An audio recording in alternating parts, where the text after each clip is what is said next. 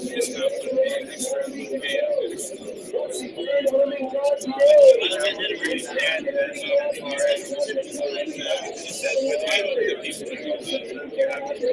no problem, Sarah. This is the Ohio militia.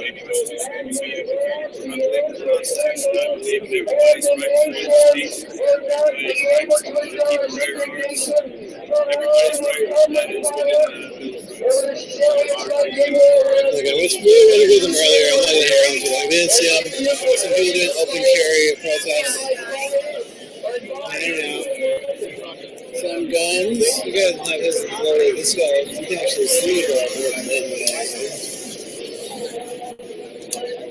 What do you live?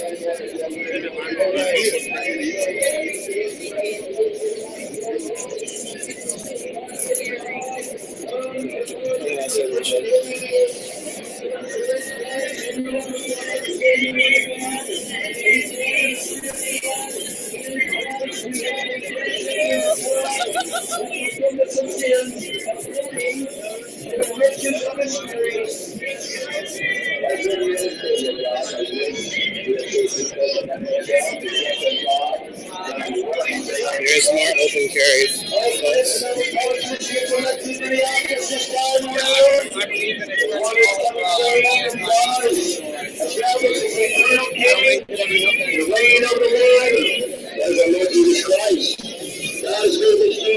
your Lord and Christ. Blessed be the Lord, likewise perish. That's all outside of Christ, we're out of covenant with God. Great, thanks. The Lord God had of course satisfied the man with his own justice and propitiate his wrath for those to be saved. God is faithful to his own character, his own nature. He won't tolerate the justice is to a degree. And the wages of sin is death. And the sin is This is Lorenzo. justified freely by his grace through the redemption that is in Christ Jesus. The decrees are declared of the Holy God. Come to Cleveland to get sermons screamed in your ear.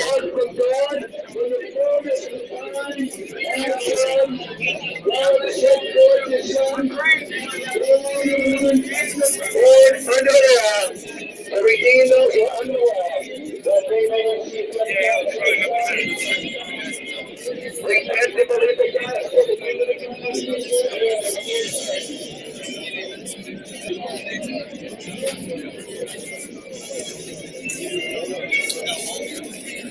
We'll go forward and then I'll bring it up. Do you want to do this one? Sure. All right, switching off with Nico for a bit. He is going to take over. Thanks to everyone who was sitting along here. I'll do a little bit of an outro. Anyways, Lorenzo, I was your host for a while in Cleveland, Ohio.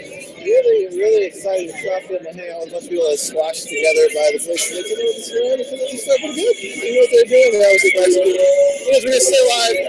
RNC 2016, second day of our coverage. Actually, third day. This is the second day of the RNC. Thanks everyone who gave us a little bit.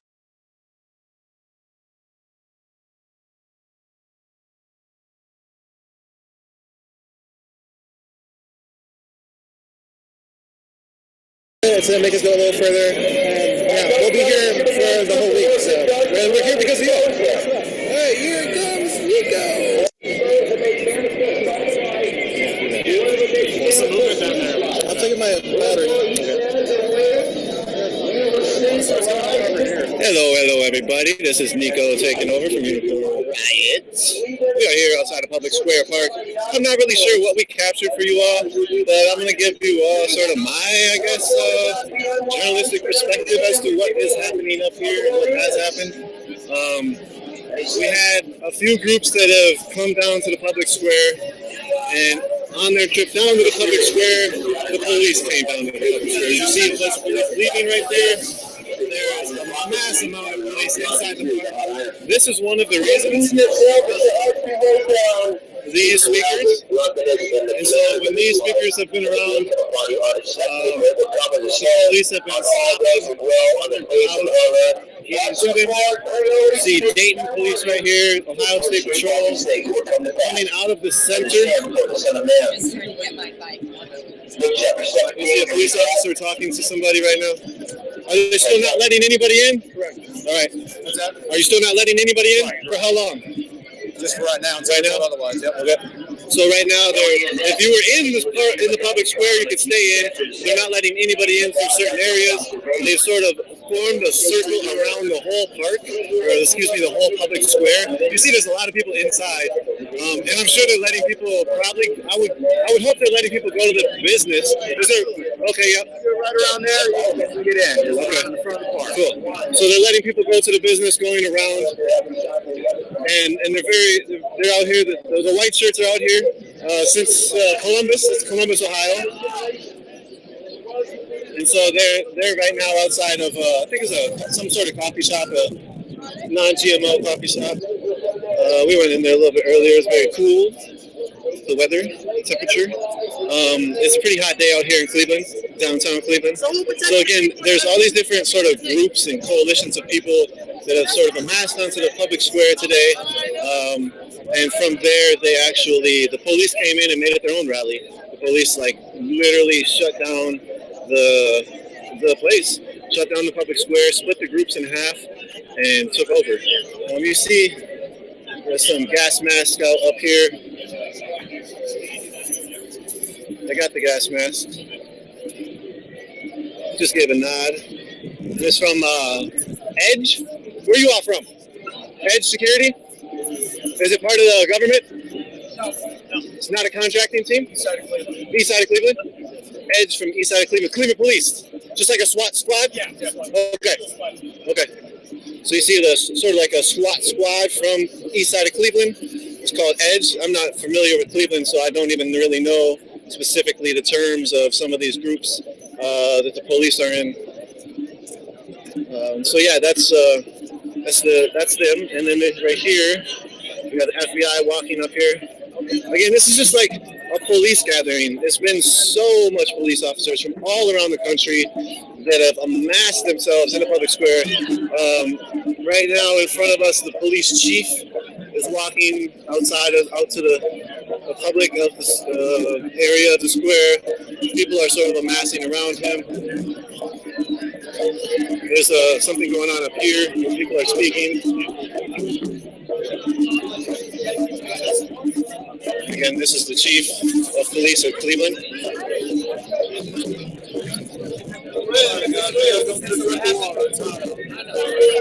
You see the press just swarming the chief, just swarming.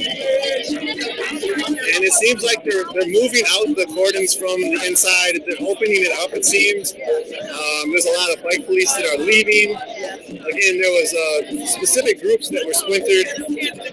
They were broken in half from the police, creating a line in between them.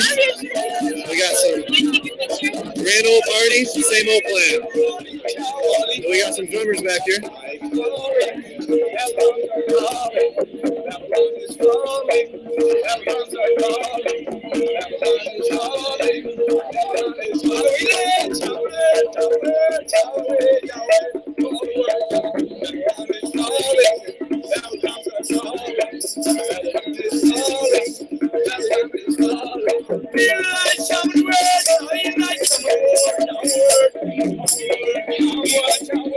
Yeah, I think the Edge that we were just seeing, it's like a coordination of groups that are together in the Cleveland Police Department.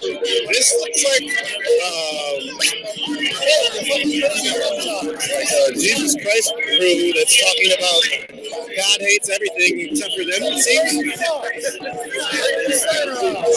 God hates proud sinners. God hates pretty much everything. And so I don't know if these people out here with the signs face them are counter-protesters. So these people seem to be counter-protesters. Those people inside of the square are like, we don't know what group they're from. Right, I don't know what they're doing, but they're definitely protesting. All right.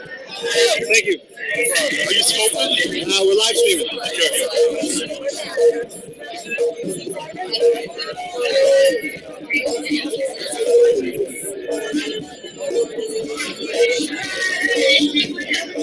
So as you see, again, there's people speaking, and they're talking about their views on God and what God is to them. We got Premier Protective Services. just lamping out.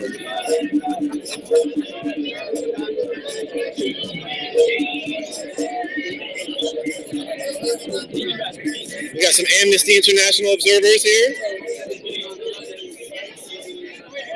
And up here again, we got the mounted police. During the little raucous, it seemed like there was orders by the police to possibly move in with their mounted horse police, and they didn't. So that happened. Right now, they're just out here pooping and standing around, and the poop really stinks. It's not a joke. It like for real stinks. It's all over downtown Cleveland right now. There was poop everywhere, and that's all from these guys, these horses. And so you see they're literally pooping where they stand, and then they're walking in the poop. And the police are taking a little snack break right now up on top of the horses. These guys, you see the way that is gated off in the background. That's pretty much how downtown Cleveland is all over.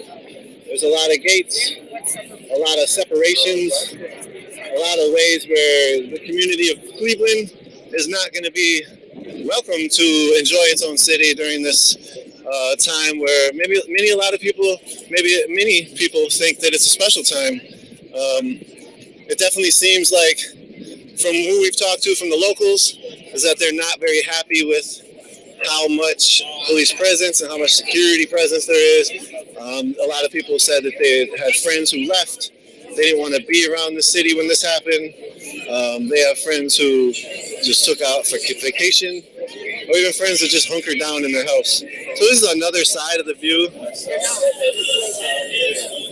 what's going on up here. This is really the only protest going on right now, because as I said, there was a couple groups. If you go back in the stream, you'll see there was some things happen, I guess, when I was actually walking around filming some Ohio militiamen.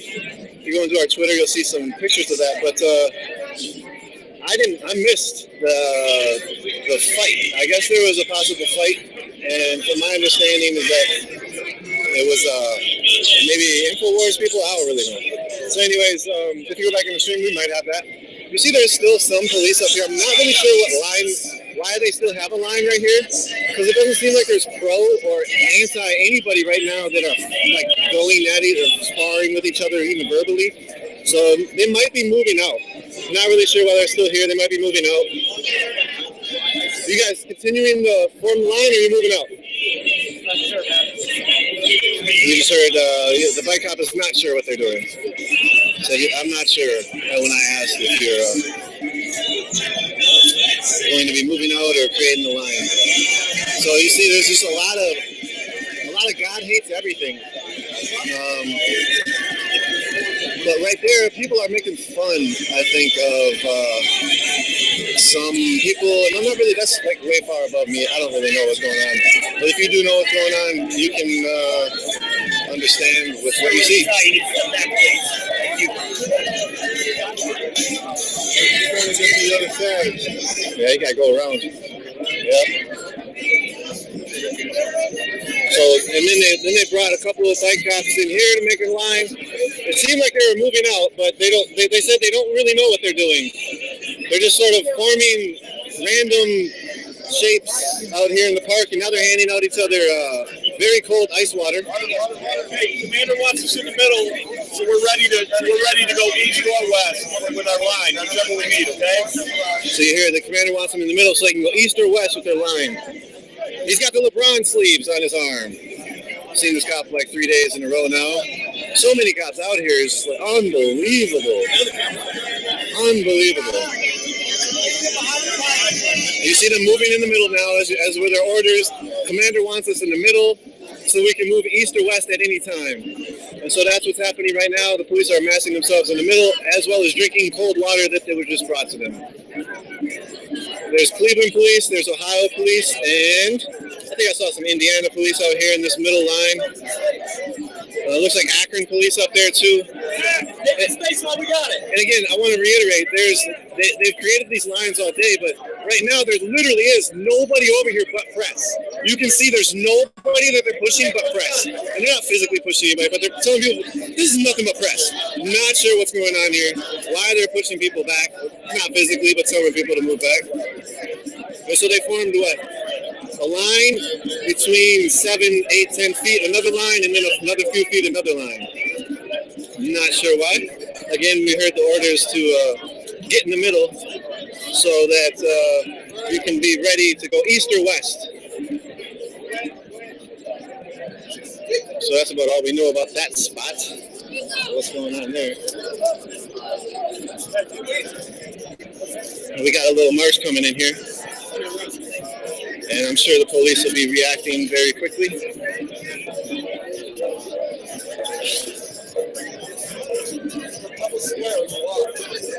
So we have maybe a white shirt is trying to actually stop people. Oh, white cops are actually trying to stop people from coming. This one is pulling up his bike. And they're calling for backup. Back up, folks. Back up. They're calling for backup. All that's happening is people are trying to walk into the square. And right now the police reacting crazy. People are just trying to walk into the square. The police are creating a line around them. They're encircling the people right now. And all these people are doing is they're masked up trying to walk into the public square. It's a public square. Hey, this is a public space. We have a right to be here. Yeah, what's happening right here? They're telling us. Look at this shit. They're surrounding us. So you heard. Just got here, we didn't do anything. You heard that. And they surrounded the people. Again, they formed a circle around this group, and there's a bunch of media in here now. And it's a smaller group. They had already formed a cordon around the people up there. And right now we have people that are walking through the public square being stopped. Can I ask you why you stopped them, sir? Why? Yeah. Why you stopped them? Why were the police stopping people from walking through the public square? Because they had masks on and they were black and they looked like anarchists and their heads looked like they were black. That makes sense. It looked like correct, sir. Are you press or are you a police? Am I black or a police? I know, are you press or the police? I'm just a documentary photographer doing a series on protests in the USA. Cool. Can you let the police speak, please? Well, can I ask you, sir, why you stop people? The over-policing of people who appear to be like anarchists is politically motivated. How would you respond to these sorts of characterizations? Is it political policing taking place here in Cleveland? You heard the question. Is it political policing that's happening? Right now, anarchists have been targeted throughout these days. We saw, we heard, and we see right now. We have, I think you're lieutenant. Are you a lieutenant chief, sir? No? You're just somebody who was walking with the chief earlier? Deputy chief? That's the guy from yesterday. Is there a way that you can expound upon why this just happened right here? And you expound upon why this happened? And the police are now moving in their bikes on the group that's up there in the front.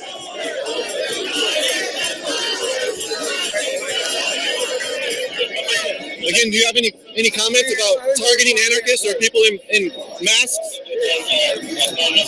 No comment? I don't know. Maybe he's higher in rank and he can talk. Yeah, this is the deputy chief. The chief left, or he's not here right now on the square. You see the police are recording this incident as well, and there's a lot of press out here.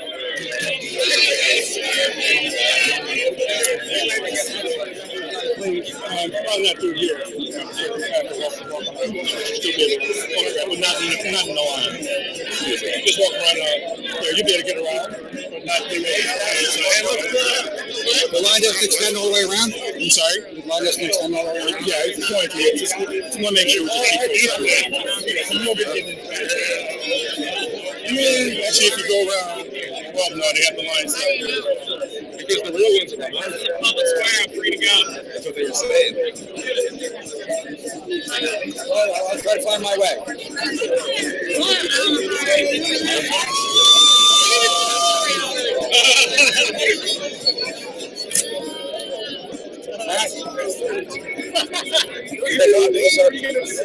These are all humans. We were just walking. We weren't going to do anything. You wanted to do it, you should have come in without your mask on and then put them on. We know they're not the real ones. Who you work for, sir? So would you agree then the open carrier should then go without their gun civil harassment? If it was the chief, if I was the deputy chief, I would let you get a little bit closer. Then they can exchange. So you heard the independent press who answered for the chief earlier said it was obvious that they were targeted because they were anarchists going after the Westboro Baptist Church. Now he's saying I would let them go closer. They can yell at each other. Oh, Mr. Chief, is there a way you can expound upon the targeting of anarchists right now? Targeting of people who look like anarchists? Right now there's people who stopped. Excuse me? That's what I would like to ask you. I don't know. And you're the ultimate authority over your own life. The whole government is illegitimate. I mean, not even say I believe that. It's just the last it's like the actual chief? Yeah. That is the chief Williams. Chief, could you answer why these people were stopped while they're trying to walk through the public park? Please meet you. They can walk around. They can leave. It seemed like all the police had left the middle, and then once the police left the middle, they swarmed back in when a crew started walking towards the park. Racist KKK and racist hillbillies can have guns, but we can't have bandanas. You hear that? He's talking about guns compared to bandanas. We got bandanas. And who was stopped? So if we had bandanas, we had guns, and we all right? You're going after us because our faces are covered. These hillbillies got guns. They're more dangerous. Look, dude, you should have put one layer, right, Chief? Is there rules against masks, Chief? Is there a law against masks? Why were these people stopped then, Chief? Why were we stopped? We didn't do anything wrong. So you heard there's no rule against masks. He's telling them to leave. This is a public park. The chief said, "What is an anarchist?" Well, I gave him the definition. You heard the definition. I gave him the definition. And what did he say when you gave him the definition? Nothing, just walked away. Walk away. And then you see him walking away right now. He was pretty tight-lipped. He said, "You all can walk away and leave." To the people who are here, didn't answer much else. Again, there's like police that have stopped. How does it go? Maybe all the way to the store. And right now they're following their orders to separate the crowd. Is that Westboro Baptist Church people or what? Yeah. It is? Yeah. I don't know. Oh, these people right here? Well, they're like parody protesters. I think it's a parody of it. It is. So that isn't like the real Westboro Baptist Church. Yeah, it's just like some weird parody-ish. And they're actually walking away from the top, from where they were sort of protesting at. Jeez, look at that. There's the tear gas. Yep, team number 3. Yeah, I'm guessing that's the tear gas coming back. Got some crowd control ammunition back there.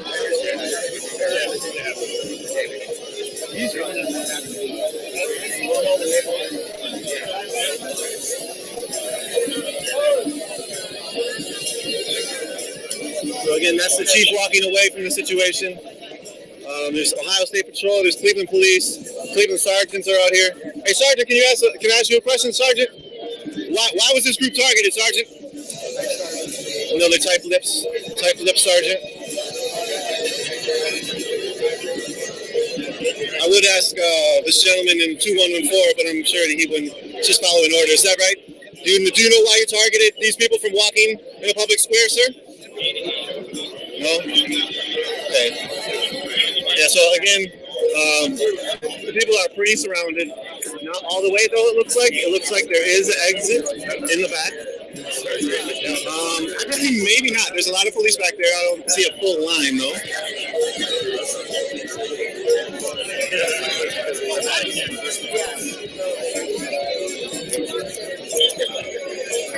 So you see the police line goes all the way back, all the way to the end of this little public square. again, they were just clearing out the square. The bike police were just leaving.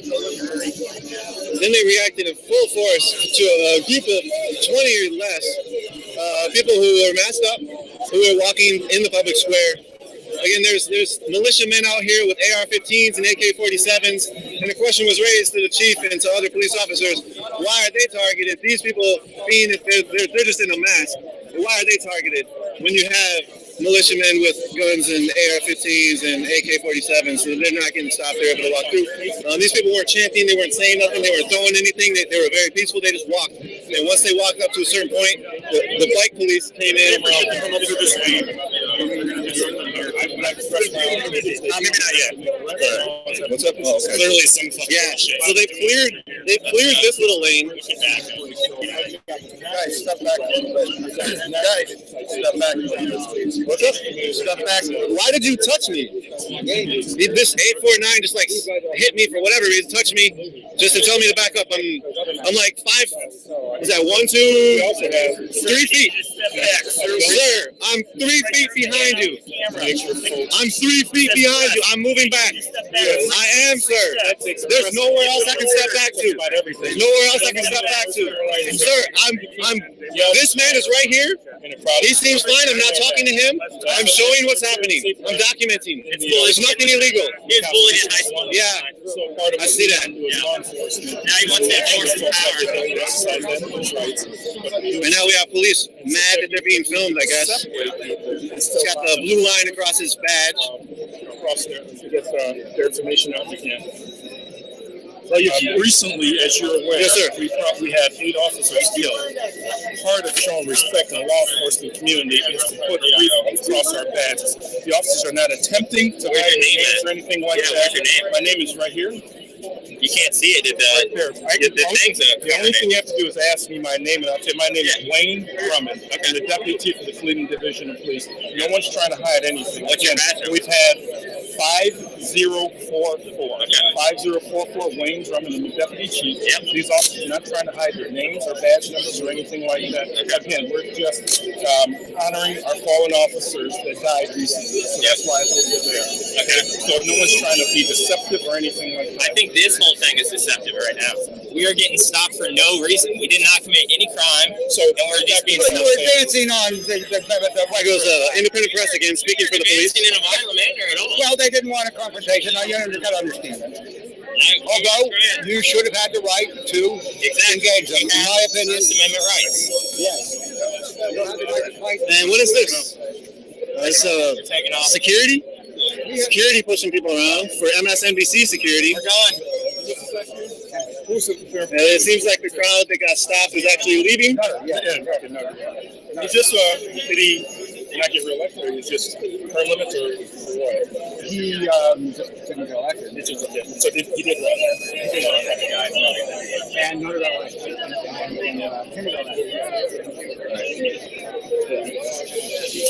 All right, so we see the crowd is left, and the police are just still standing here. See ya. See you, 1952.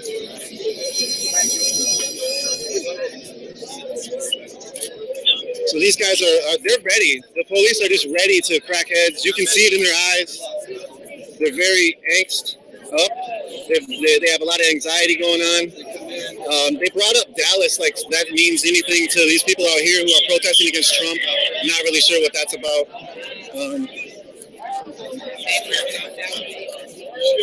So again, and then we had the police out here filming.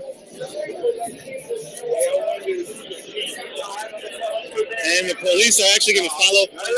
So last night, throughout the night, there was a lot of police activity following people who looked like anarchists, they were saying. And so the police would just literally follow them throughout the night and just try to pick them off and pick them out. And right now you see this is where the police are going to follow people.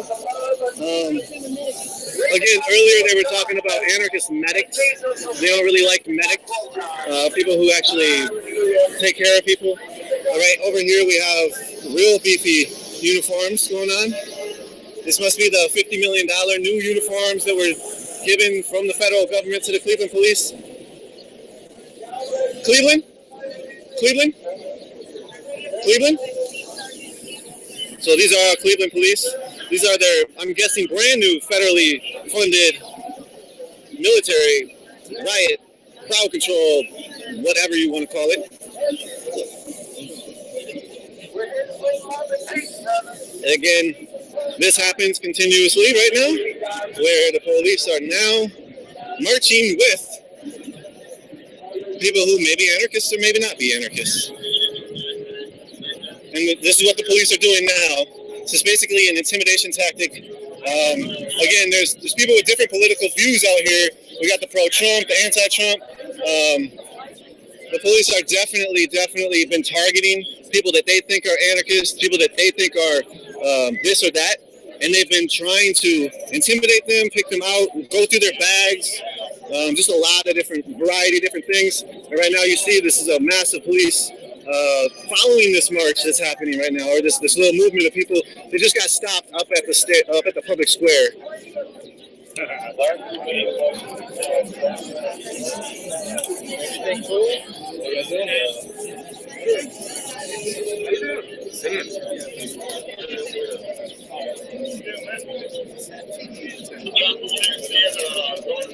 haven't seen you since Cincinnati.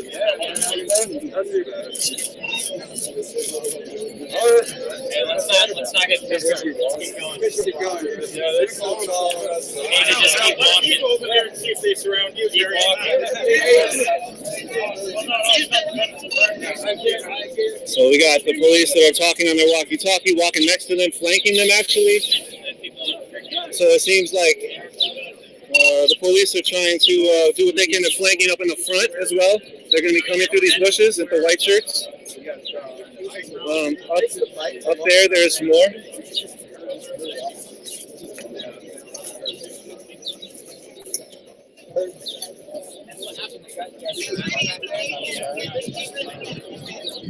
So you all were trying to walk through the park, and then the police stopped you? They surrounded us. So we didn't have anywhere to go except, stand there or through their lines. And so you guys chose to go back? Some of us chose to stand there, some of us stayed by. We barely got out of the door.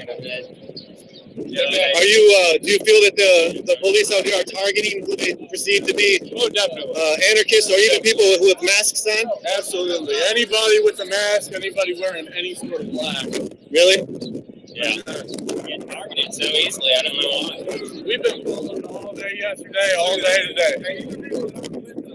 So right now we have a bunch of police that have amassed themselves on their bikes behind, and they're riding around in a circle, and then there's a lot of people that have amassed themselves up on top of that hill looking down, taking pictures.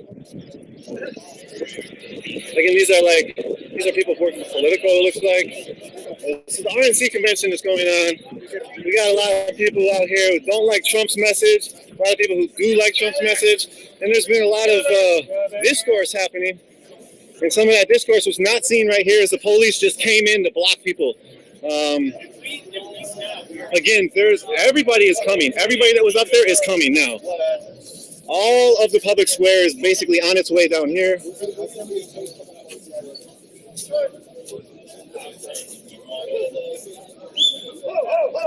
And there's the police yelling orders at each other, telling them, ho, ho, ho, Merry Christmas. You bunch of anarchists, Oh. you bunch of God haters, America haters. Fuck the state. Love you too. I think that some of the people agreed with some of what that troll was just saying to them. You're a bunch of anarchists, communists, God haters.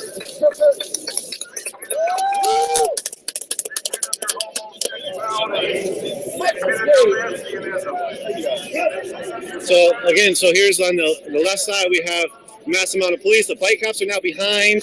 There's just a small gathering of people trying to espouse their political views, possibly. They were trying to walk through a public park in the public square. The police surround them, basically kettled them in a way, let them leave, and now they're walking away. And we're just following, documenting what's happening. Protect our identity. So you're here to protect. Why is protecting your identity important? Because that That group of cops, this group of pigs behind us. out and arrest us. I don't have a badge protecting me. If it wasn't important, why would a cop fucking grab my mask early and fucking took it down? I mean, these things they put that's why you mask up. You gotta protect yourself from the fucking state. It's about beliefs and shit, even if it's peaceful and shit, like they'll attack. Why is privacy important when it comes to political beliefs? Because it's our Fourth Amendment. Because the state will fucking target you. I mean, it's, you know, they target certain groups. You hear all the propaganda, the anarchists, even before there were any anarchists taking the streets here. It's, you know, they need a villain, the police need a villain to justify their fucking pathetic existence. I mean, what, how many police are there? Tens of thousands? Like, why are there so many? Because they need fear. They need the fear of the So he just said the fear of the anarchists. All right, so yeah, thank you. I veered away when he said, because it's the fear of the anarchists that the police are coming down so hard and people need to have privacy and mask up. So again, we have basically the bike police. I'm going to stay back.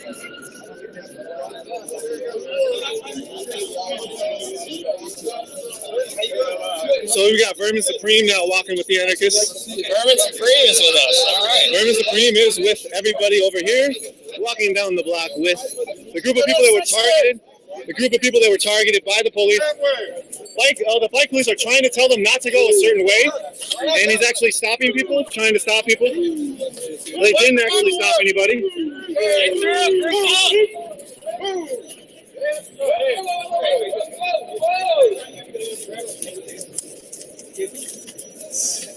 So again, we have basically pulled the whole square out of the square, and it's now following along.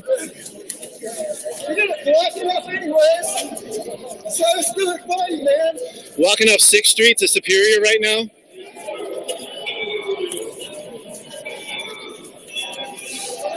Now we got some music, and a banner has been unfurled, and the banner reads, "Fascist scum out, class war." Yep. So you see the banner, "Fascist scum out, class war." So it seems the police are going to try to stop people at this next block.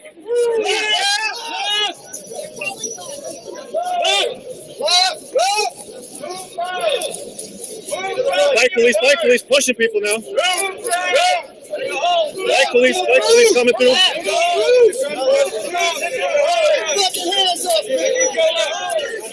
All right.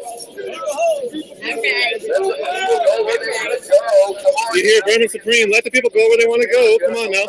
And the bike lane looks like it's stopped. They stopped making the bike cordon off. And the people continue to move.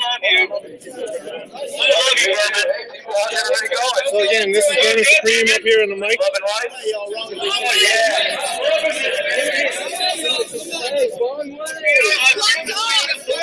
So they're stopping that way because it's blocked off.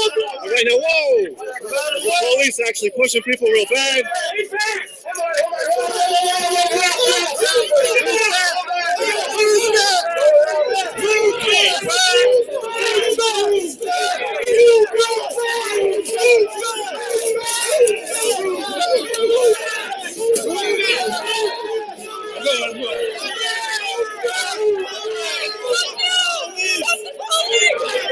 Right now they're pushing mostly press.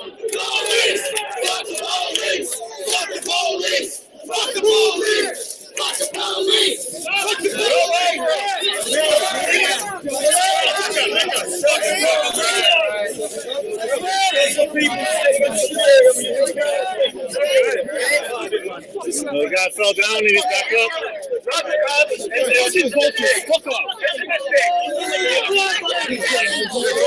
Go that way, dude. Back up. I'm just saying, I apologize if it was my fault. I'm sorry. So he's got a flower and he's apologizing. Move back. You gotta move back. So we got police pushing me now. Police are pushing me, and the crowd is actually moving that way. Go that way. I'm gonna move that way. Use the sidewalk to go that way. You were literally just not letting us do that. If you're wondering, Go that way. fuck you. Go that way.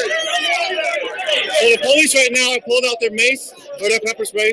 He's now putting it back in the holster. Yeah. Nice catch there. Again, he was just screaming at somebody very violently. So people have started to move. Now the police are creating another. They just told people to walk up the sidewalk, and now they're blocking the sidewalk again. Get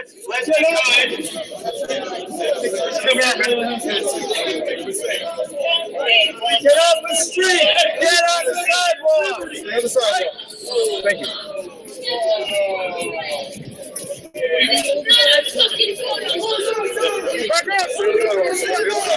The police are moving in through here.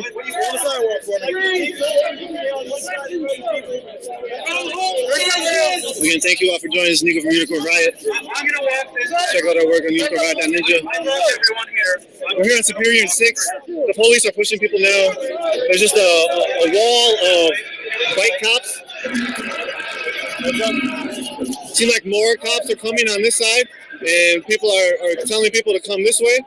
But everybody that was over there is sort of stuck. So that's seemingly what's happening here. Ma'am, can you please get Again, there's a mass amount of police. Thank you, ma'am. This way, this way.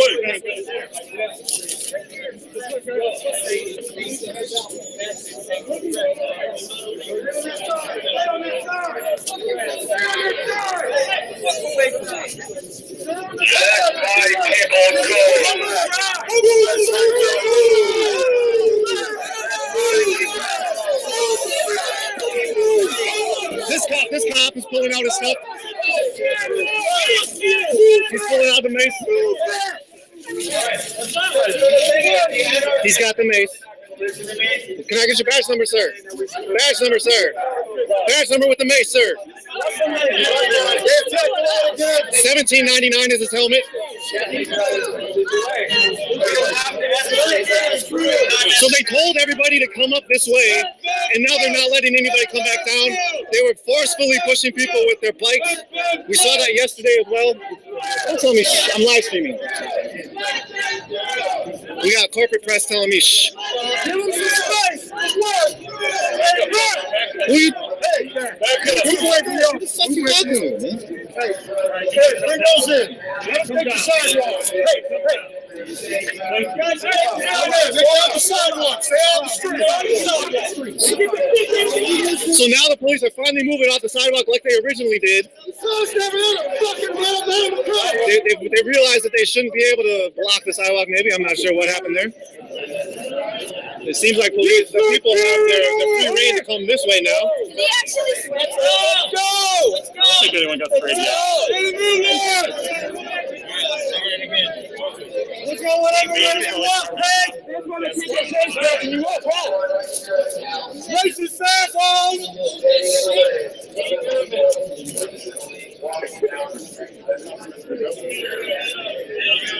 Again, we're on 6th and Superior. Things got a little bit real for a minute. The police had blocked off people that were masked up from entering the public square. Then they followed them a couple blocks down, and then they stopped them. Right now, we have police everywhere.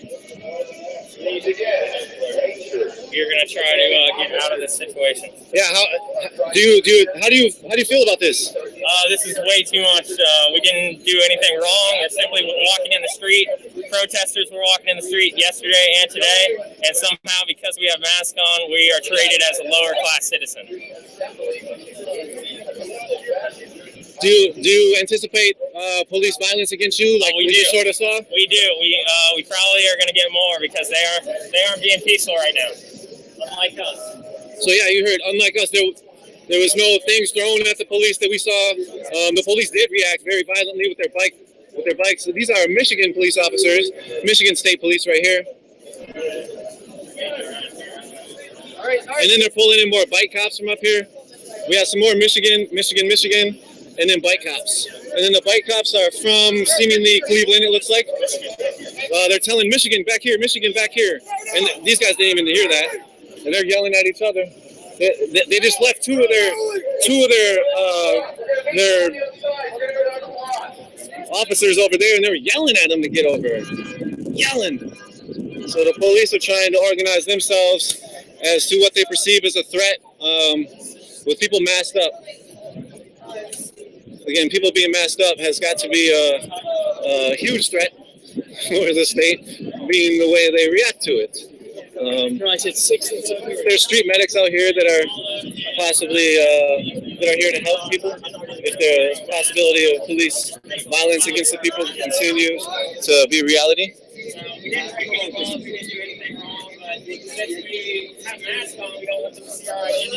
They profile us as a lower class citizen.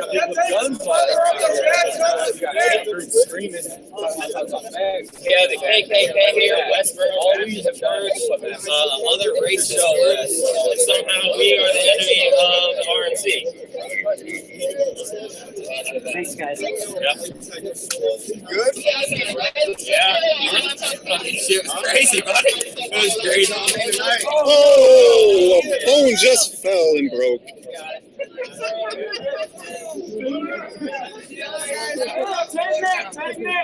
Tighten up! Tighten up! Why target the RNC?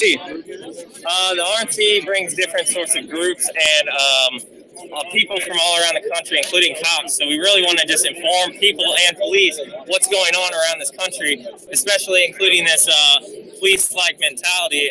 It's brutal. We are constantly brutalized. We haven't broke any laws, and the RNC is a great place to mingle with people, get to know people, and just kind of get our word out, get the message out. We are all the 99%.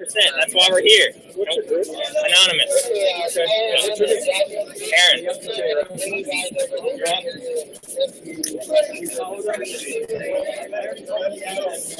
So again, this march is being flanked by police.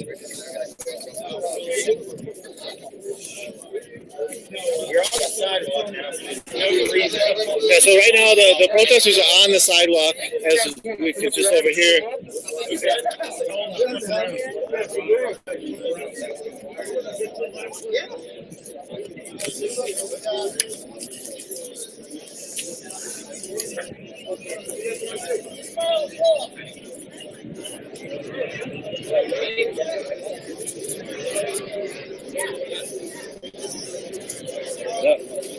How goes it?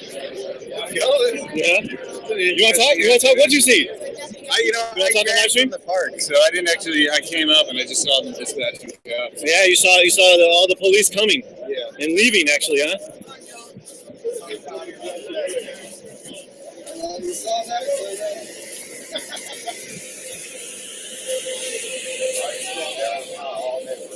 You hear the police in the back, maybe screaming orders to each other. They're running on the side of this now. They're picking up their pace. And now actually they're being called to stand down. One of them is, and come back the other direction.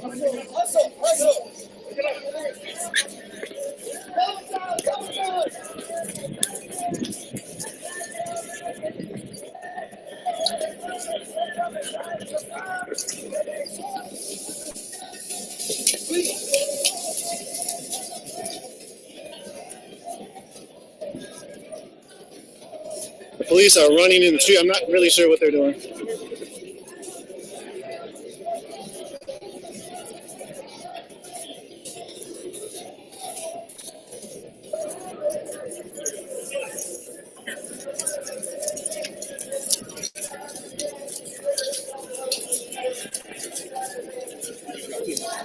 Oh, dude, thanks so much. Heck yeah, thank you. I gotta give you a big hug next time. I'll see you. So over here we see a RevCon, the RCP march that stopped.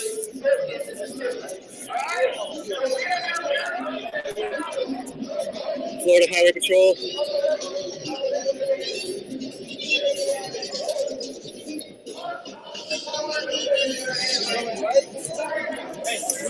There's a stop at the murder about the police march on that side. I think it'd be good. That's what I'm saying. I think that goes probably physically. Let's cross the street again.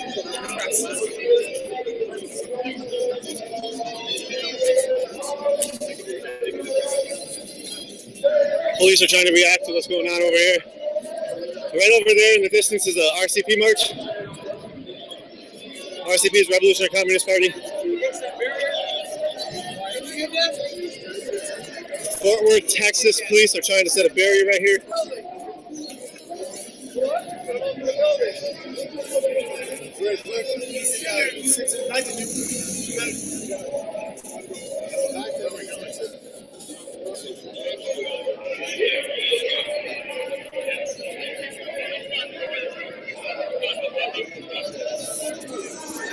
You see they're very law-abiding, actually using the crosswalks.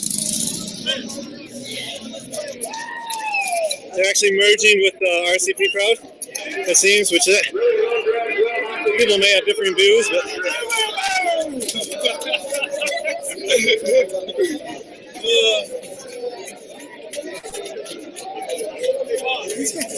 Jeff Goldblum was great in Jurassic Park.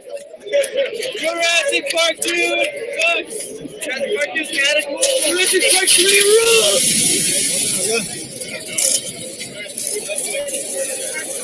Oh no, it's fun. right now people are massed on the corner of Euclid and 9th Street. Got the motorcycle police moving off. We're on Euclid and 9th Street. I think this is the RCP march that's back here in the distance. And what's happened here is basically people moving here. Anybody else, can you answer me? What are you protesting? I don't know what this is. He's a Trump. He's got a What are you Trump man. protesting? You didn't even know I was here. What are you protesting? I have asked this group what they're protesting 10 times. They're yet to answer me. You know why? Because all the things they're protesting can be disproven with facts and data.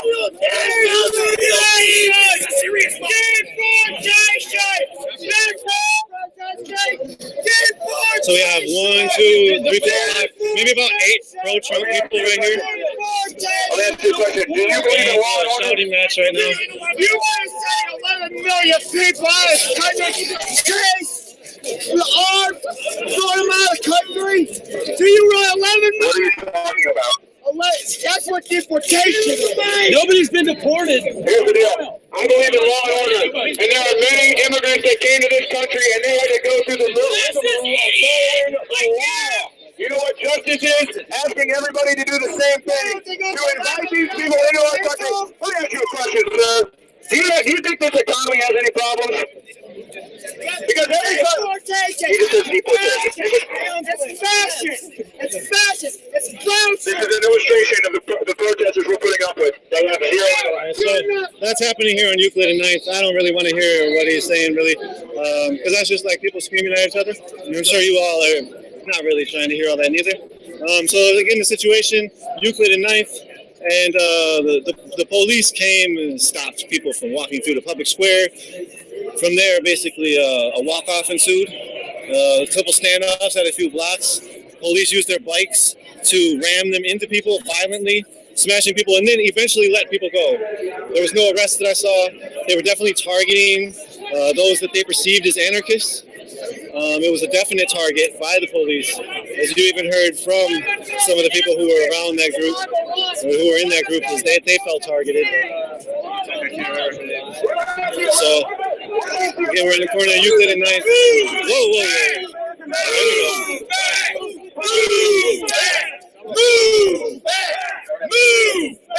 Getting really, you know?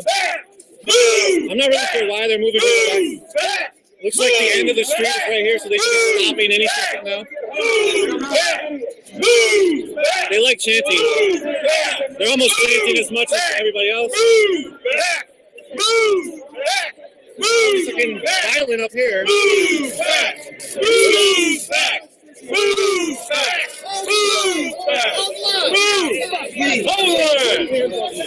Now they're being told to hold the line after pushing people back.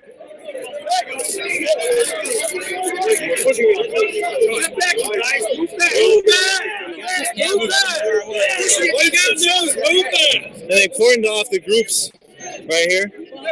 You see, so they've come up all the way up on across the sidewalk to the Huntington building, and they're coming up down this way, up on 9th.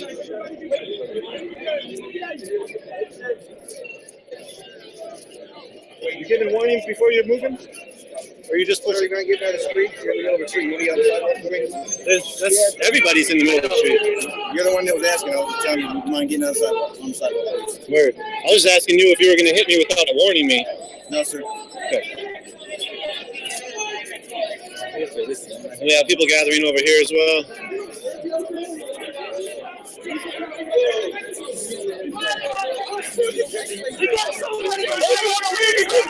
Pro-Trump, I think, and some anti-Trump.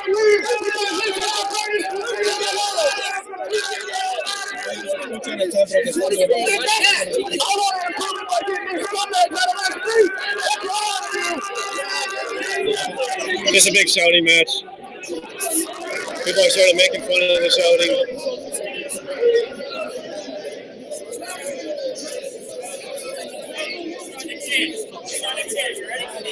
Jump on Trump! Jump on Trump! Jump on Trump! Jump on Trump! Jump on Trump! Jump on Trump! Jump on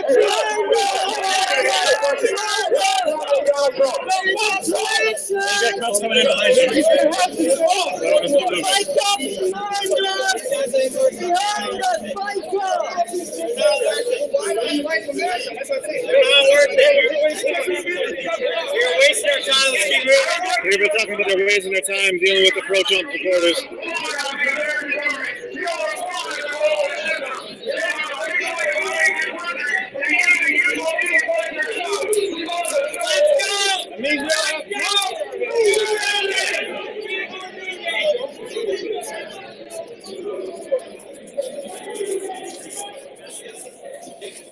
Now this group is moving along down Euclid Avenue,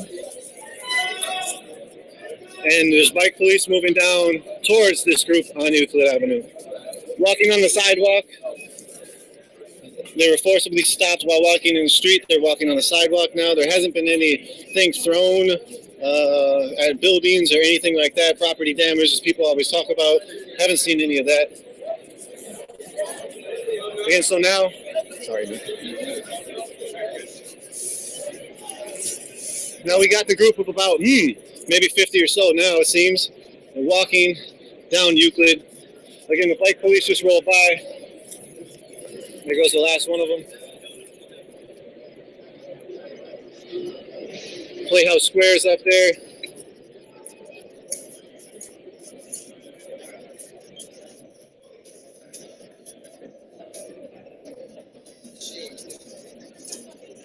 Again, we didn't see, nobody witnessed that I saw any violent acts from the group. I did see the police with their bikes pretty violently ramming people, including press.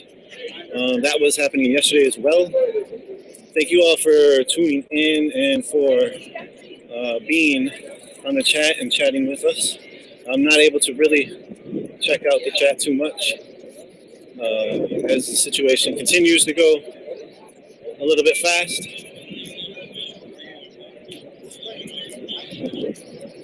We have a lot of bike cops right here.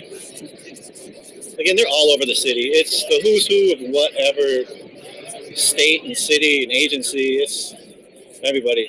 So these are Columbus, Ohio and Cleveland, Ohio police. Now they're moving themselves back as the crowd continues to move back.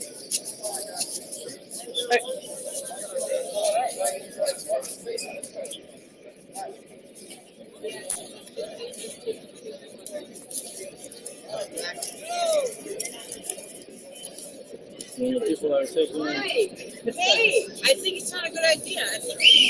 Oh, there's a lot of bike cops down there that we're about to meet, and those bike cops are full in riot gear, full on.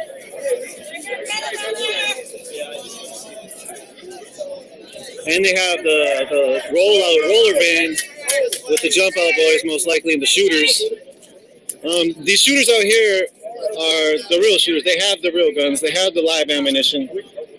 If you were with Uniform Riot during the I-94 shutdown, this latest one, we saw a bunch of shooters out there shooting grenades, rubber ball grenades, 40mm rocket rounds, flashbangs. Right here, they have, this is the NSSE, this is the National Special Security event. They have live ammunition here. They probably are not scared to use it. So.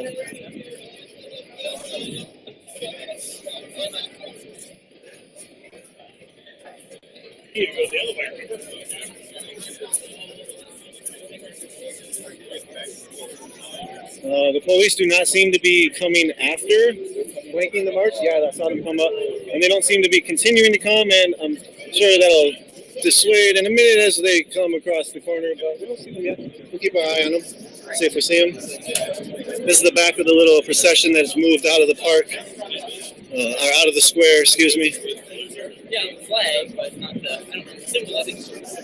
Again, the riot gear police that we saw are not coming on Euclid. They stayed down where they were. I think that was 9th. I'm not sure what street it was.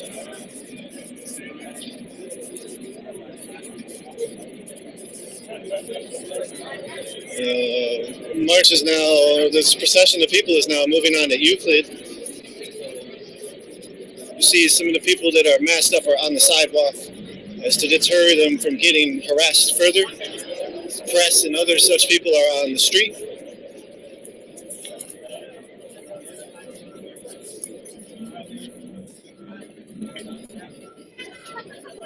We got the Cleveland Fire Department over here blocking the street off.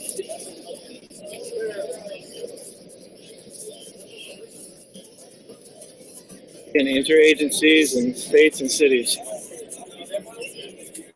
It's a full collaboration from the state to suppress any dissent, seemingly. They say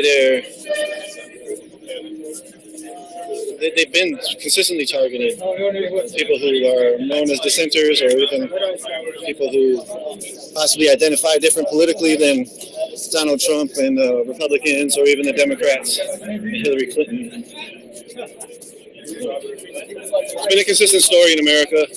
First Red Scare, shoot, you can go back to the 1870s, you can go back to the 1880s, you can go back to the Haymarket, you can go back to the 1920s and 1910s even. Anarchists have been consistently devalued and also stigmatized. A lot of people are scared of the representation of a person having autonomy over its own being and not being so greedy within capitalism and mutual aid. These are some of the ideas espoused by anarchism, and a lot of people are very anti-anarchism based on the state's narrative, it seems. And so that's sort of what we're seeing play out. That's just based on history. Open up the pokey gate, smash the phone and then escape. Open up the pokey gate, smash the phone and then escape. Open up the pokey gate, smash your phone and then You hear the chant, open up the pokey gate, smash your phone and end then the state. Smash your phone and then the state. So you hear that's a shout to the new Pokemon game.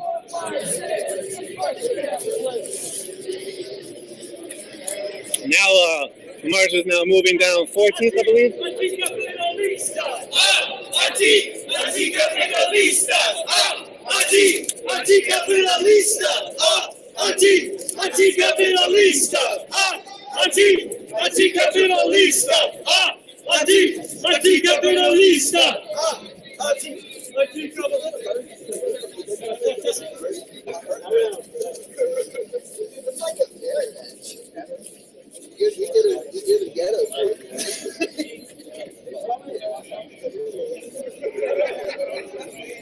Prospect Ave is a block away. They're hustling cars through.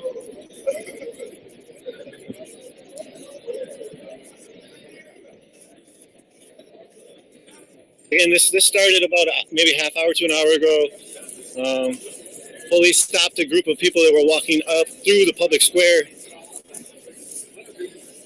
cordoned them off into a circle, followed them away.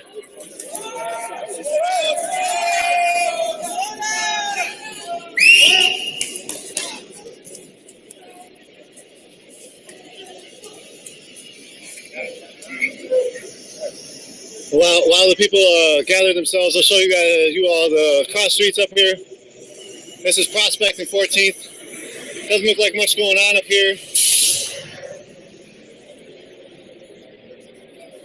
Pretty open street except for traffic. Just a few cops up here. Looks like traffic police. And nothing down this way, it seems. So Doesn't seem like the police are over on this side.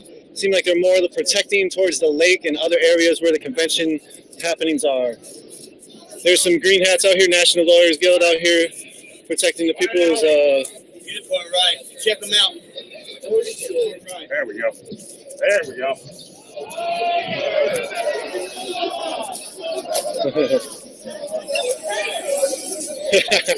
People joking about a little sign falling down.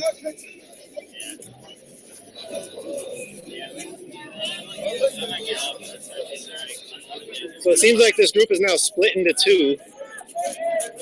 Or at least there's people that are going the other direction. Oh, they're moving the sign over there, it looks like. No. We're not shut down a freeway. Come on, guys. That is ridiculous. We're the BLM. You gotta go to the source. You hear the chant, reduce, reuse, recycle. It looks like up here there's a truck coming with some police officers.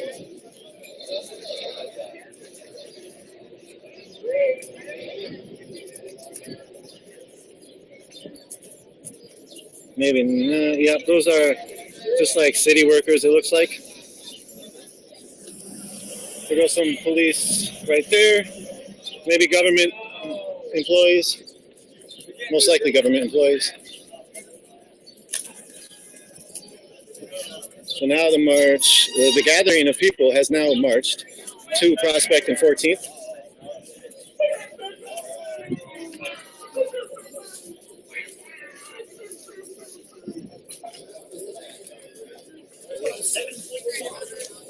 Do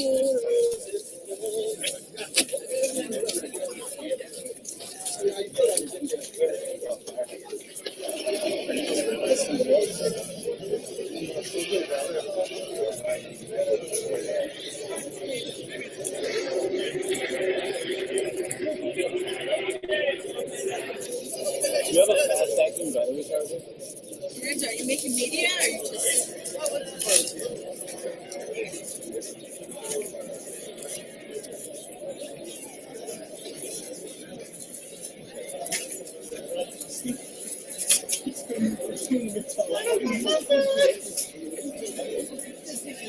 Yeah, you see, it's a very peaceful gathering right now. There's no police right now reacting to it. There's no violence. People are walking down the sidewalk and the street. Most of the people that were masked are on the sidewalk. As they were pretty violently corralled into a couple different standoffs and a couple different blocks by bike police who were forcing people to move. We have police, I don't know if those are police. No, those guys are press. They're press. We got people taking half of the street up, people taking the sidewalk.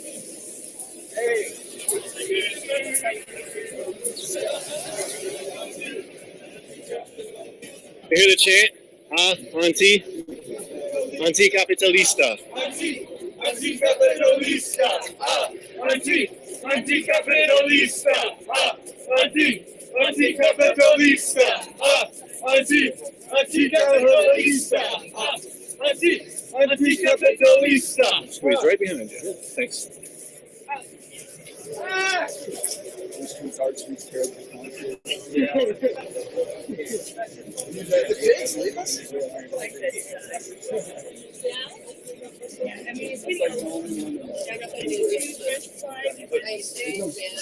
think it's still a good mix. See people getting heads up from the Cleveland community. It seems that Cleveland community is out in support of people that are protesting, acting on their volition to say what they believe is right,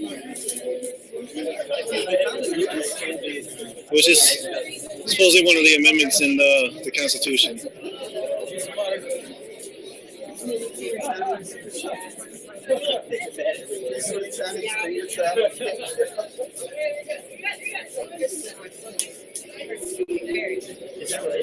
The sidewalk march is moving along.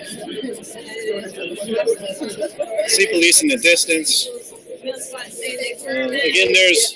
if you know anything about what's going on this last couple of days, there's these blocks on St. Clair and a few other streets where the delegate buses are going. The delegates and people of Republican importance go through, and that's where those road closures are, and those gates are. You see that truck being looked at. They check the trucks. They check what's in them most of the time, and if they like what they see, they let them go through. If they don't like what they see, they turn them back around. And so it's Tuesday, 6:25 here in Cleveland. There was the gathering at the public square. People that gathered, there was a lot of pro-Trump people, there was a lot of anti-Trump people, there was a lot of RCP, Revolutionary Communist Party.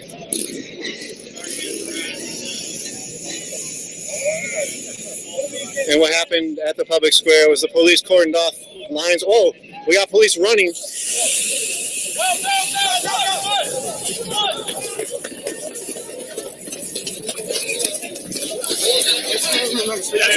Press. That's right. Hey there. Well, that way. So you see the police have their batons out now. What are you gonna do? Feed us on one? You feed us? What crime did you commit? I'm not going nowhere, sir. Public property. And now he's got his baton on me. This gentleman didn't. This Norton didn't. And now Marks has his aimed at press. Castaneda has his aimed at press. There's all press up here. Now the people are moving now. So again, this is California Highway Patrol. Did you guys watch Chips when you were a kid by chance? Tighten it up.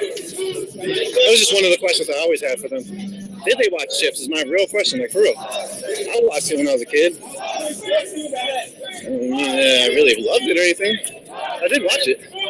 So again, people just tried to make one swift move through a block on 9th and Prospect, and California Highway Patrol blocked off the street. And now people are figuring out which way to go as the police continue to form blockades against different areas of the city. We have a little motorcycle cop that's just did his siren. Again, these are the gauges, the cages that I'm talking about. These cages are supposedly to protect the delegates and whatnot. Up there,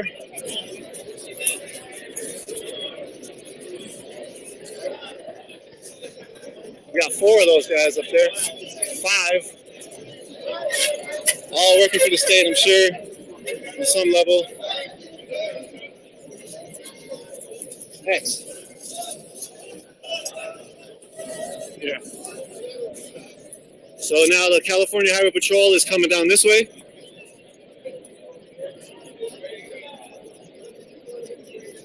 It seems like they've replaced the bike cops as being the overseers, and I do mean that in the way that it probably is meant, of this march. Not to bring up any tones of ex-slavery days, but essentially we all know the inner workings of the reality of the police, where they were created from, where they started. It's pretty well known and documented throughout history. American police were created from the slave catching patrols, and right now they're acting, as I said, as basically overseers of this march, this gathering that turned into a march.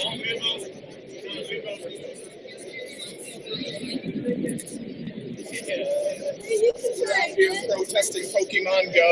Yeah. So you hear it. They're out here protesting Pokemon Go. Pokemon Go, it's gotta end. You know, we've had too much of this Pokemon Go. We're sick of it. We're sick of it. Trump will not stop Pokemon Go. You see a lot of humor coming out of this crew. In the midst of a lot of angst from the police, you see a lot of humor, and that's very appealing quality to be standing next to in a lot of ways. Whoa, we have the bike police stopping people again. They let a few people through, and they won't let the rest. Undercover law, yes, presents 3 forms of ID. So this is on Euclid and 9th. And Euclid and 9th, the police have created another blockade again on Euclid and 9th. We were just up here a minute ago. Police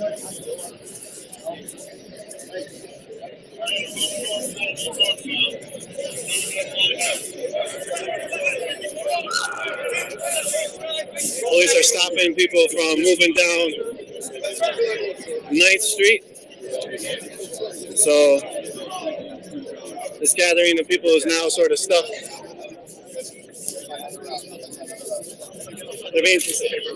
This gentleman is being told to find another route. There's nowhere to get out. There's nowhere to get out. You were just trying to leave? Trying to leave. So you see there's a lot of people that have gathered up and down the street, and now they're not allowing this gentleman to walk through. They told him to go down Euclid, and there's a lot of police down Euclid as well. There's police everywhere down here. The bike cops have returned.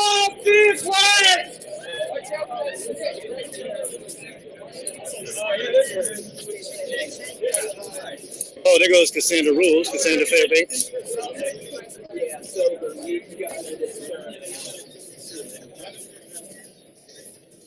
If you know anything about what's happened with her and Brandon Darby lately, pretty disheartening. So now we have, I would say, 30 or so officers that are standing right here. These guys are from New Orleans. Yeah, Louisiana. I'm not really sure what city. What city? Excuse me? Oh, Louisville, Kentucky. Oh, excuse me. I was way wrong. It had what looked like a New Orleans symbol. But they're Louisville, Kentucky.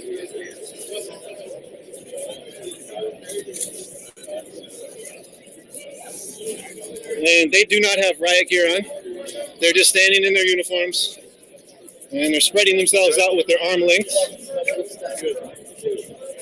And they're going to be flanking this march for a little bit, it looks like, at least. And in front of this little procession of people is the bike police, who are now seemingly stopping people from even using the sidewalk.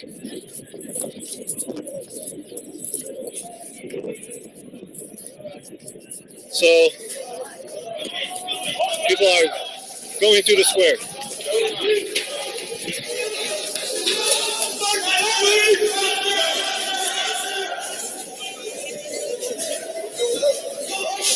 And we're going to run through here as well.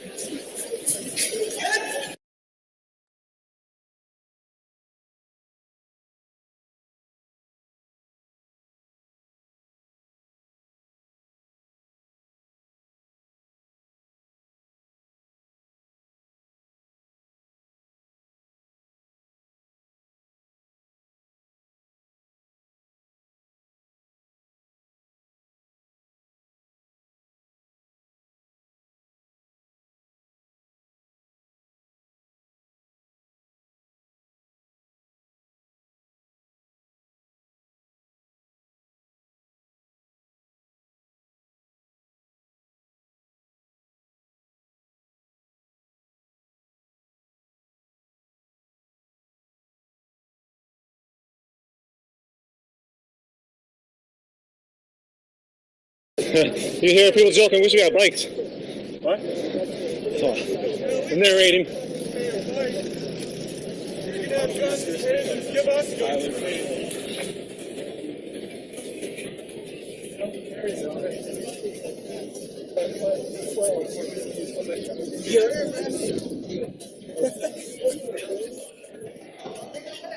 Hey, what's up? Good to see you again. You as well?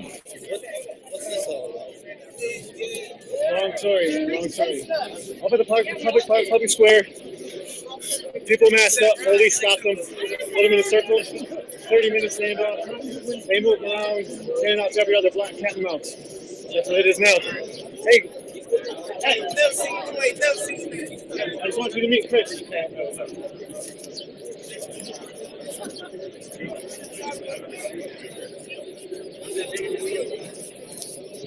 What's up, Corey? Hey, you as well. Stay safe.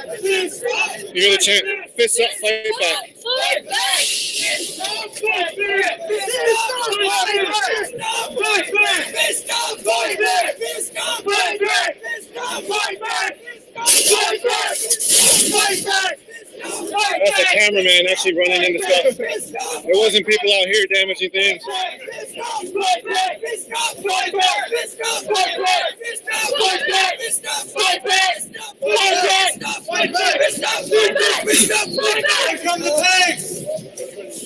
The bike police have gone in front of the march along the sidewalk, and now they're lining themselves up on St. Clair. They're probably going to try to prevent people from going left up here, so they don't want people to go this way. They want people to go that way. That's exactly what they're doing. They're saying go that way. Excuse me. Excuse. It's got to be hard to run with that equipment.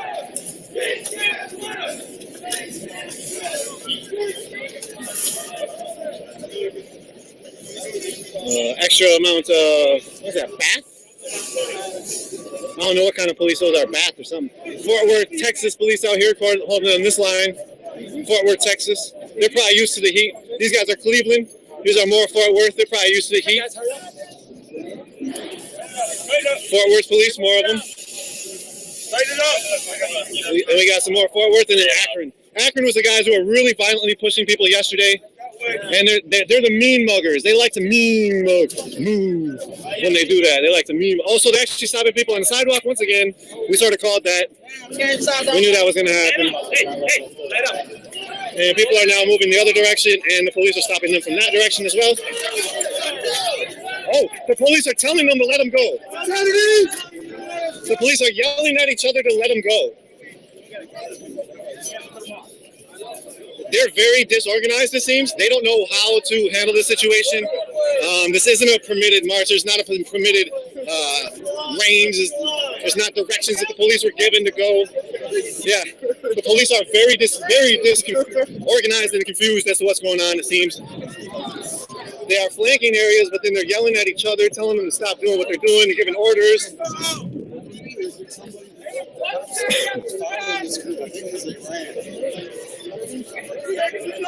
Yeah, we got a lot of press out here. You hear the chant, Dunkin' Donuts? And then a sorry, guys. Some people must like it. The police, they're moving up. They're driving their bikes into One Cleveland Center parking lot. And they're stopping, and they're probably going to form a blockade from the parking lot and not let people get in through that direction. That is a special event parking, and it's probably for people that are going to Republican National Convention experiences and activities.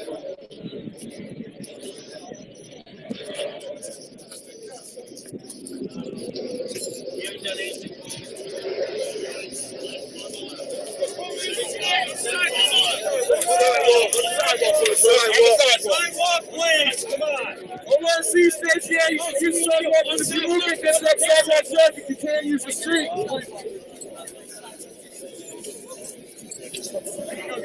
Tight against the sidewalk. You hear the sergeant, keep it tight against the sidewalk. They've tried to block people from going on the sidewalk multiple times. ORC states that we are allowed to use the street if we have enough numbers. There's bike police that are coordinating themselves around this parking ramp. It must be a very important parking ramp, as they brought a lot of police to block this parking ramp. There must be a lot of important people that are trying to park. Wow, there's a mass amount over there on that side that are going to the parking lot. This must be the spot.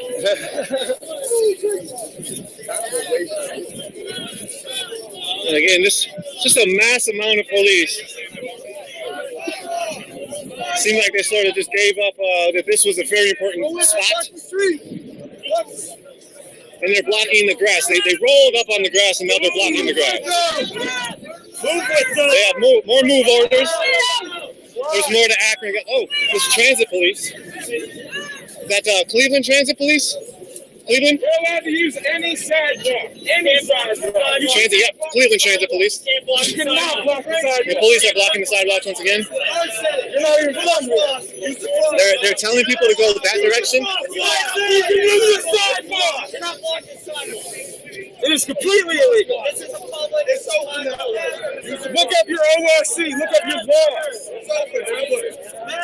You giving warnings before you're saying move? I just need to know for myself. My sergeant, sir. 907. You don't have your own mind? Where's your sergeant, sir? He's behind me. Behind you? Move back! Move back! Move back! All right, so it looks like they're gonna be moving these bikes in a minute. I've asked this police officer if they're gonna give me a warning before they smash me with the bike. They said refer that to my sergeant. Yeah, I'm definitely. Yeah, I wouldn't want you jamming it into me. I don't know why you would. I would not ask. I'm 3 feet away from you, sir. I understand, sir. Okay. Nice setup, though. He's saying basically I would accidentally hit myself with the bike if it hit me. It will be my fault, essentially.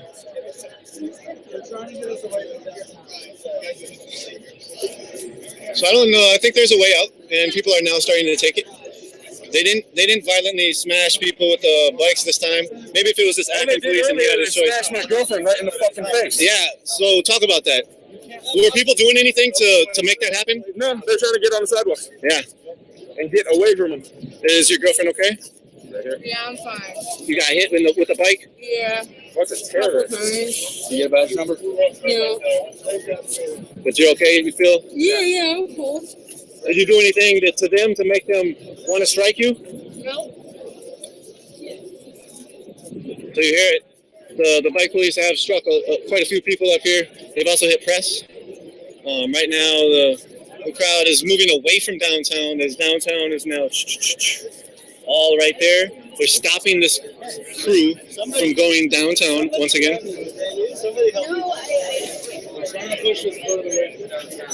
And the bike cops continue to maneuver themselves in front of the crowd, and now they're trying to move themselves up to the sidewalk. They're not deep enough to take the whole street right here, so I'm not really sure what they're doing. The people are now like trying to regather themselves to figure out how to get out of this mess. It's almost not even safe for people to go home from this point. Yeah. They definitely will be targeted and pointed out and possibly even snatched up on their way home, just for having different beliefs, it seems. And it seems like some people within this march are sort of stuck as to what to do. They're reconfiguring their ideas. We should buy some bottles and like that somebody go at us.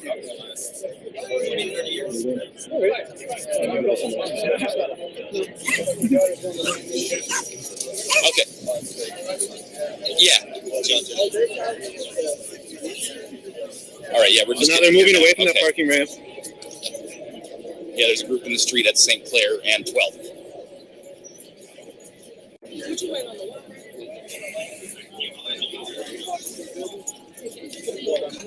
So they reinforced this line. As I said earlier, there's not enough to hold that whole street. Now they're going to line it all the way to the building. So they're going to take that whole building and stop people from going from that whole sidewalk, and they're going to move this all the way in.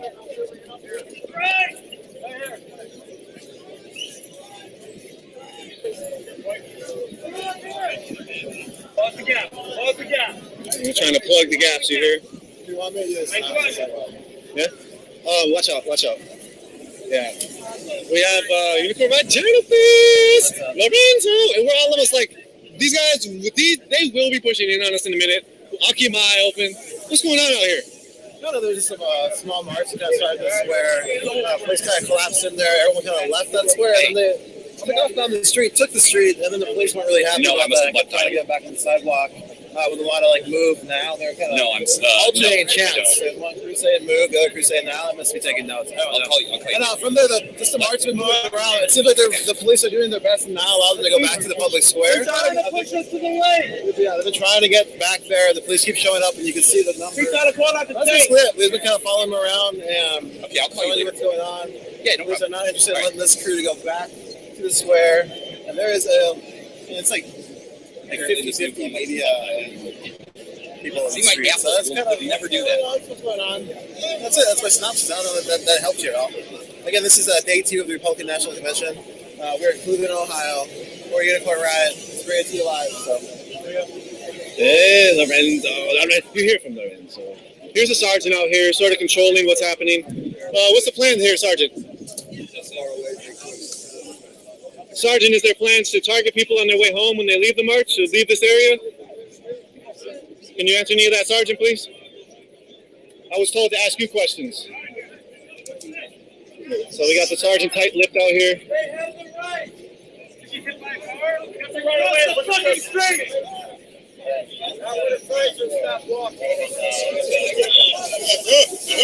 So when that train turns, you can walk?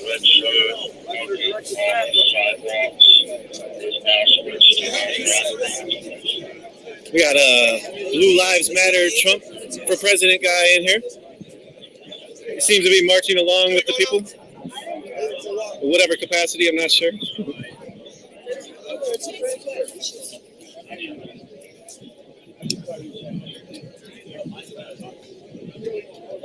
Cross and then over to the right.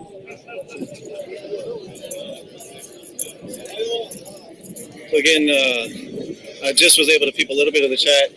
Thank you all for joining us. Nico from Unicorn Riot. Apologies for anybody who's been banned in the chat, unrightfully so.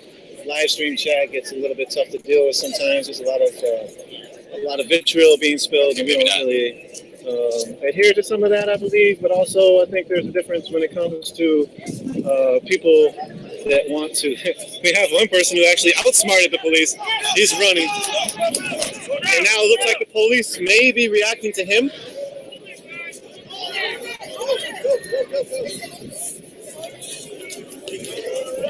He's actually run away from it.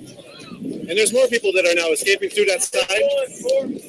And these guys with these bike police will now move back, and they're going to now retreat and clear the area for people. You see it's pretty tough for them to jump back on and get going. People trying to break the kettle. So the people just broke the barrier back into downtown by one person who let it. He just ran. But there weren't enough cops.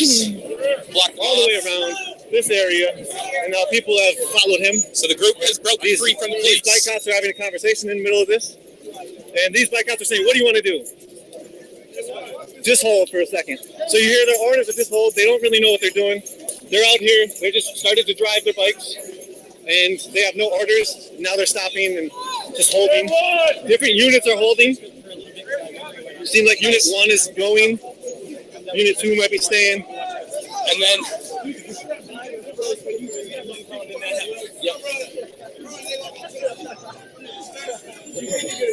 So the bike cops are now lining up in a heavy formation of the street. They're about to start charging down this way.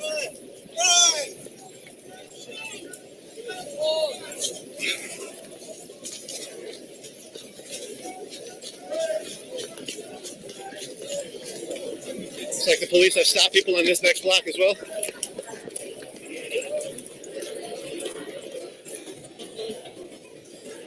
And then the bike police who had told themselves to hold off have now moved up.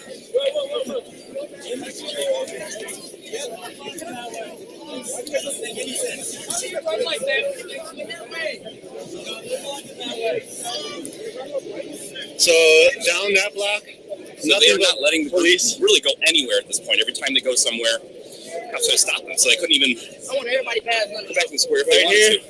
Nothing but police. And these guys are they won't let you Missouri go State Highway Patrol. I don't know. You can try, but they're out here as well. Let's go to the free state. Along with the man, this is if we played the guessing game of how many states out here, I would say there's maybe 25 cities or states that are out here with the police force. Here's a master sergeant. Is there any plans out here, Master Sergeant? We have two of them. Any plans out here? It's like they're going to try to insert people again, possibly. So now they're moving. This is against the First Amendment. There's nothing more than this. You guys are breaking all your oaths to the Constitution. Think about that. Think about that when you work for the fucking state. Think about that. The police trying to get through the press. All you are oath breakers. All you guys are oath breakers. Oath breakers. Media, get back. He's sort of elbowing You have some of the the First media over Amendment there. too, media. We have the First Amendment. We are all here together. Bike cops continue to flood that street and prevent people from going down that street. We cannot even peacefully assemble. What is that? Missouri walkers are walking away. in their blue uniforms. We got somebody trying to do a mic check over here in this corner.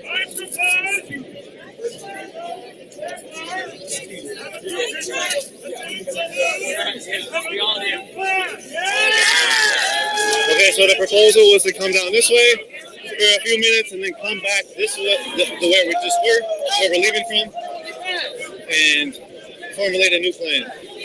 Up there, police have started to move some of themselves. They're walking. I'm not really sure where they're walking to.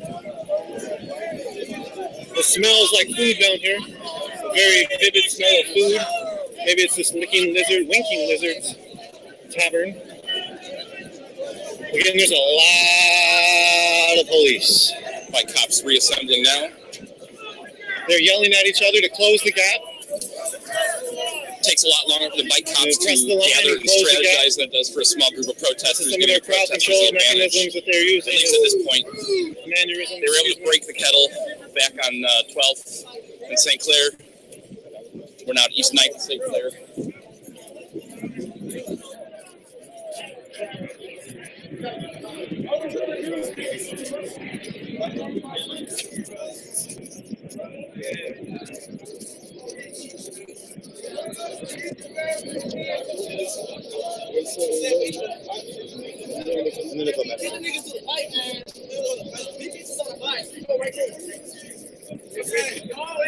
So there goes the sergeant driving by.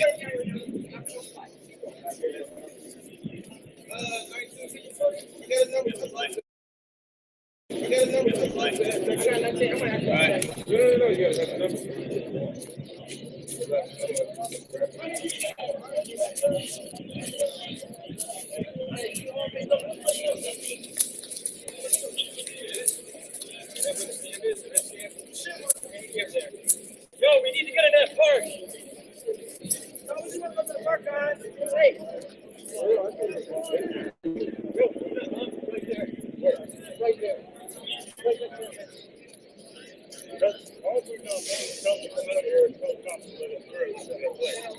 So right now there's people gathering in this park already, and it seems like the police are going to stop people from gathering in this park. Here comes more bike cops.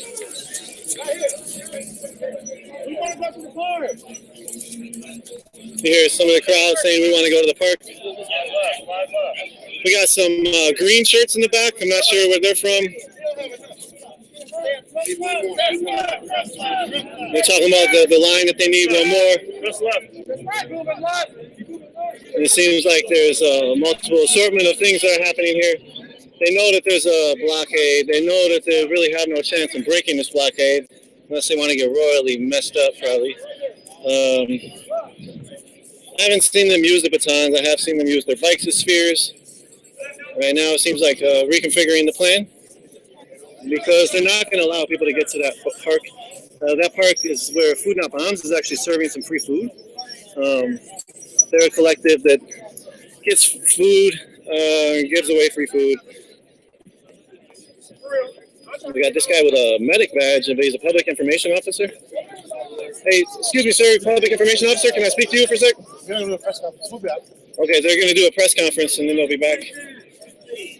What I was going to ask them is if they plan to let people go home. Some of these people are trying to probably figure out which way to go.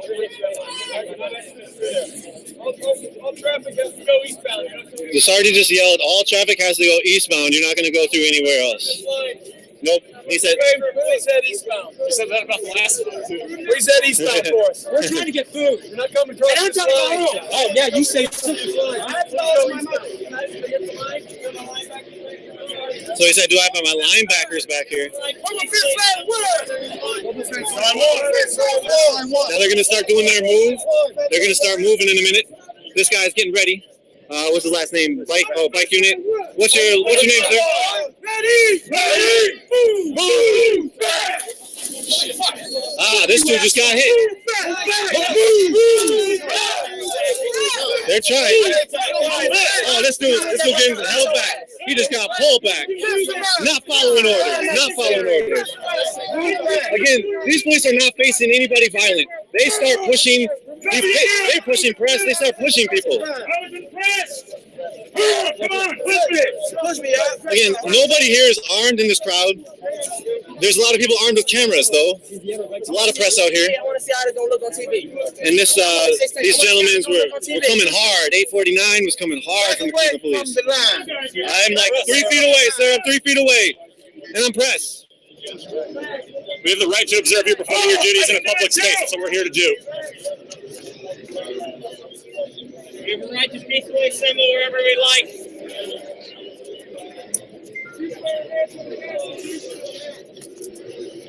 You live right now? Yeah. Look at these piggies. You should have got them when they push people back.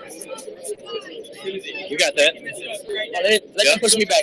Nah, don't hurt yourself. Too many of them out here. If it's nothing,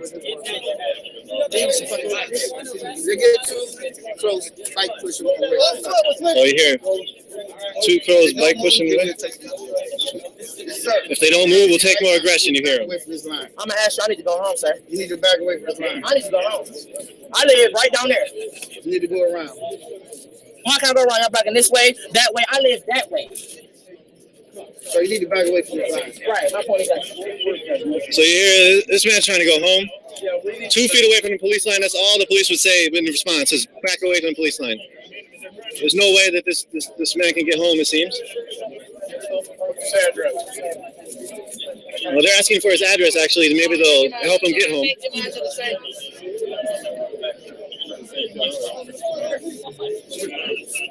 Deputy Richmond, could I ask you? Excuse me, Drummond. Excuse me. I'm sorry, Drummond. Is there any hope that there's people that have been playing cat and mouse that the police have been acting aggressive towards are going to be able to get home? Are they going to be able to go home, or will they be followed all the way? Folks can go home if they want. Choose to go home, they can't. We're not preventing them from going to their homes. We're not going to do that. If you want to go home, you can go home. It's just certain areas are considered hard zones.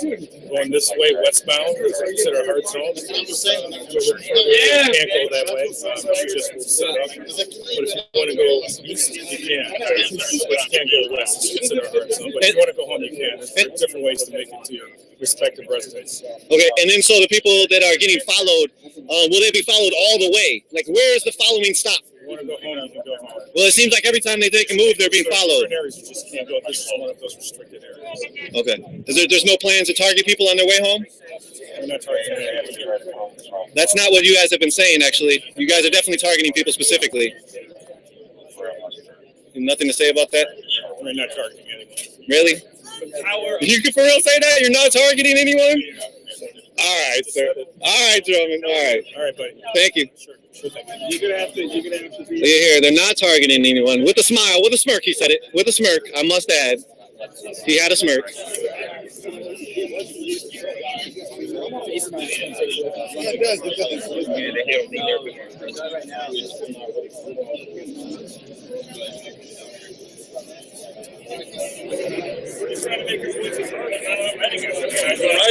Hey, buddy. Just not here with stream real quick, but Minneapolis on the freeway. Serious, how much respect do you have? I can't even put it into words. Like, damn, dude, you guys showed the mainstream media how the fuck to do it. You can still have a microphone out there and a big camera. I'm getting tingles right now just remembering it. Like, dude. Much love, man. Really appreciate You're it. all right, guys. You know, I've been make sure you follow their stream, donate to them if you can. They're a nonprofit collective and they're doing great work, so please help them out. Thank you so much, Rep. Appreciate that. You saw a little dual live stream action going on right there with Rev Z, giving us a lot of respect and props. We got some of the mainstream news are out here trying to do diligence to the story. I wonder how they will spin the story, or not even spin the story, how they will report on the story. It'll be an interesting reality to see. When you cover your face. Well, we cover our face with solidarity. There is no race with us. There's no religion. We're all solidarity with one cause. It's not about us. It's about the cause. It's about the people. We're here to fight for the people. So right now we have some of the masked up people who might be anarchists, might not be. They're here. They're explaining what their method of is and why they're masked up.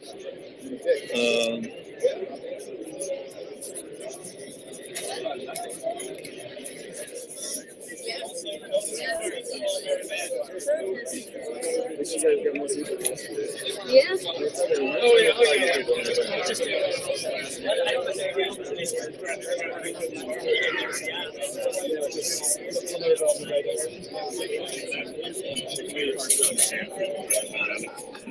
Yeah, trying to decentralize.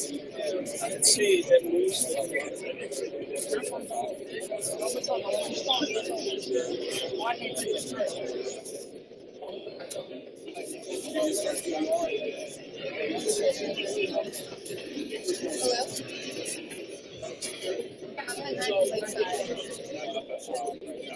Literally right outside the building. They moved us all the way down. How you know they not gonna go home too? Trying to read through some of the chat. Thank you all for chatting. Thank you all for joining. Thank you all for supporting. Thank you all for witnessing what's happening. This again, you go back maybe an hour or two. You'll see some of the things that are happening.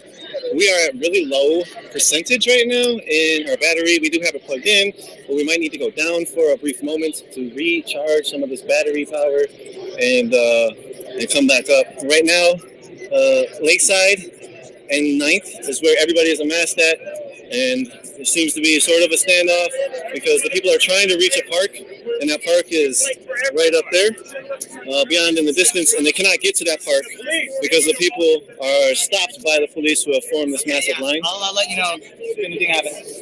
They actually have a monopod, camera on a monopod right here. Zooming in a little bit. We'll play camera game right here with Utah Highway Patrol. He's actually narrating into his camera as well, so that's really interesting. I'd be interested to see what that recording says. I'm waving at him. He's actually not waving back. Not sure if he was. So we got. I'm just gonna be quiet. We got some of these other white shirts that are coming around. Actually, the chief is here now.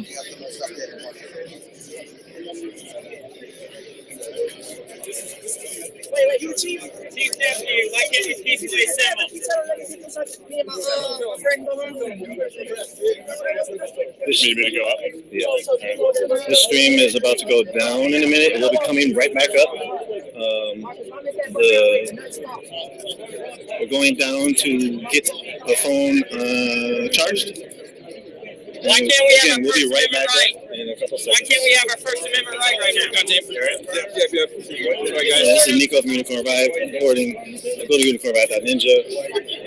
Check out our work, support us. We're a 501c3 nonprofit education collective. Just trying to tell people to go home. We have the right to speak.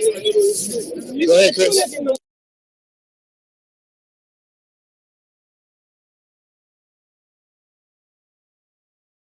Reporting. Go to unicornrevive.ninja. Check out our work, support us. We're a 501c3 nonprofit education collective. Just trying to tell people to go home. We have the right to speak. Go ahead, Chris.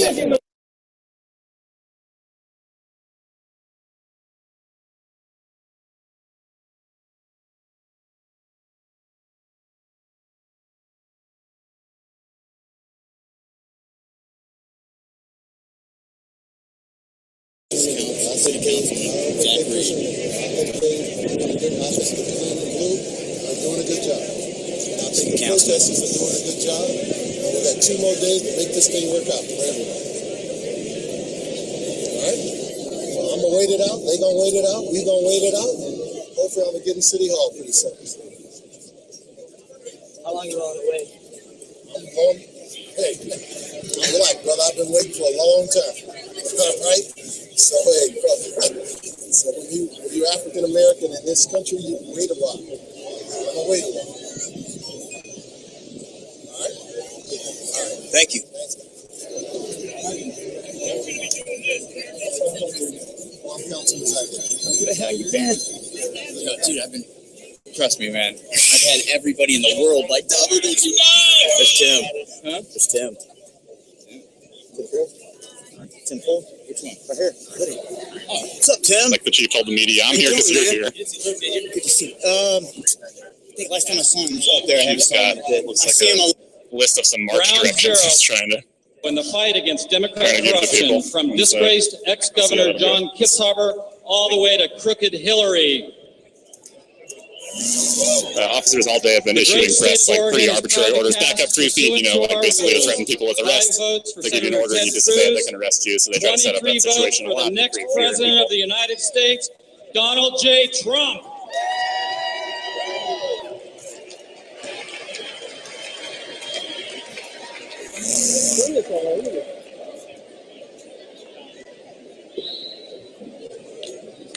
Pursuant to the announcement of the delegation and the rules of this convention, Oregon, 23 votes Trump, 5 votes Cruz. Pennsylvania, 71 delegates with the following bound delegates. 17 Trump. Madam Secretary, I'm Rob Gleason, Chairman of the Republican Party of Pennsylvania. Pennsylvania, the Keystone State, the home of the Stanley Cup champions, Pittsburgh Penguins. Pennsylvania defers to the great state of New York and my friend, Chairman Ed Hey Koch. guys, I just got a very weird video emailed to me. I'm going to pull it up on the right side under Dabu Stream and take a listen to it. It's from Bobby Powell. New York, 95 delegates with the following. Testing 1, 2, 3.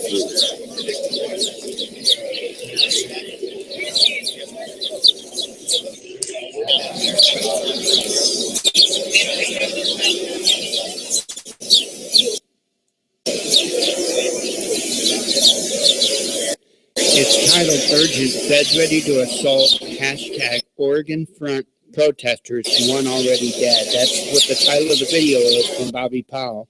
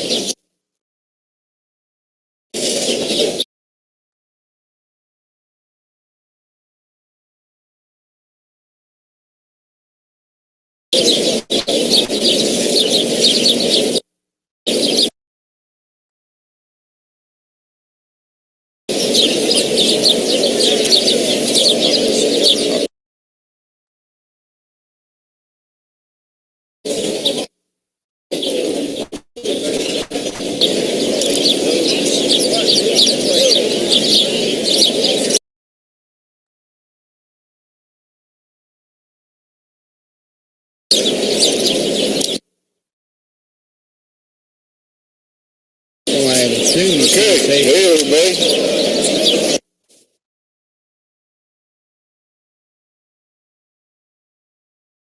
Welcome back to the Truth is Viral Live. My name is Bob Powell, and we're at the Republican National Convention 2016.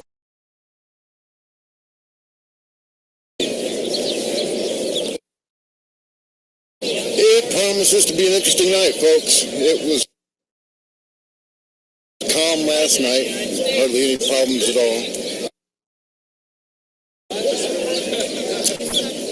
Okay. Fixing my titles and descriptions.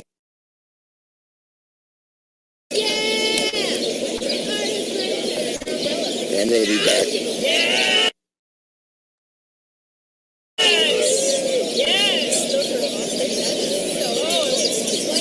Yeah. Well,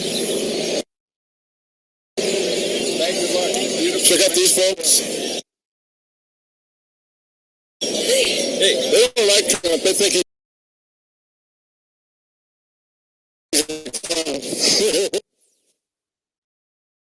We don't like you using that word to describe him.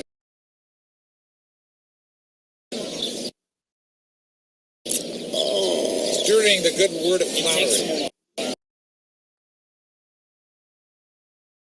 It makes us very upset.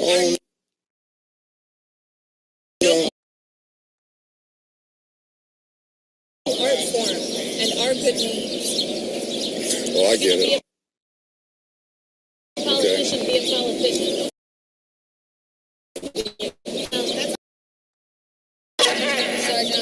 What do you guys do normally when you're not protesting Donald Trump? Do you? Parties and stuff like that? Until we're leaving. Yeah, okay, that was highly misleading. Highly misleading. That's not true at all. Back to He's trying to tell media to clear the area. Clear the intersection. Shut straight down! You can head eastbound on Lakeside Avenue. You gotta clear the intersection.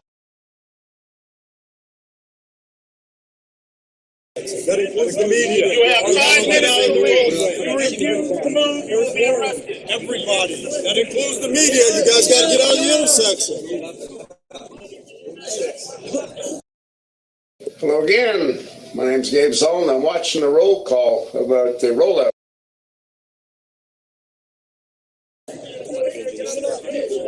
So yeah, police are using their bike tactics again. They just declared an unlawful assembly.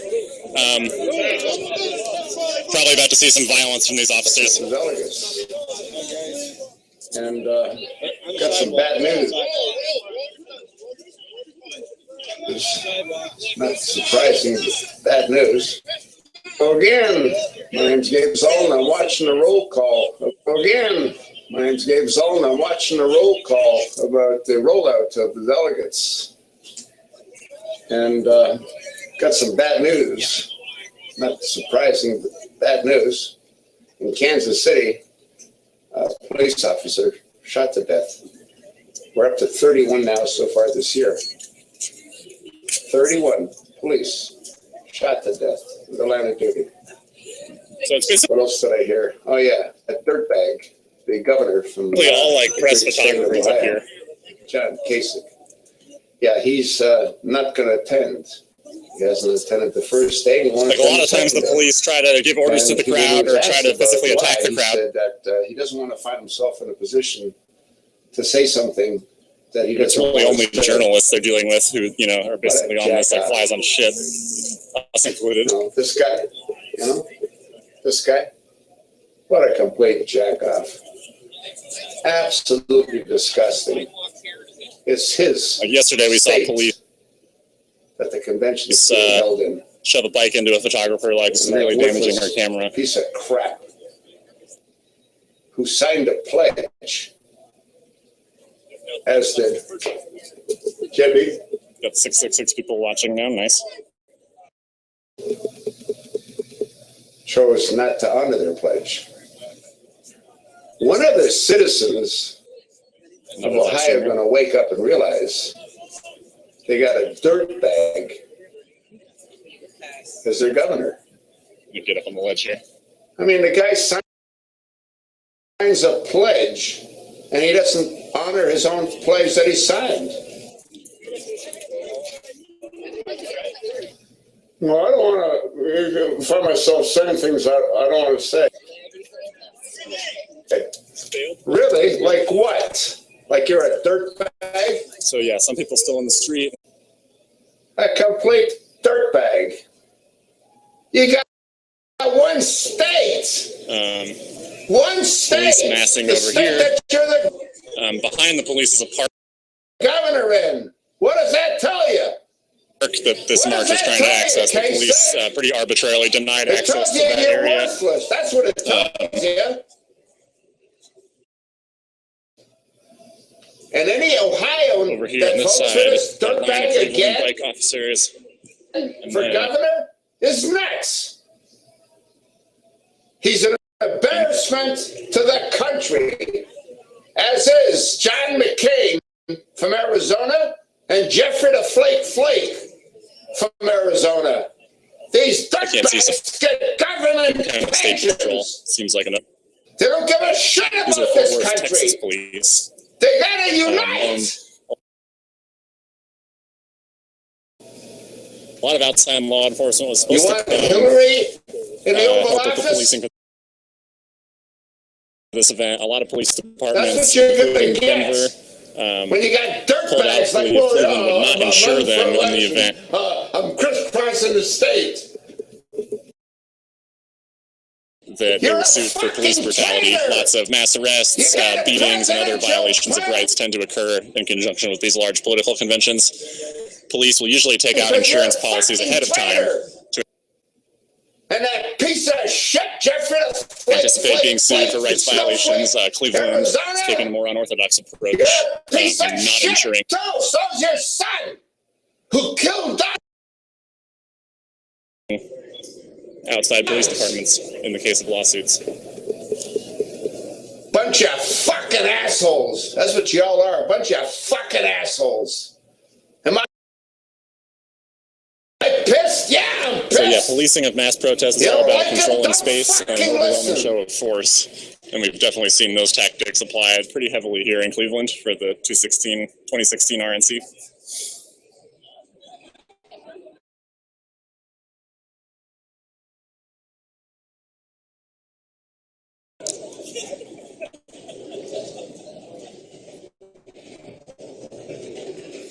And, just listening to the scanners, the police are definitely interested in targeting anyone they think is an anarchist or anyone wearing a mask. Groups of people who just dress like anarchists on the scanner are just being followed around town. Which appears to be like pretty blatantly active political profiling.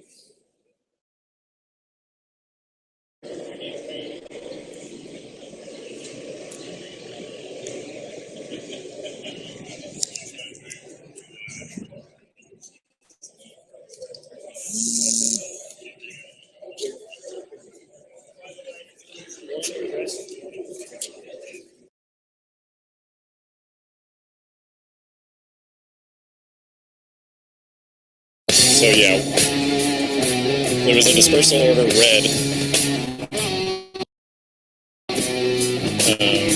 Definitely people still milling about.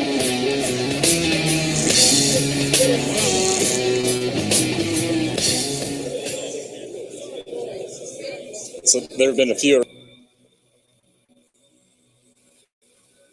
arrests here and there in the first few days of protests around the RNC, but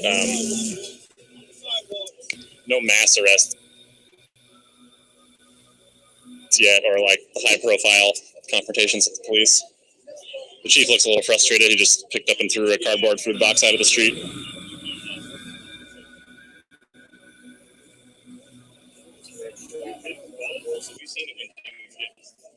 Yeah. That dude is cool as a cucumber. He's just like, you're gonna coached. Yeah. You're gonna move.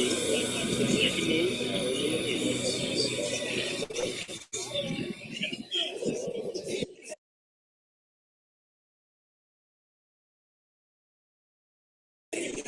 All right.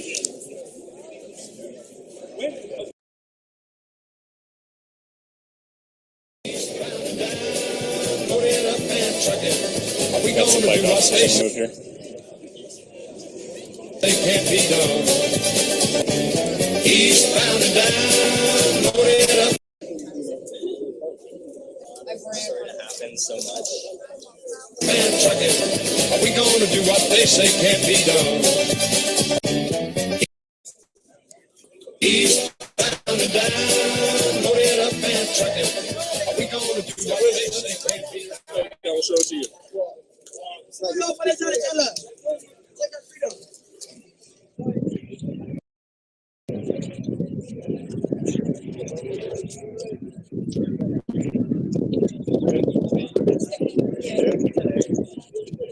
I got it. Get arrested.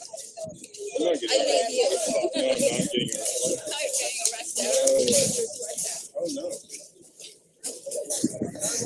All right, so people are on the move.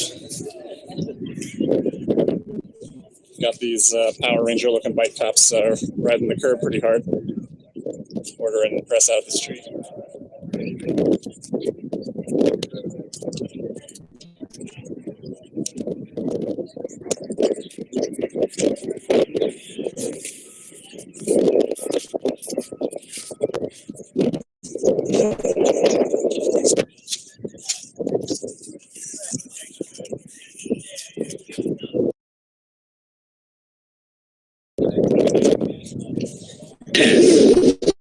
Is that all I have to offer is words. Just words.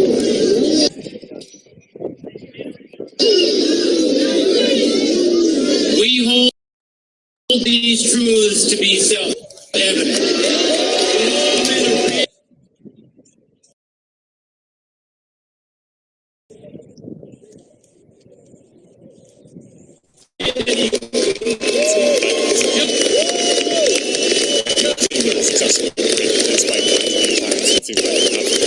We have nothing to fear but fear itself.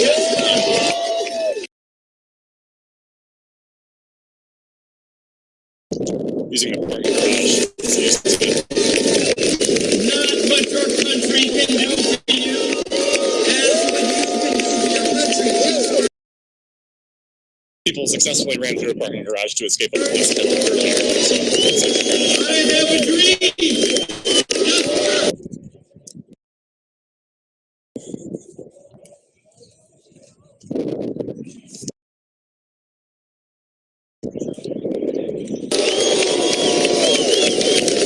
Don't tell me words don't matter. I have a dream. Just we hold these truths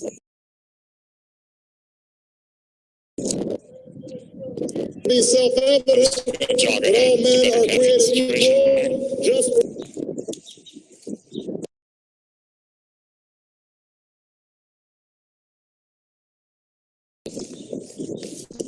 So yeah, we got a shit ton of. we have nothing to fear but fear itself. Just words. Just speeches.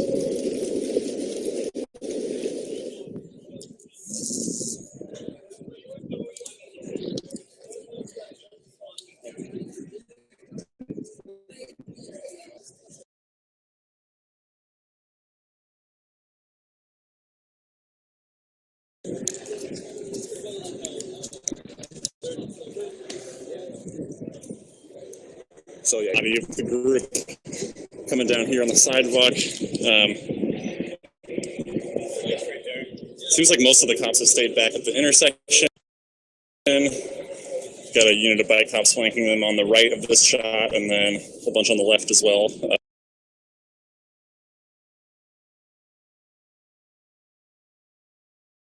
Standing still. Got a helicopter circling.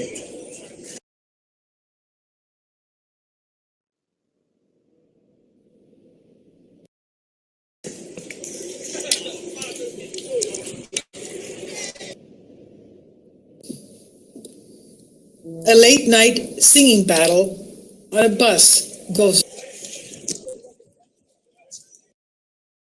So yeah, until this unpermitted. It's a beautiful video today, of passengers on things a have been pretty tame here in Cleveland. bus. Who knows how that started?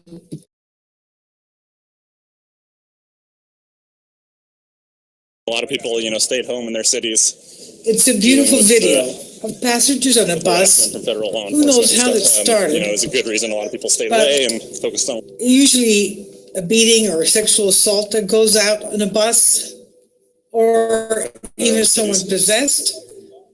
But it's never a friendly to a man performing the gospel hymn, His Eye Sparrow, and another with a beautiful rendition, the opera voice of Mattinata, the morning, an Italian classic composed by Ruggero Leoncavallo. March routes not given to This police. took place on the late night line in Chicago.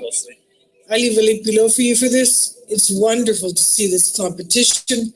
Obviously, they both have wonderful talent. And one is gospel, of course, and the other is Italian opera. I'll leave a link below for you so that you can enjoy this on your own.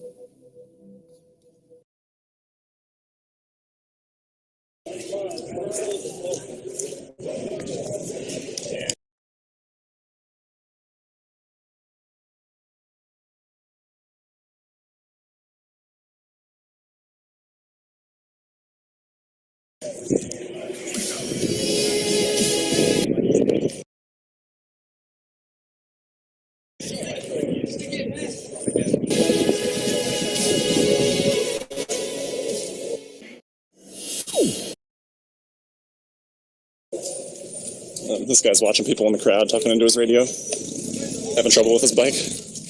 And I know they watch because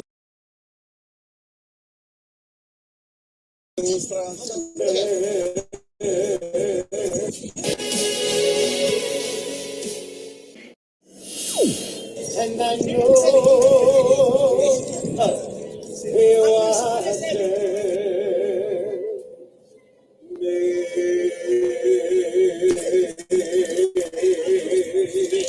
say I say because I'm happy, and I sing because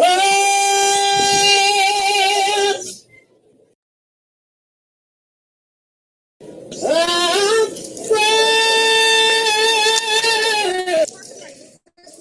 So yeah, there's a black male in the crowd that this man is apparently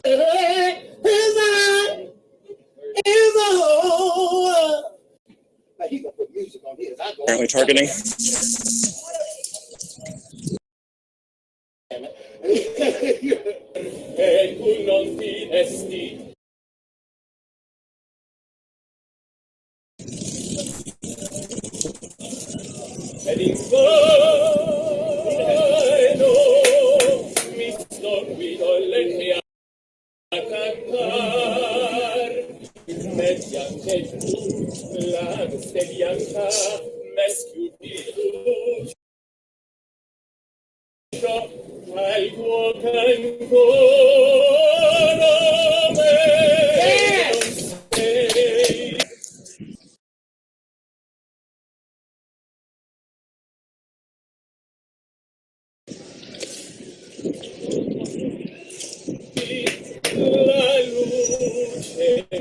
So yeah, we've got some bikes up on the ahead of the march now.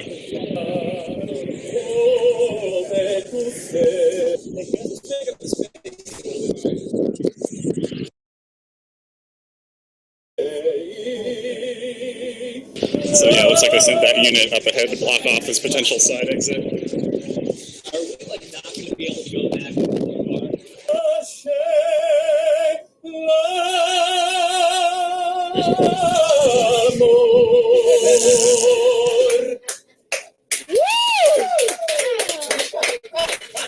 Yeah.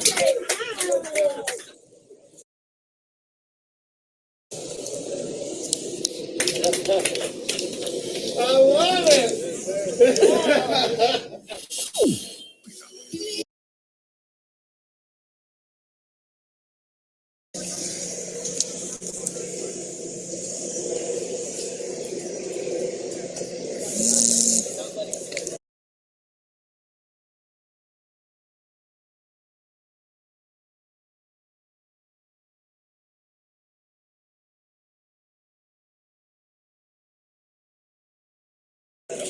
Celebration going on. Donald Trump, now the official nominee for President of the United States for the Republican Party. Welcome to our viewers around the world. A very big moment for the delegates here.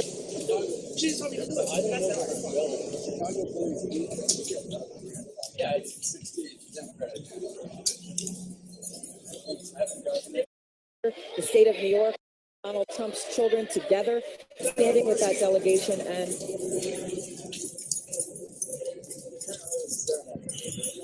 Did we go to East 4th Street this way? Hold up, just want to get a shot of that guy's tattoo. Kind of morbid, huh? That guy moved his tattoo, but we still got a shot of it. It was like a skull with a blade through it. Did we go to East 4th Street? Huh? Let's go to East 4th, right?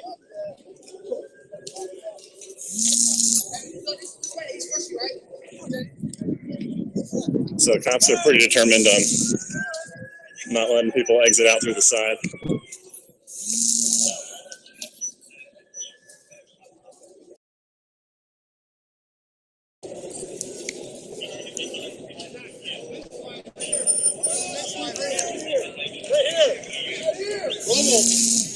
You guys, can you come up here?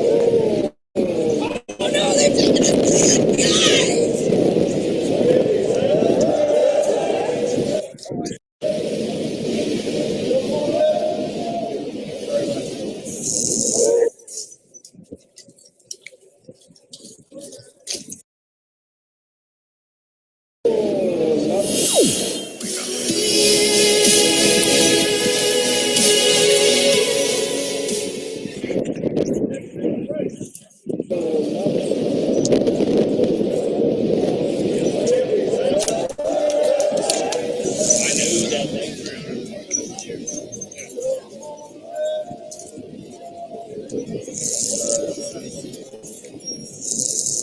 sense.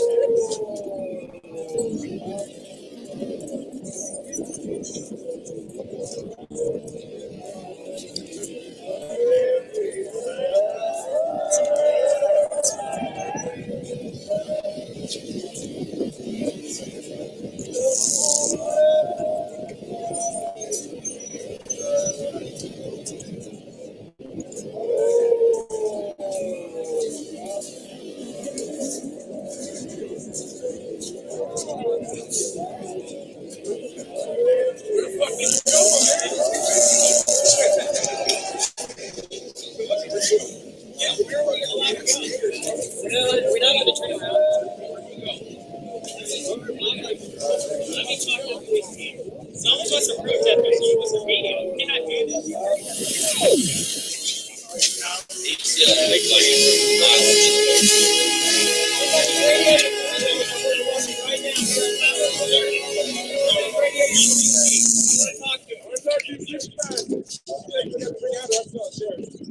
So yeah, cops are basically just cattling people go,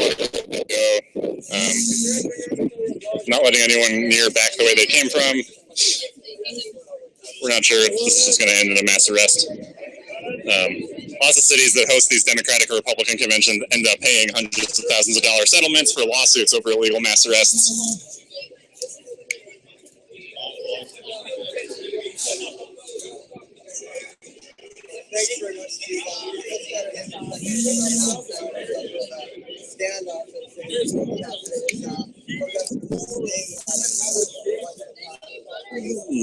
Cut up to the front here.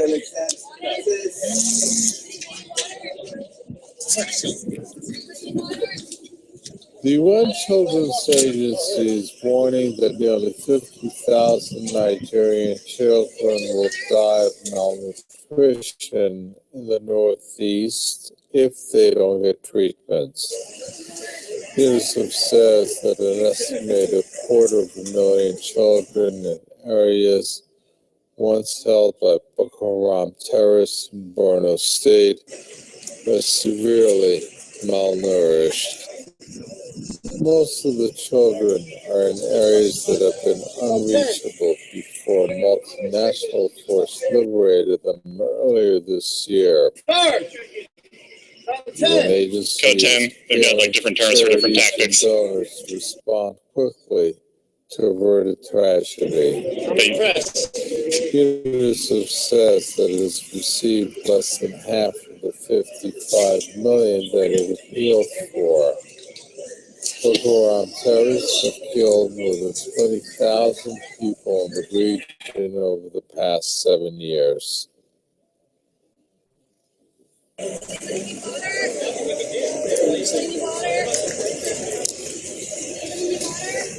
Ars Morali from the Islamic Human Rights Commission joins us from London. Ars Morali, obviously the figures speak for themselves in terms of the dire situation here. But you've got, on the one hand, the terrorists that were there. On the other hand, you have the UN agency that's in dire need of funds. But then you have 50,000 children that are in danger. How do you think this situation can move forward to help these children? I think there's some very serious questions to be answered here by the Nigerian government. Ultimately, this area has been liberated for a while now, and as we have seen across UNICEF says an estimated 250,000 children in areas once held by Boko Haram terrorists in Borno State are severely malnourished.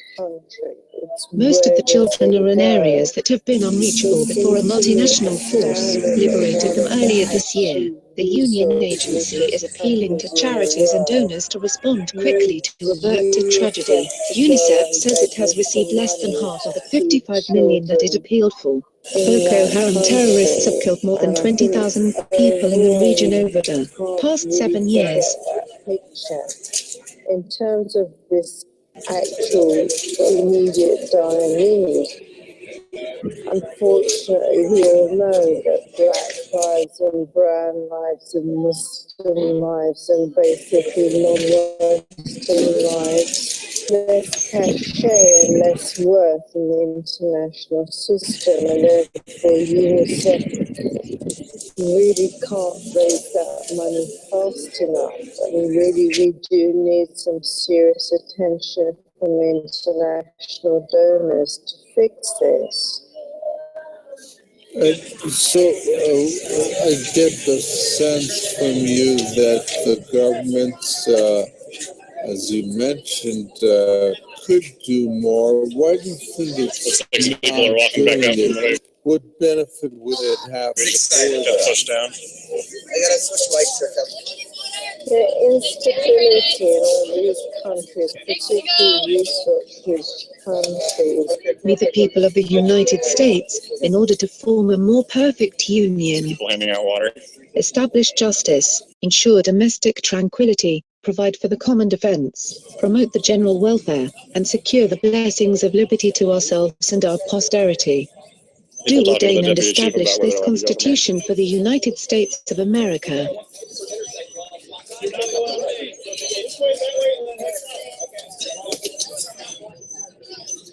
So are you saying we're not allowed back in the city? We're not allowed back in the city? We need to get back in the city. How far this way can we go? How legally can you hold us from getting to that? So yeah, the cops keep telling people to stay on the sidewalk, but then police will fence people in on the sidewalk. So, you know, people are pretty frustrated, including some members of the media who were like, I think we're expecting more of the decent treatment. But yeah, so far the police presence tends to increase directly with the proximity to people being downtown. The closer you get to downtown, the more legions of police appear from alleys or buildings or other staging areas.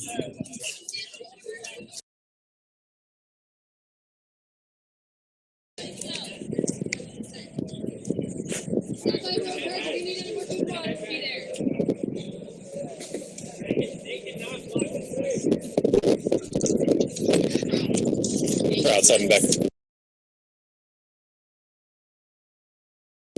They came.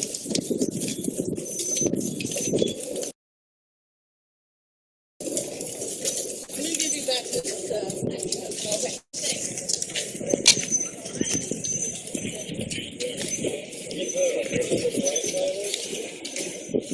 Yeah, let's walk right.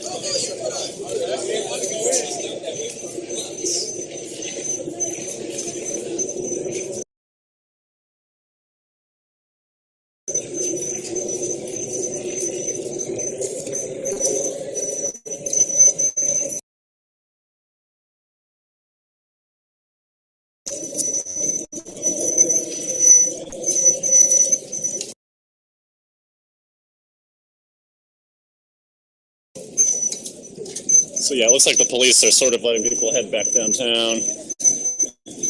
Probably about to be followed heavily by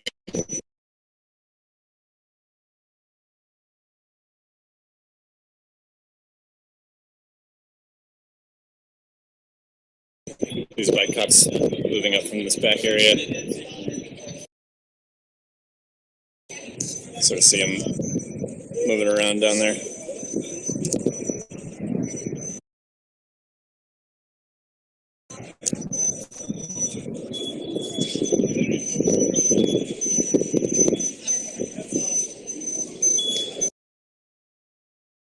Article I Section 1. So yeah, I mean, things seem to have calmed down. The Cleveland police have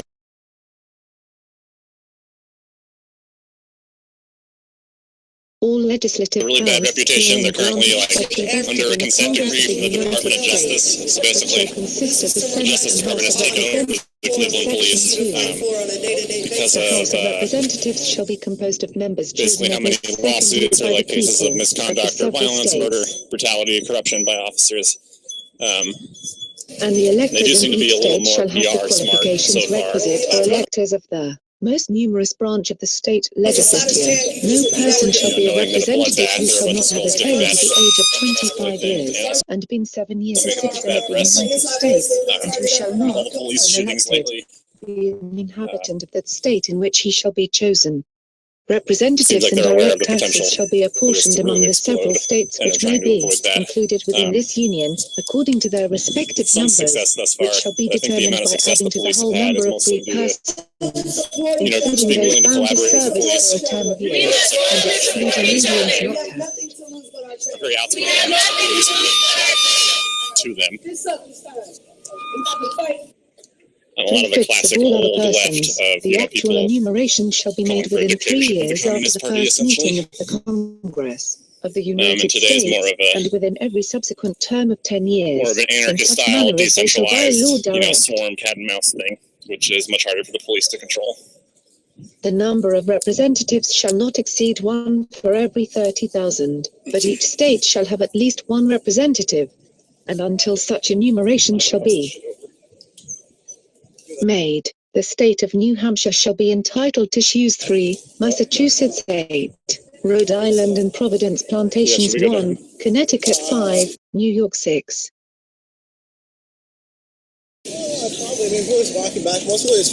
New Jersey 4, Pennsylvania 8, Delaware 1, Maryland 6, Virginia 10, North Carolina 5, South Carolina 5, and Georgia 3, when vacancies happen in the representation from any state.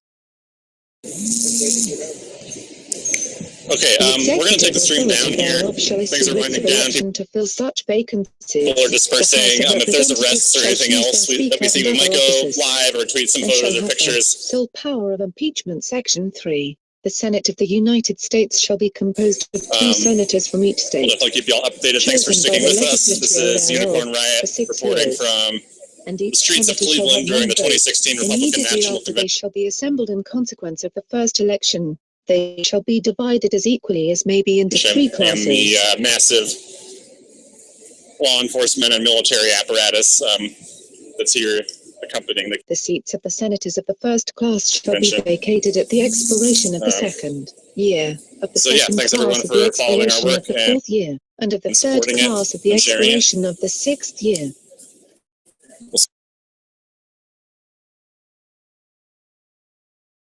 So that 1/3 may be chosen every 2nd year. And if vacancies happen by resignation, or otherwise, during the recess of the legislature of any state, the executive thereof may make temporary appointments until the next meeting of the legislature, which shall then fill such vacancies.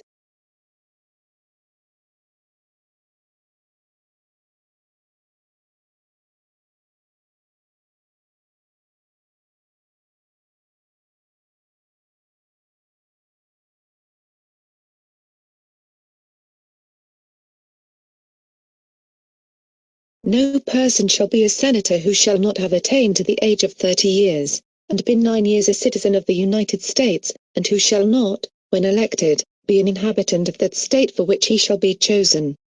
The Vice President of the United States shall be President of the Senate, but shall have no vote, unless they be equally divided.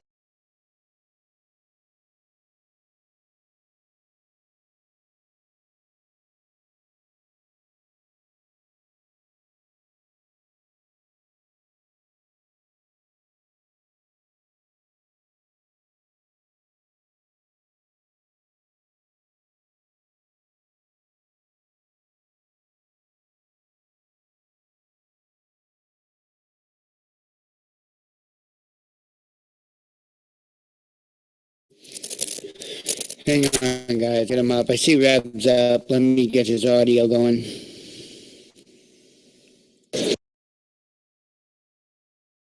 I will, and I've had to use it today and yesterday already in those situations. I've got a backup Periscope account, backup phone for that purpose. You can find those links under the player in the About section. There's the links right above it, and also written down in the About section for you. It shows you my Twitter handle, my the link to Periscope, link to my Facebook if I can go live on Facebook. Also, if you want to help me out while I'm here in Philly, my donation links. And it looks like after we talked to the... So my hotspot definitely holding out a little bit more stable today. I really think yesterday was just the influx of everybody using Wi-Fi around me. My phone could not lock on to my Wi-Fi.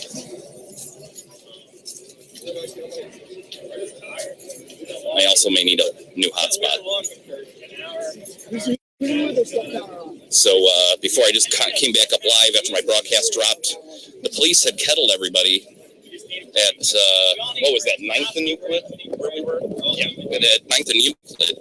They gave us one direction to leave. Finally, after they declared unlawful assembly and gave a dispersal warning, everyone decided, well, okay, well, I guess we have no option but to take the one route that you were giving us to disperse. Sort of marching for blocks and with, you know, cops on either side of us. I finally said, wait a minute, why don't we just turn around, because that's the direction we all need to go. And we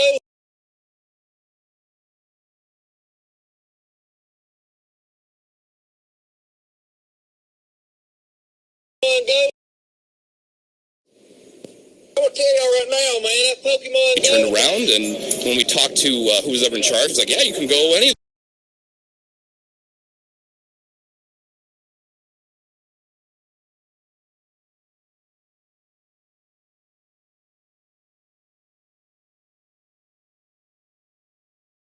These three directions, and that's not what they told us when we left 9th and Euclid. So we would have been marching for blocks.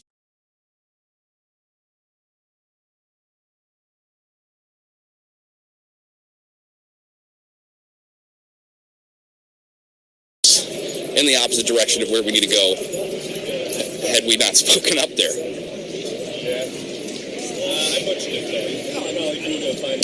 That's why I always say it pays to question authority.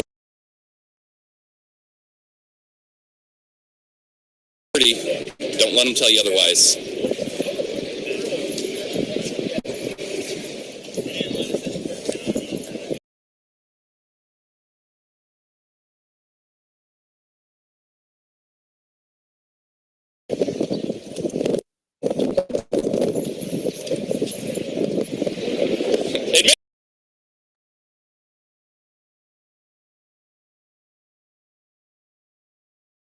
Maybe poison, sir.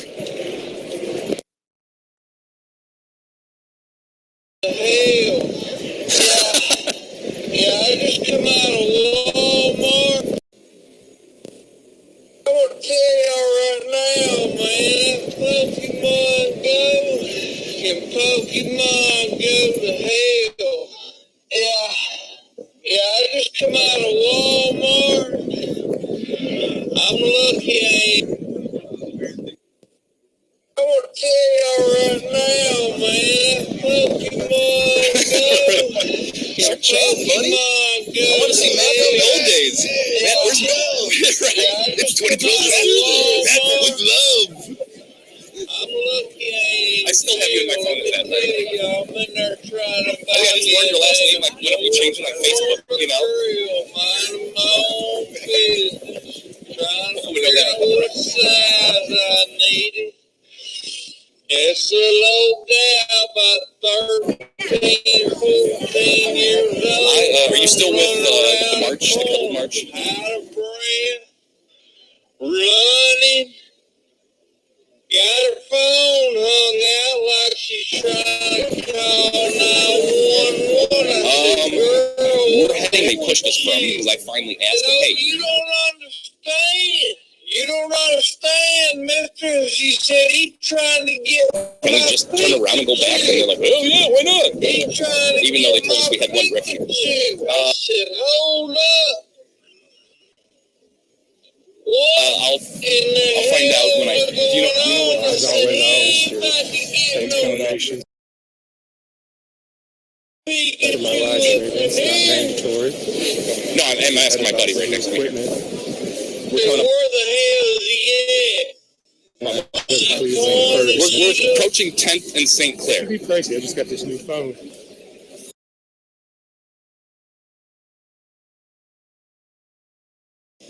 She said, there he is right there. Round the corner come a 45-year-old. Where are you at? The last one was 500. This baby was 800.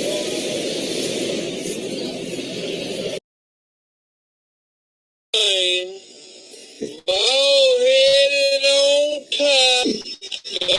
Glasses is Crocs on with black socks.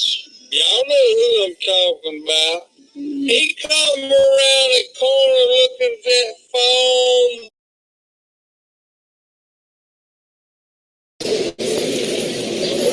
Boy, he wasn't paying attention to nothing. I said, you keep your head right, keep it right.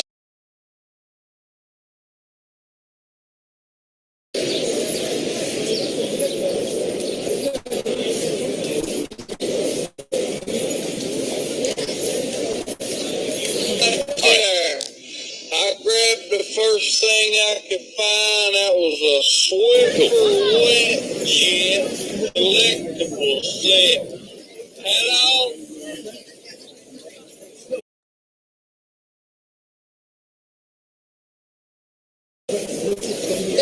Right now. I want to tell y'all right now, man. Pokemon Go. Can Pokemon go to hell? Yeah, I just come out of Walmart. I'm lucky I ain't in jail. Let me tell y'all, I'm in there trying to buy me a damn George Foreman grill. Minding my own. Trying to figure out what size I needed. It's a low down, about 13, 14 years old. I'm running out of bread, running. Got her phone hung out like she tried to call 911. Did you see how he reacted? He was like, of course you can go that way. Oh, you don't understand. No, you told us that was the only way we could go. If I wouldn't have spoken up and said, let's just turn my Pikachu. He for fucking an hour. Exactly, that's what they wanted. And that's what makes me even more. What in the hell's going on? I said, he ain't about to get no Pikachu up in here. Exhausted anarchists. I said, where the hell is he at? She pointed, she looked up, he said, there he is right there. Come a 45-year-old plus grown-ass man, bald-headed on top, glasses this thick, Crocs on black socks. Y'all know who I'm talking about. He come around the corner looking at that phone, boy, he wasn't paying attention to nothing. I said, you keep your head right there, boy. Keep there. I grabbed the first thing I could find. That was a Swiffer wet jet collectible set. Had all the attachments on it, you know what I mean? And he come around that corner and I KO. He dropped like a sack of potatoes. Phone went flying. She squalled, went to crying and running, calling for help. I said, hell, I am help. You know what I mean? more times, kicked him in the ribs, waited on security, you know. They got there. They wouldn't put me in handcuffs. I said, oh, hell no. Hell no, he's a bad guy. You need to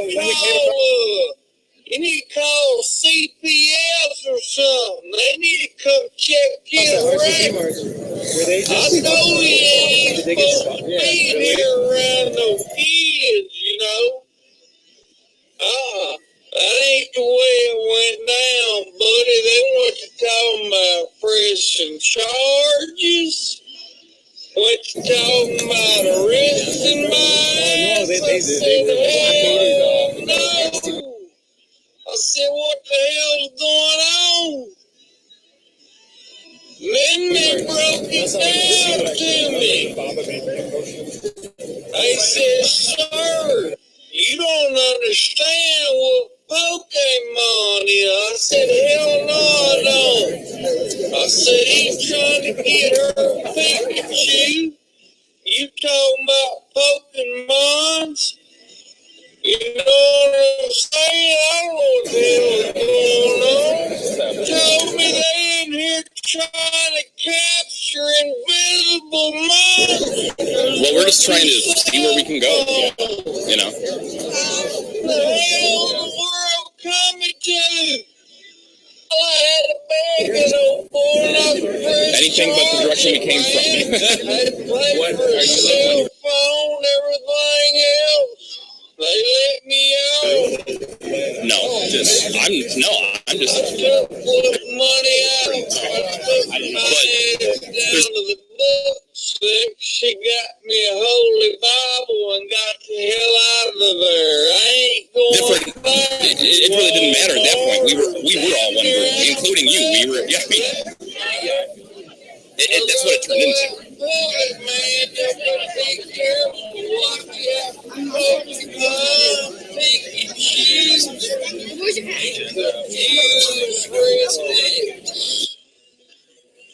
You'll have to ask one of them. I'm just saying that's not for me to speak for him. I mean.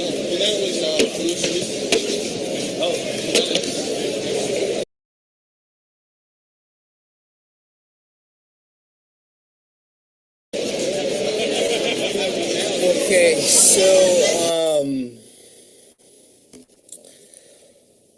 the mainstream media doesn't talk about real issues. So there's this funnel where anybody who talks about real issues people are naturally drawn to. And there's becoming the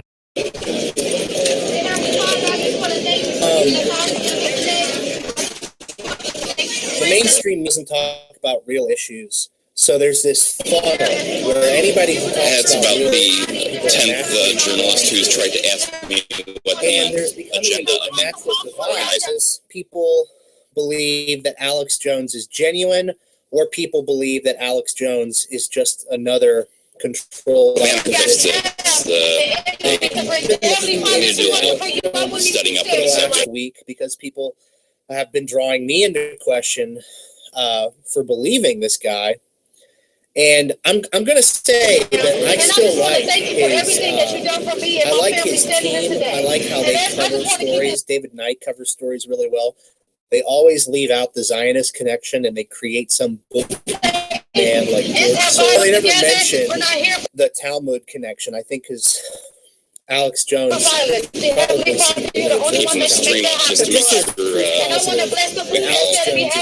trying to create a populist movement in the U.S. He is not genuinely he wedged himself in the middle of communism. Came out today in Jesus' name I pray. Amen.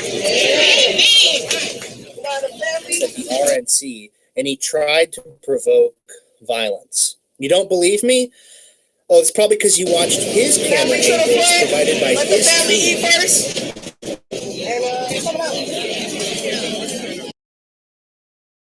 Showing to create a populist movement in the U.S. He to create a that Alex Jones is not trying to create that Alex Jones is not trying to create a populist movement in the U.S. He is not genuinely a man of he wedged himself in the middle of communists at the RNC, and he tried to provoke violence. You don't believe me? Oh, it's probably because you watched videos provided by his team showing him getting attacked by communists. But this is what actually happened.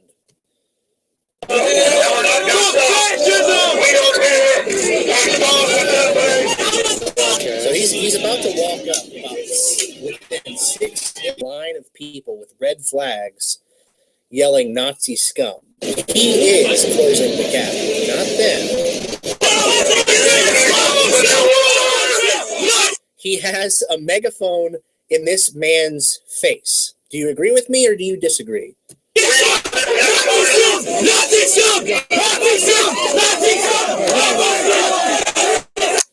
The guy's response was like that.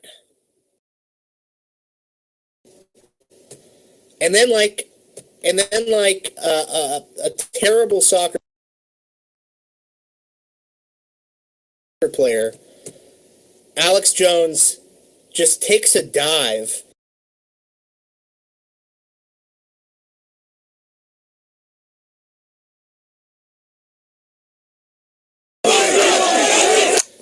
the guy's response was to go like that, and then a terrible soccer player, Alex Jones just takes a dive. It's like he got attacked.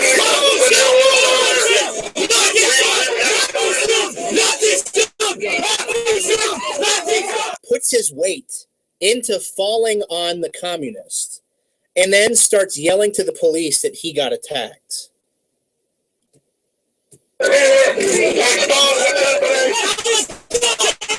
Starts yelling his weight into falling.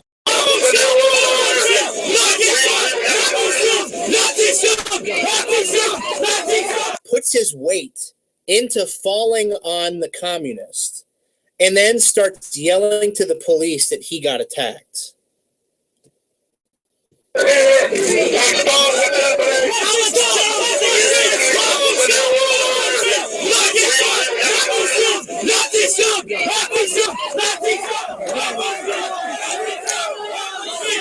Now, Alex Jones walked into this plaza with people who really believe him.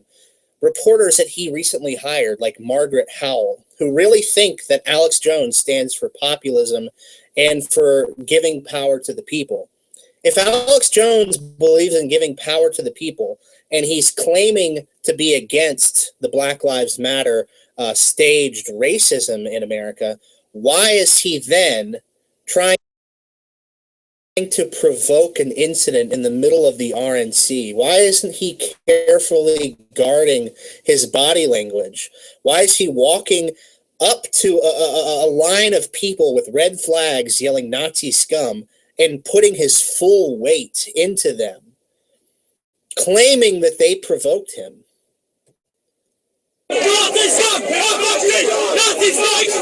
Thankfully, many police were there to just come and pull everyone, but nobody was interested in violence. The only one interested in violence was Alex Jones.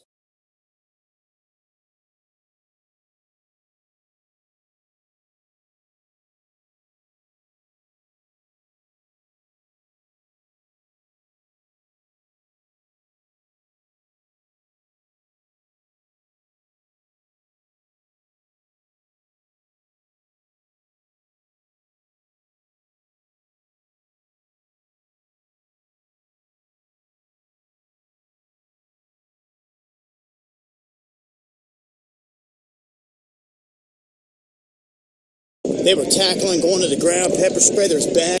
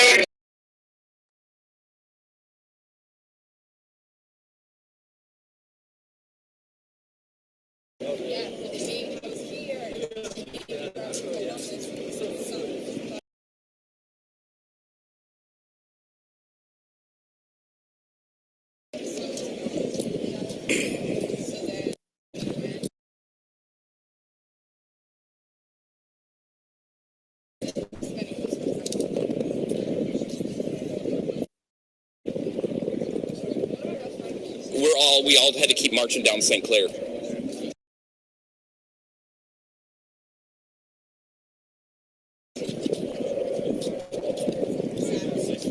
Yeah, we're heading, the numbers are getting lower. Yeah. Okay, I think actually Mingo, there's a park here with a green statue in the middle of it.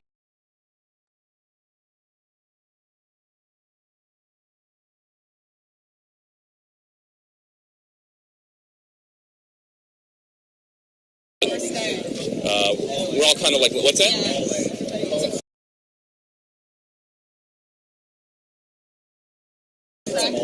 Mall A. It's Mall A. So if you keep heading down St.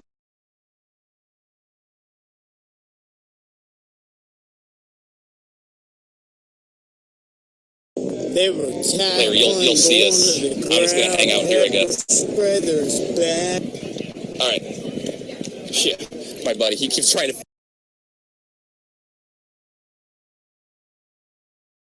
Flying. Find me, and he's like way back there. Got intense. They're sending a platoon down here right now. They were tackling, going to the ground, pepper spray. There's bags flying. It got intense. They're sending a platoon down here right now. Yeah, we saw them getting suited up and right here. They were tackling, going to the ground, pepper spray. There's bags flying. It got intense. They're sending a platoon down here right now. Yeah, we saw them getting suited up and right here. Yeah, they got a couple bike units on the way as well.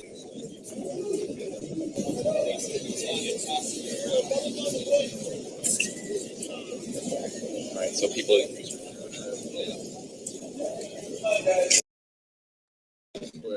Oh yeah. They actually exist. What? Okay, Dream here. Thanks for sticking with me through the last few hours.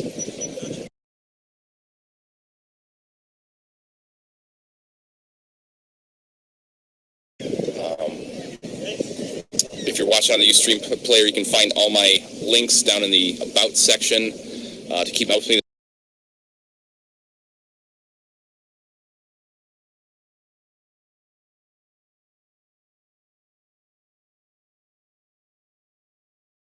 Florida earthquake.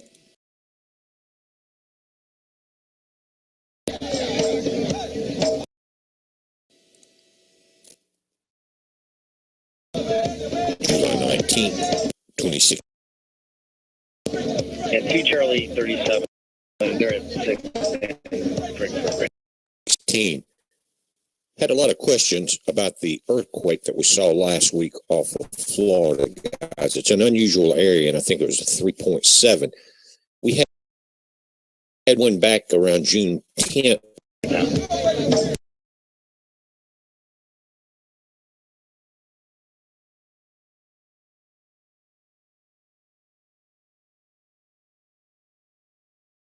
About the same size, near the same area. Again, there's no known fault zones in that area, but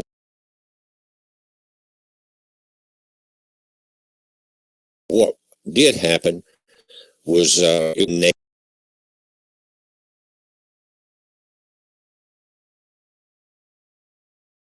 test.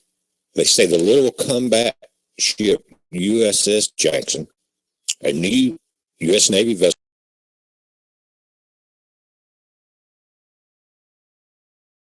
first of 3 scheduled full ship shock trials on June 10th. Similar tests on Saturday.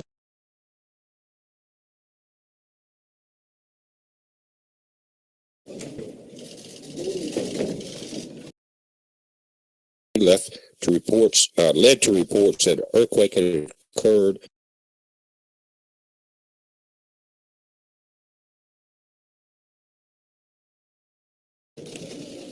in waters off Daytona Beach. The shock trials are designed to demonstrate a ship's ability to withstand the effects of nearby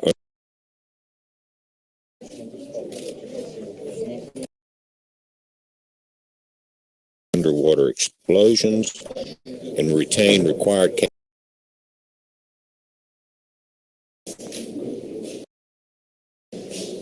Now, if you remember Saturday, the USGS reported a 3.7 magnitude around 168 nautical miles northeast of Daytona Beach.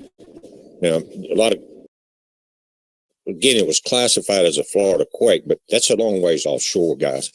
The Navy had notified the National Oceanic and Atmosphere Administration's National Marine Fisheries Service that another shock conducted between July 16th and July 20th, depending on the weather.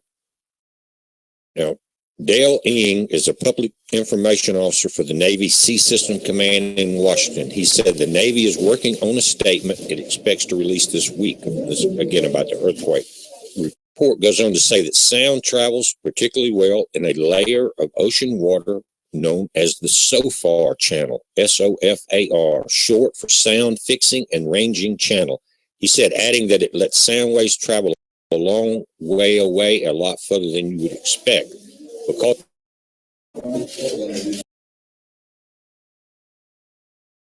the shock trials happen underwater, the SOFAR channel would be a very good amplifier, producing the strong signals seen along the coast on Saturday.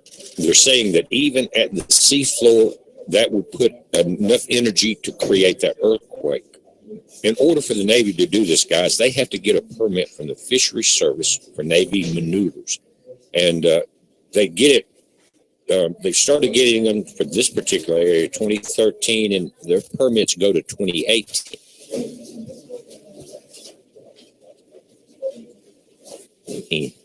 But they conduct shock trials on vessels east of Jacksonville. These could include a 10,000-pound charge and a 40,000-pound charge. So we may see more quakes in that area. The USS Jackson was commissioned last December and one of the Navy's new Independence-class littoral combat ships. It will conduct anti-submarine, surface, and mine countermeasure operations around the globe. It says they are designed to defeat threats in coastal waters where increasingly capable submarines, mines, and swarming small craft operate. Now, the people that make the USS Jackson is Austell, and I know they have a one company or one big shop there in Mobile. I'm not sure if that's where the USS Jackson came out of, guys. Some of you guys in Mobile may know that. But they said 2 shock trials had taken place. That's what we're talking about. And one other is scheduled. The company warned its investors that additional modifications were determined necessary after the initial shock trials, requiring a downward adjustment to the company's planned revenue. In other words, they must have found a few problems, and it's going to cost them more money to get these fixed. So once they get the trials done, that the USS Jackson will join sister ships in San Diego, California. The Navy, according to the permit, is required to have at least 10 marine mammal observers on board aircraft or multiple vessels during the exercise.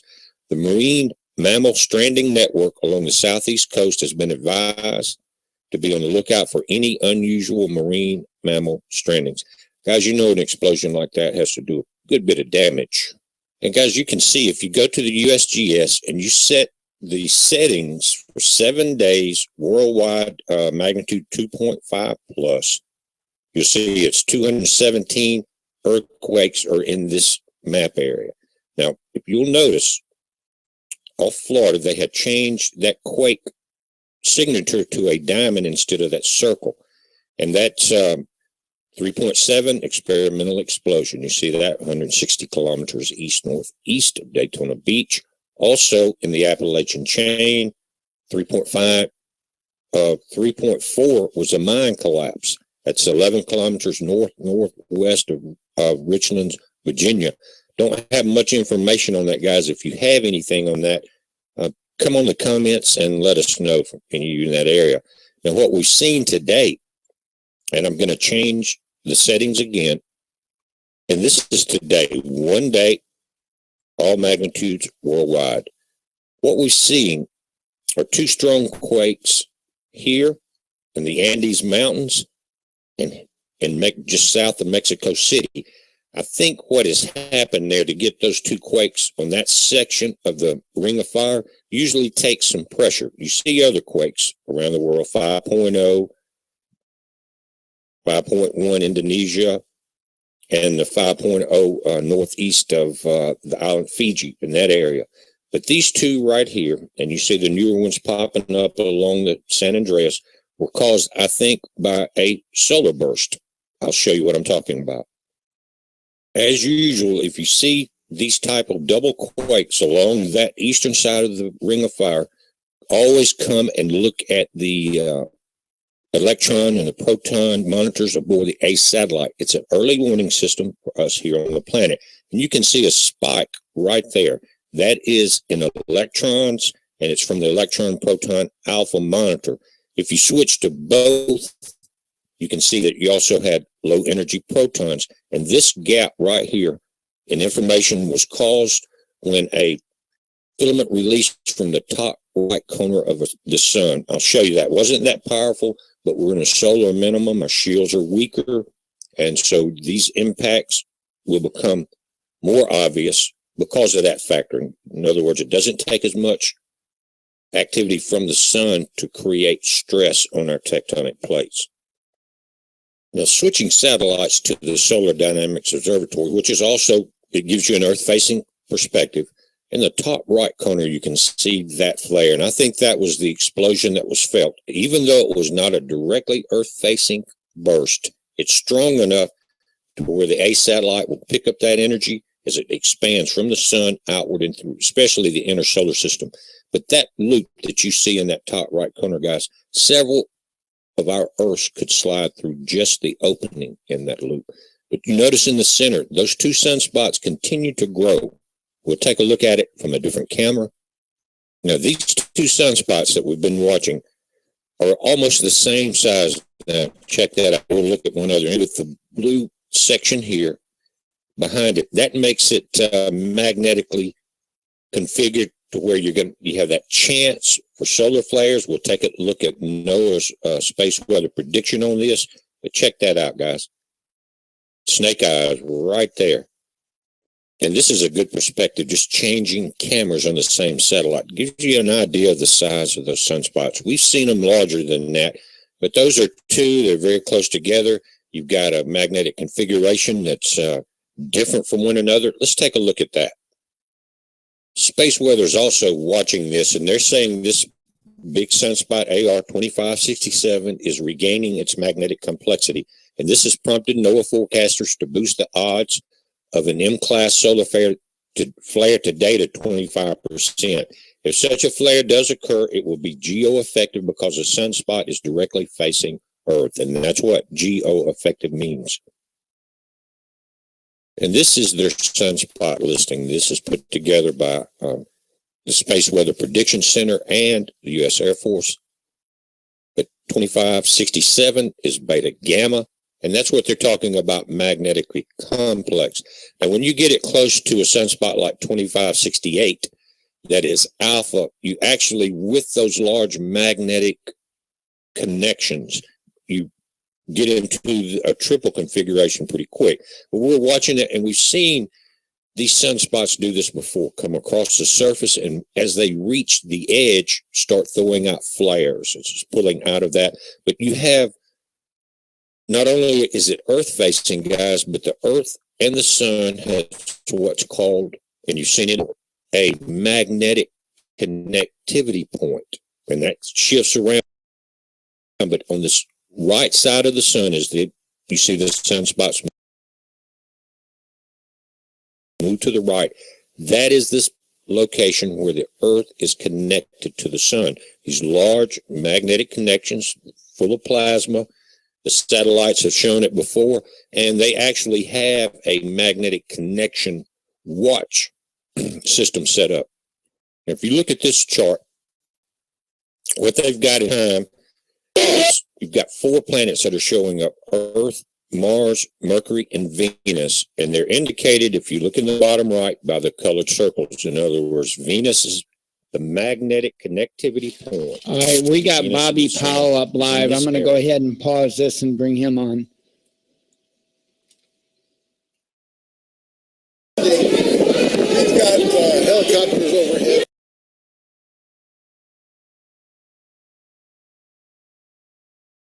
I'm going to plug in an audio device. I hope it doesn't mess up the stream.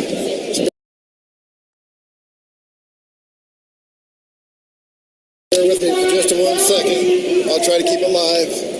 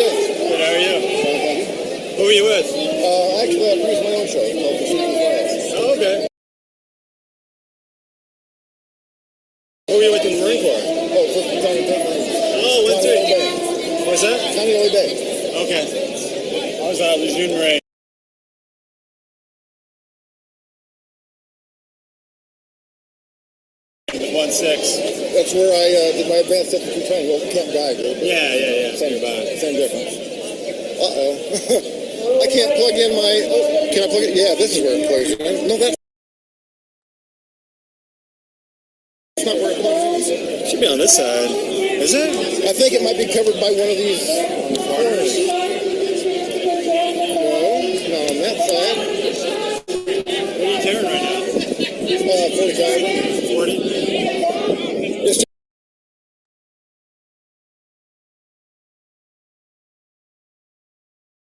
Just a high point, but the reason I like it is because if I run out of bullets, I can beat somebody to death with it. That's my dad. My dad was a cop. He loved a revolver. Yeah.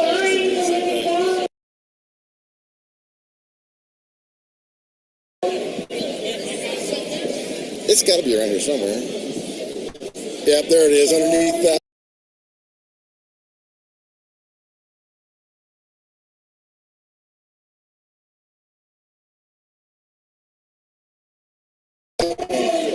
Plug in my. Why is he flipping around?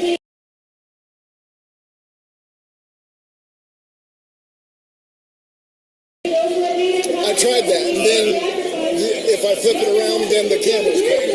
Who are you talking with? I'm streaming live on YouTube. Oh, okay. How many followers you got? 39.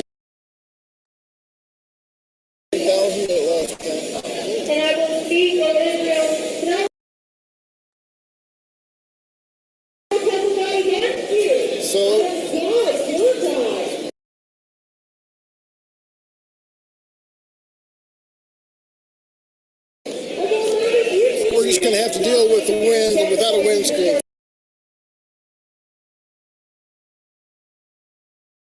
Folks. I'm not going to take the photo. I think it's just so interesting. No. Media and your open hearing. Well, yeah. A lot of people. I mean, it makes sense. I'm not planning on going home dead.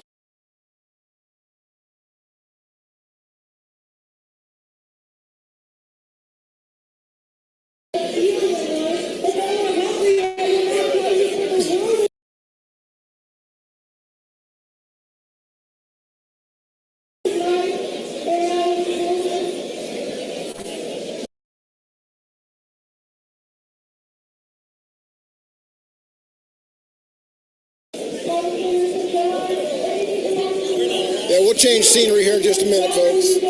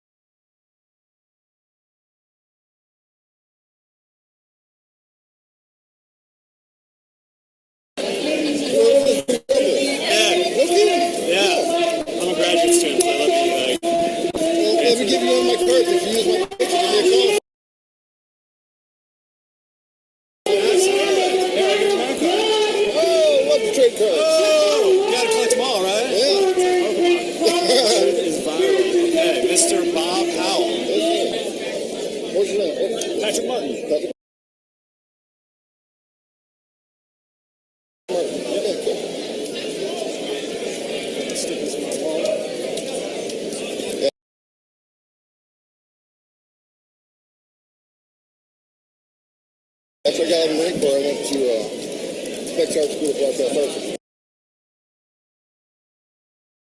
Oh, really? Okay. And started a small television station in Alpena, Michigan.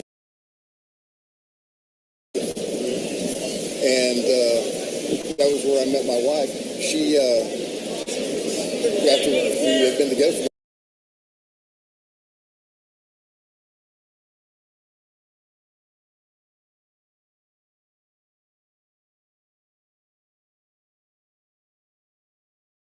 about a year, I wanted to move up, you know, and I had to get to a bigger market, so we chose Colorado Springs to move to. And after that, you know, she followed me all around the country for 30 years until I retired. Of course, I didn't really retire. I started this YouTube thing out.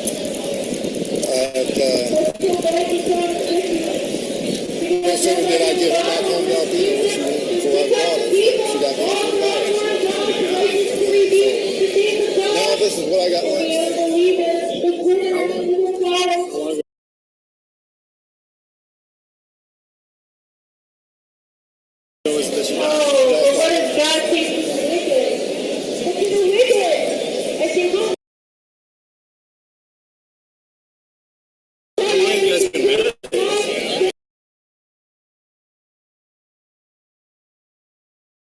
They are pulling in police, and they have pulled in police from all over the state. Highway Patrol, police officers, sheriff's deputies, and they had a swearing-in ceremony a few days ago so that everyone would kind of be on the same page. And as what happens, and you'll see it in this video, is that a cameraman for C-SPAN just goes out, walks through the crowd, and I will play a couple minutes of that clip. And because of the heavy police presence, it seems like everyone's being behaved. Now, again, this is day 2 of day 4. Yesterday, we saw a ruckus on the floor when some of the Ted Cruz people wanted to actually break the delegates or unbind the delegates from the states they were sent to. That didn't work. Now, day 2 is the day that they will actually put the nominee's name in the hat, so to speak. And since there's no one else, Senator Jeff Sessions from Alabama said he's going to come on tonight and nominate Donald Trump. So this will be virtually the last chance, if there is a chance, for some of the Never Trump people to protest inside the convention. And we're yet to see what's going to happen on the outside. Again, right now, I'll play a portion of the video, you'll see the large amount of police presence. And to be honest with you, they need to be there. Now, one thing about this, we talked about with the violence that we saw rallies, a lot of those were a day or 2 in planning, maybe 3 days in planning, some of them longer. But this has been planned a long time and thought out by the police officers, and they saw the violence at the rallies. So they're here in Cleveland, and they seem to be taking care of business right. What will happen tonight after Trump is officially nominated? Will some of these protesters that we believe are being paid, will they move to phase B? Since the Republican National Committee did not get the changes done on the inside the way they wanted them, in other words, unbind the delegates, will that move to a different stage? Now, we've seen a lot of desperate tactics by the Republican Party and the people that are in power. What we saw in mainstream today, and most of you have heard about it, was that as Donald Trump's wife came on and did a small speech last night, mainstream immediately started blasting her for plagiarism because it had some words that were very similar to Michelle Obama's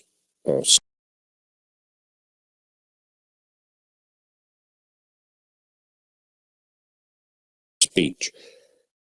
Now, both speeches Michelle Obama's speech was written by, I think, one of George Bush's old speechwriters. It has been kind of handed down the line there. But listen, there are 2 things about that. I heard that the Democrats are attacking the Republicans over Mrs. Trump's speech when they should be attacking Hillary over lying to the FBI, lying to Congress. But know that the only thing they can find wrong now is a few words are the same in the speech. And really, it doesn't make any difference. But now, when they asked Trump about it, I saw the smile on his face, guys. It was like, yeah, I gave him something to talk about. And the guy's smart, and I think that had more to do with it than anything else. Because think about it, and I talked about being a superhead before, where someone can put a thought in your head and you run with it without even stopping to think about it, just believe it's true.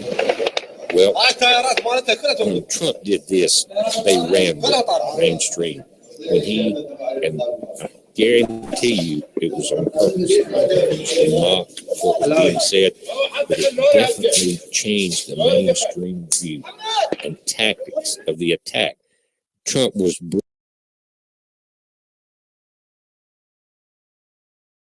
brilliant if he did this, because this attack against some words that his wife spoke is meaningless. As far as him losing any votes or anything like that, it's meaningless. The only thing that will happen is when they see the meaningless attack by mainstream, it will make them despise Hillary even more and vote. I think it was a brilliant move. He had that grin on his face when he was asked about it. Guys, check this out again. Jeff Sessions will come in tonight, and you can watch this on C-SPAN. Some of the network. Which will have it. I had some complaints that people that weren't watching C-SPAN, they were watching the CNN feed. When some of the parents, guys, of the victims that have been killed because of illegal immigration, they came on to speak. CNN cut that and went to the American hear that segment. And that has a lot to do with Trump's stand on protecting the wall. So they cut that out. But C-SPAN is pretty unbiased. So I would suggest if you're going to read, and they're not going to cut out some of the important parts. But guys, this is important. Pay attention. Get out and vote. We're proving your vote counts. Nothing has been able to stop it so far. Again, I will link to the C-SPAN video.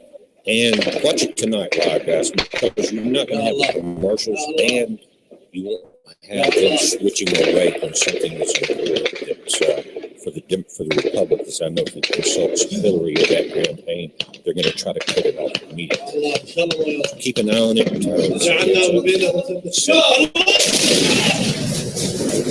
Understanding that the rights of citizens to express their First Amendment views. They've set up official protest areas, and of course, there's a heavy police presence in all of those. We're going to take you outside and take a look around at how that site is being handled today for the next few minutes. Let's watch.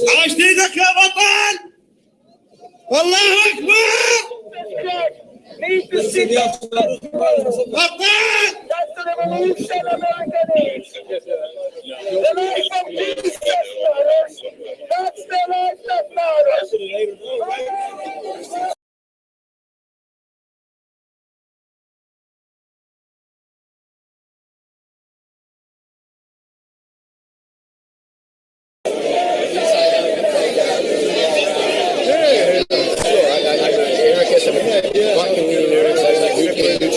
And I believe that our helping each other is the only thing that can help us, like wean ourselves away from the government, the need for government. You talk about the blue state and also about how things broke up in the college of Cleveland. Are you worried about the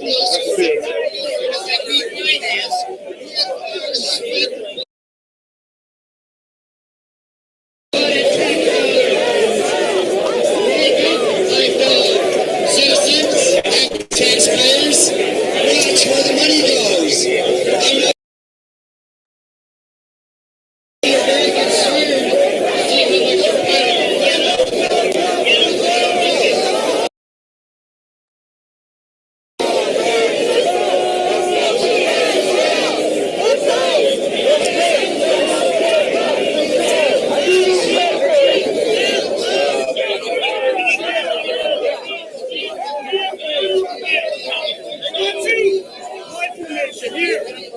This is only day 2.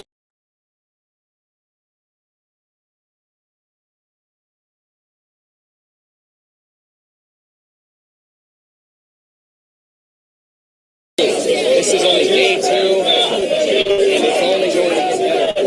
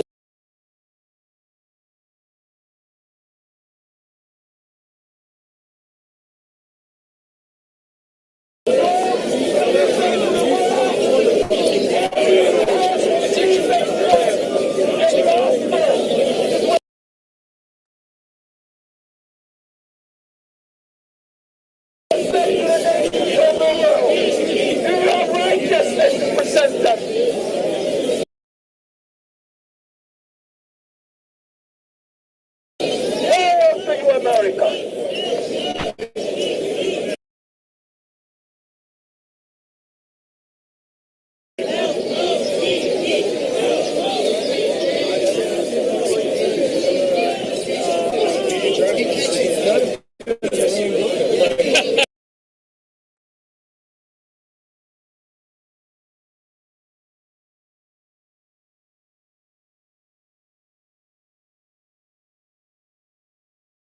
Nevertheless, there's a lot of different.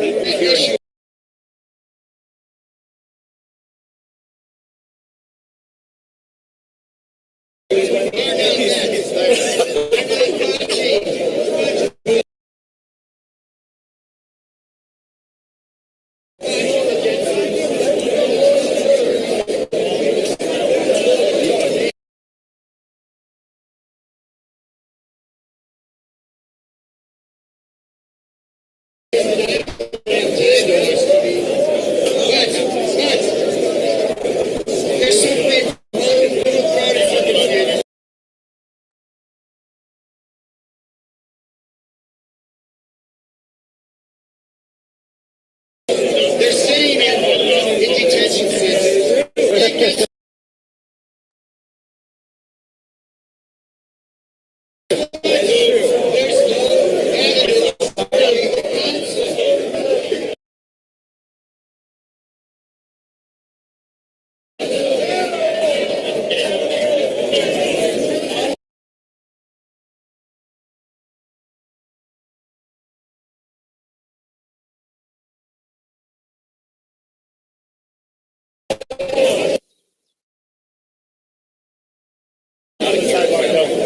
Thanks, guys.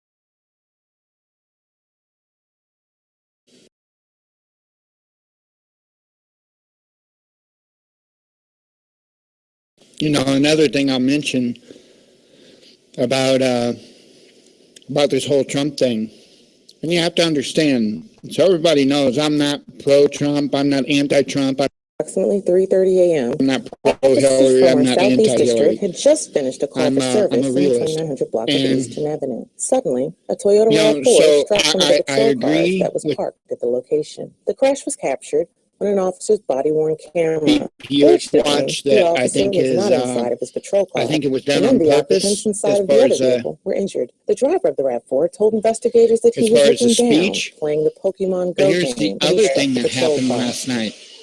Hey, my park patrol car. Trump played a song that he wasn't supposed to. So this is my question. Is this what we want? Is this what we want? Just a lawless person?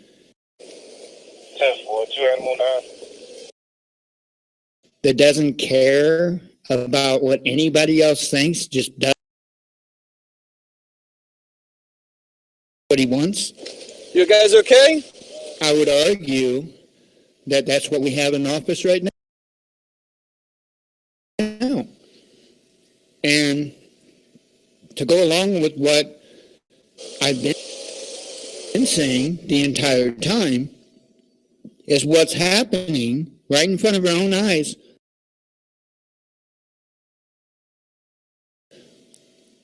Is we're going to be losing one kind of a dictator and gaining another. One of them was a left-wing dictator.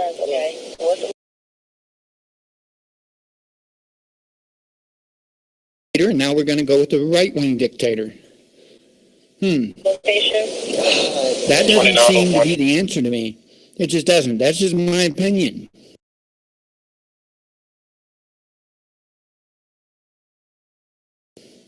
I have yet to hear either one of them, whether it be Hillary or Trump, talk about the Constitution. I have not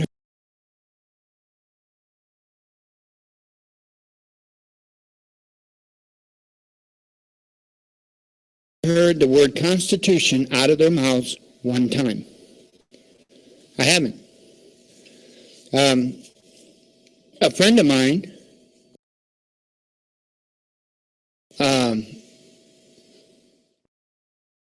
posted today about Gary Johnson.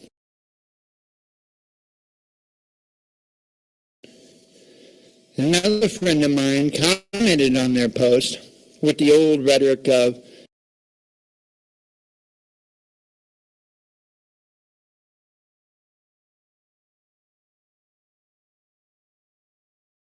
a vote for, they don't have a chance, so a vote for Gary Johnson is a vote for Hillary Clinton. Obviously, he's a Trump supporter. And I don't get the logic here, right? Both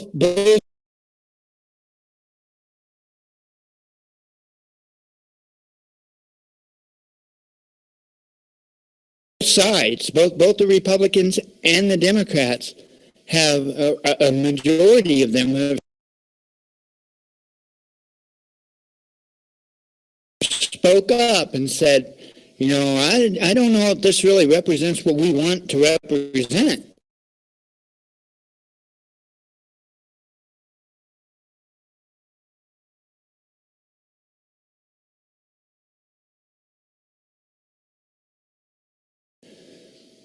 But yet, where's the talk about Gary Johnson?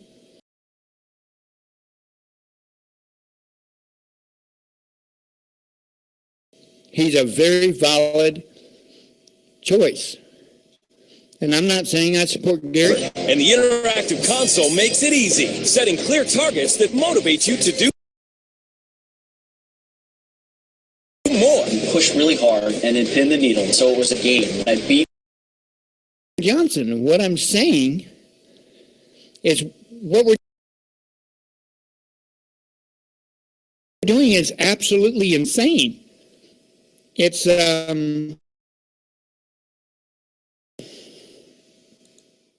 crazy.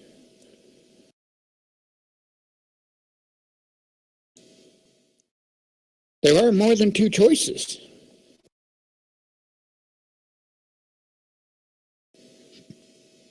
I don't understand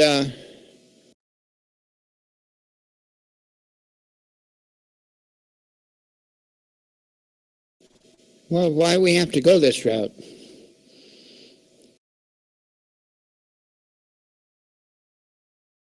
It's not productive, that's for sure.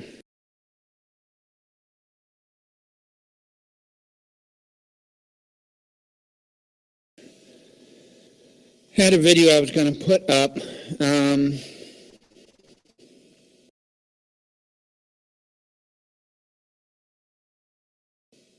And then I started scrolling and lost it.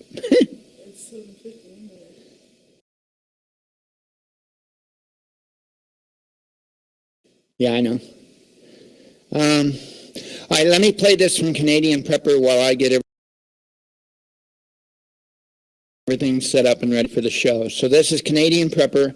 He's going to be talking about his new YouTube channel called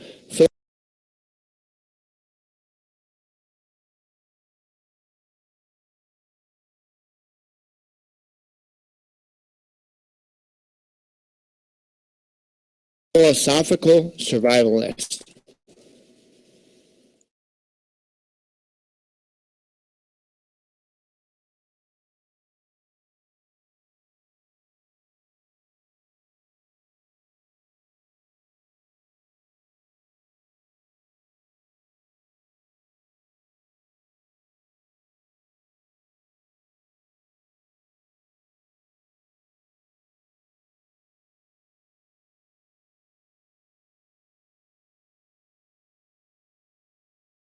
Hi folks, Canadian Prepper here. So I want to let you know that I am going to be starting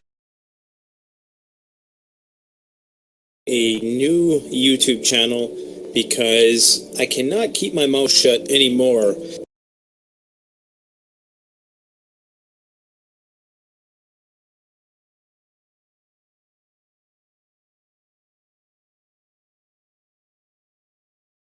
About the variety of current events and my cultural critique,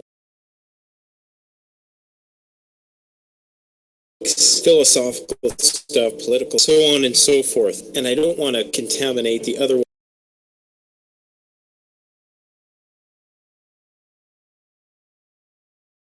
very universally approachable nature of this channel, which is geared towards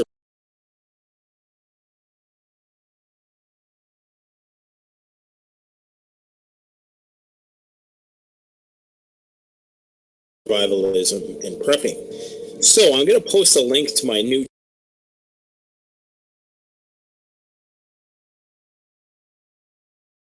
channel here. I think right now it's called Survivalism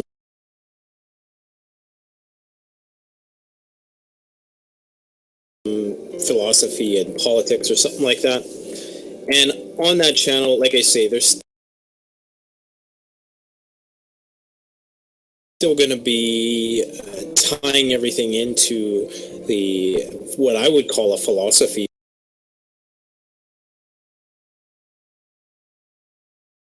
of survivalism, but it's going to be far more opinionated, and you're going to get to know a lot more about me, my ideas about all of the aforementioned. Some of the things I might say on that channel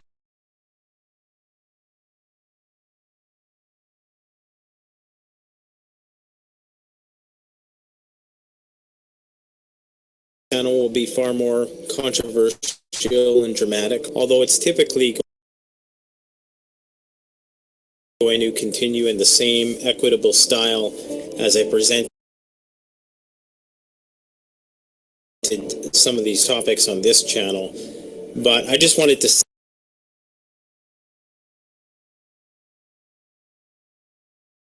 separate the two, because the other really big problem for me, and the reason why I'm making this channel,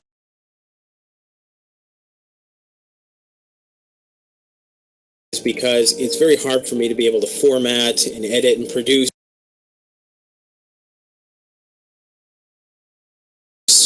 videos to the standard that is come to be expected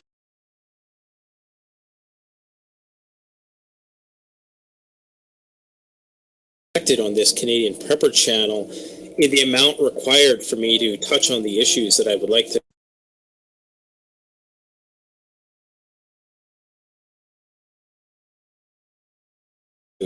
touch on. I simply have a list which just keeps on getting bigger and bigger of topics I would like to address. And while this all happens, I miss sharing my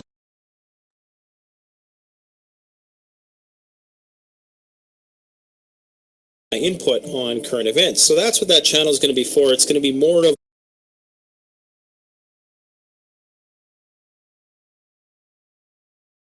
a vlog. There's not going to be a lot of the editing and things that you would see on this channel.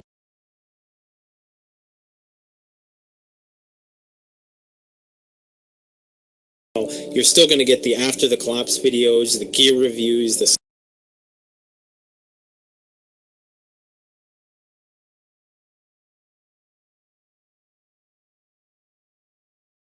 psychology of survival stuff. All of that stuff is still going to be on this channel. But if you're a person who likes to challenge yourself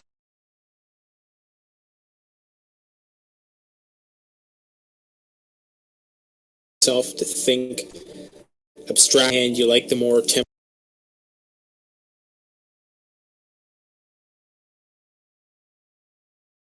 temperate, cerebral type discussions, then I have a feeling that you're really going to like that other channel. And like I said, it's going to allow you to get a chance to understand me on a deeper level. Whereas, you know, Canadian Prepper is always just going to be skimming the surface.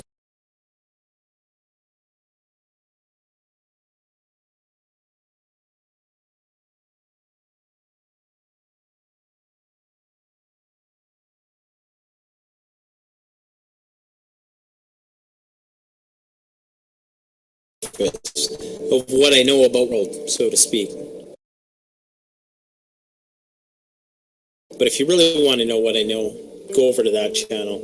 Let me take you on a little trip of sorts.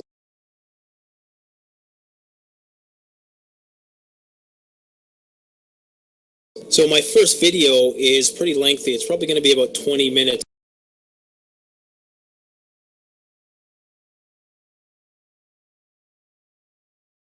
Might bust it up into a few videos that I'm going to post on that channel, and it's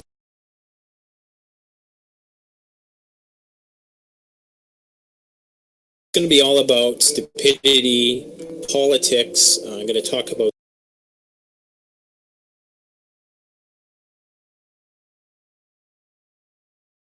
Trump.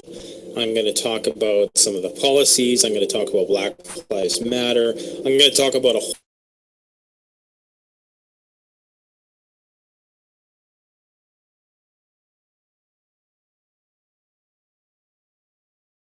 whole bunch of things that, of course, I'll try to couch it in the usual commonsensical app I normally do and that you're all accustomed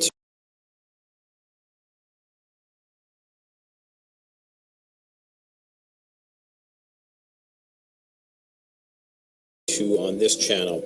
So go check it out. I will post the first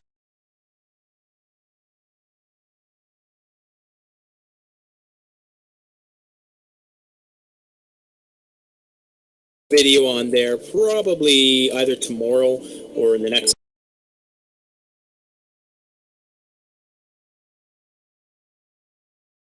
couple days. I just like to get a few subscribers on the channel first before I start posting on there, and stay tuned on this channel. I have a few videos coming up. One of those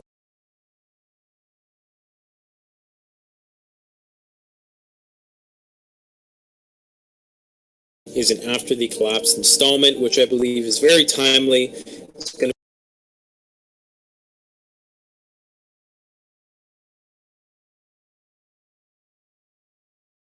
be talking about martial law / excessive rule of law and how that might progress in a grid down situation. And that's going to be based on some research of the breakdown of critical infrastructural systems. And I'm also going to be reviewing a interesting app by a friend of mine, the Prepper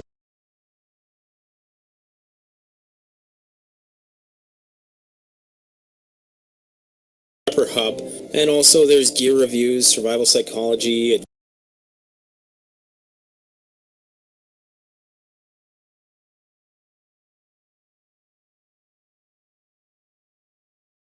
adventure stuff, bug out vehicle stuff, just a crap load of content on the never-ending distraction that is YouTube.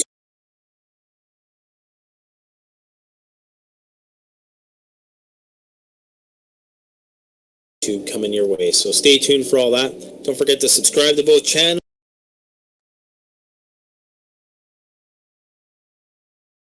Like if you enjoy the video, show your support through the numerous links in the description. Thanks for watching Canadian Prepper.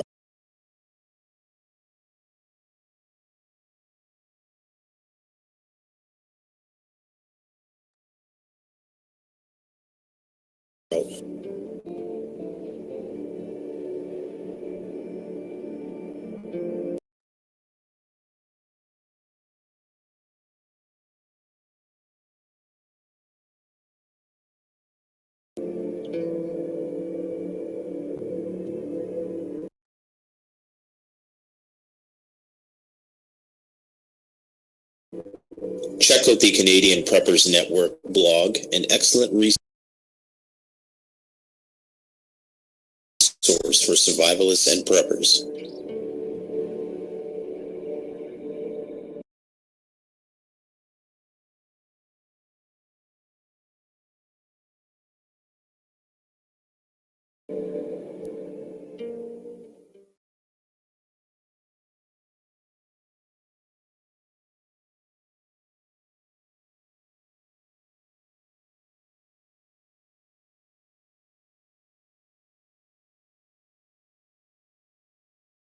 Alrighty, I gotta get this this line called in, so give me a moment here.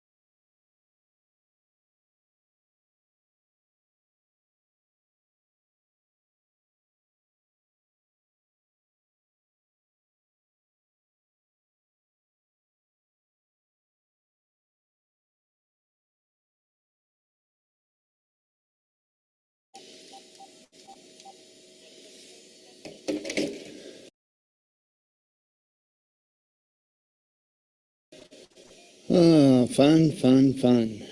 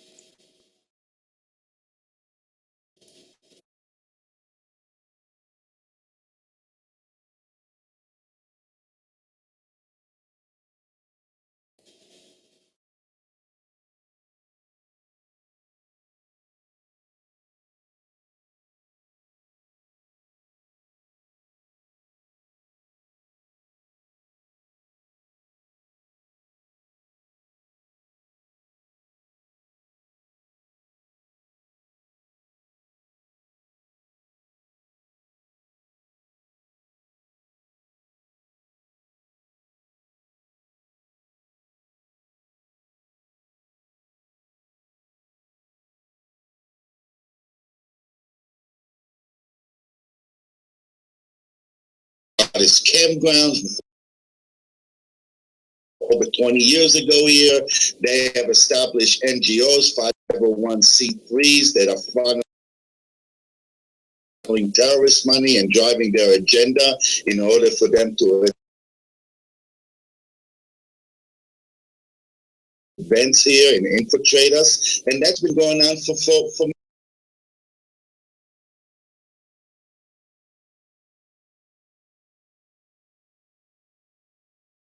many years as well. Do you happen to have a list of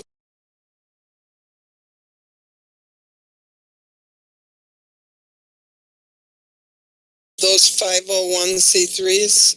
Well, CARE, I mean, look at CARE. That's the bigger one. Yeah. And ISNA, there are many of them. It could very easily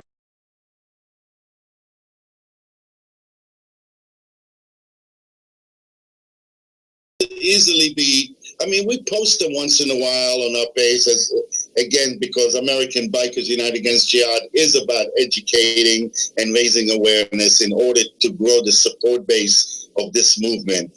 And obviously we'll do a little more than that, not just through the internet. We're actually active out on the streets as well. So that information is very easy to find. There are many who talk about it. And when you say active out on the streets, active in what form, Ram? Well, just the last event we had was this past May 15. We actually did a ride, which we called Ride for National Security. And we had that ride up in the Catskills in upstate New York. And we rode by Islamberg. It's in Hancock, New York. It's a jihadist. It's the headquarters of the MOA, which they have as many as from 22 to as many as 35 or more jihadist campground across at least 22 states, some in Canada, even in the Caribbeans. And they were established by a Pakistani imam, Sheikh Mubarak Jilani. And he's also the founder of the Al-Fuqra terrorist organization. And the MOA, the Muslims of the Americans, this jihadist campground, offshoot of the Al-Fuqra terrorist organization. Jake Shilani was here back in the 80s at the Al-Farouq Mosque in Brooklyn, the same mosque that Sheikh Hamza, that on the first attack on a trade center back in the 90s. That's where they came out of that mosque. It's a very notorious mosque on Atlantic Avenue in Brooklyn, where nothing radical pretty much happens in America without it going through there. And that's where he was the imam. And at that time, back in the 80s, that's when he established Islamberg, which is about a 70 to 80 acre compound up in the Catskills, upstate New York. So we wanted to do a ride, not into Islamberg, not on Islamberg. We just wanted to ride on a state-maintained road right by the gate of Islamberg and create a video to let people know that, look, they are training in your backyard. We feel that's a very simple message for people to understand, wrap their heads around, and perhaps have them become less apathetic and want to get involved at that point and pretty much learn where the real danger is and how dangerous they really are. Not just the campgrounds, but the actual infiltration into organizations. And that's from a different group. That's the Muslim Brotherhood, basically, that's attacking from that end. So yours is a peaceful mission, but still letting the Islamics know we know where you are. And well, it's definitely peaceful. We are nonviolent.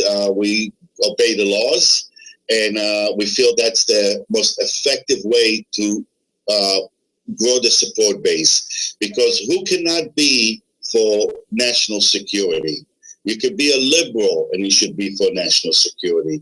You can be anything, any race, any color, any faith, and you should be, if you're an American, you should be for national security. And that was the point of the ride. But the funny part is how the media had twisted this whole story. Oh yeah. How they spun it. And that the NAACP got involved, busing people over there to come out and demonstrate against us, essentially demonstrating against national security, if you don't mind. And it was ironic. They were saying they were protesting against hate for peace, but I don't know where they got the hate or anything else. We never said anything about any faith, any people, or anything.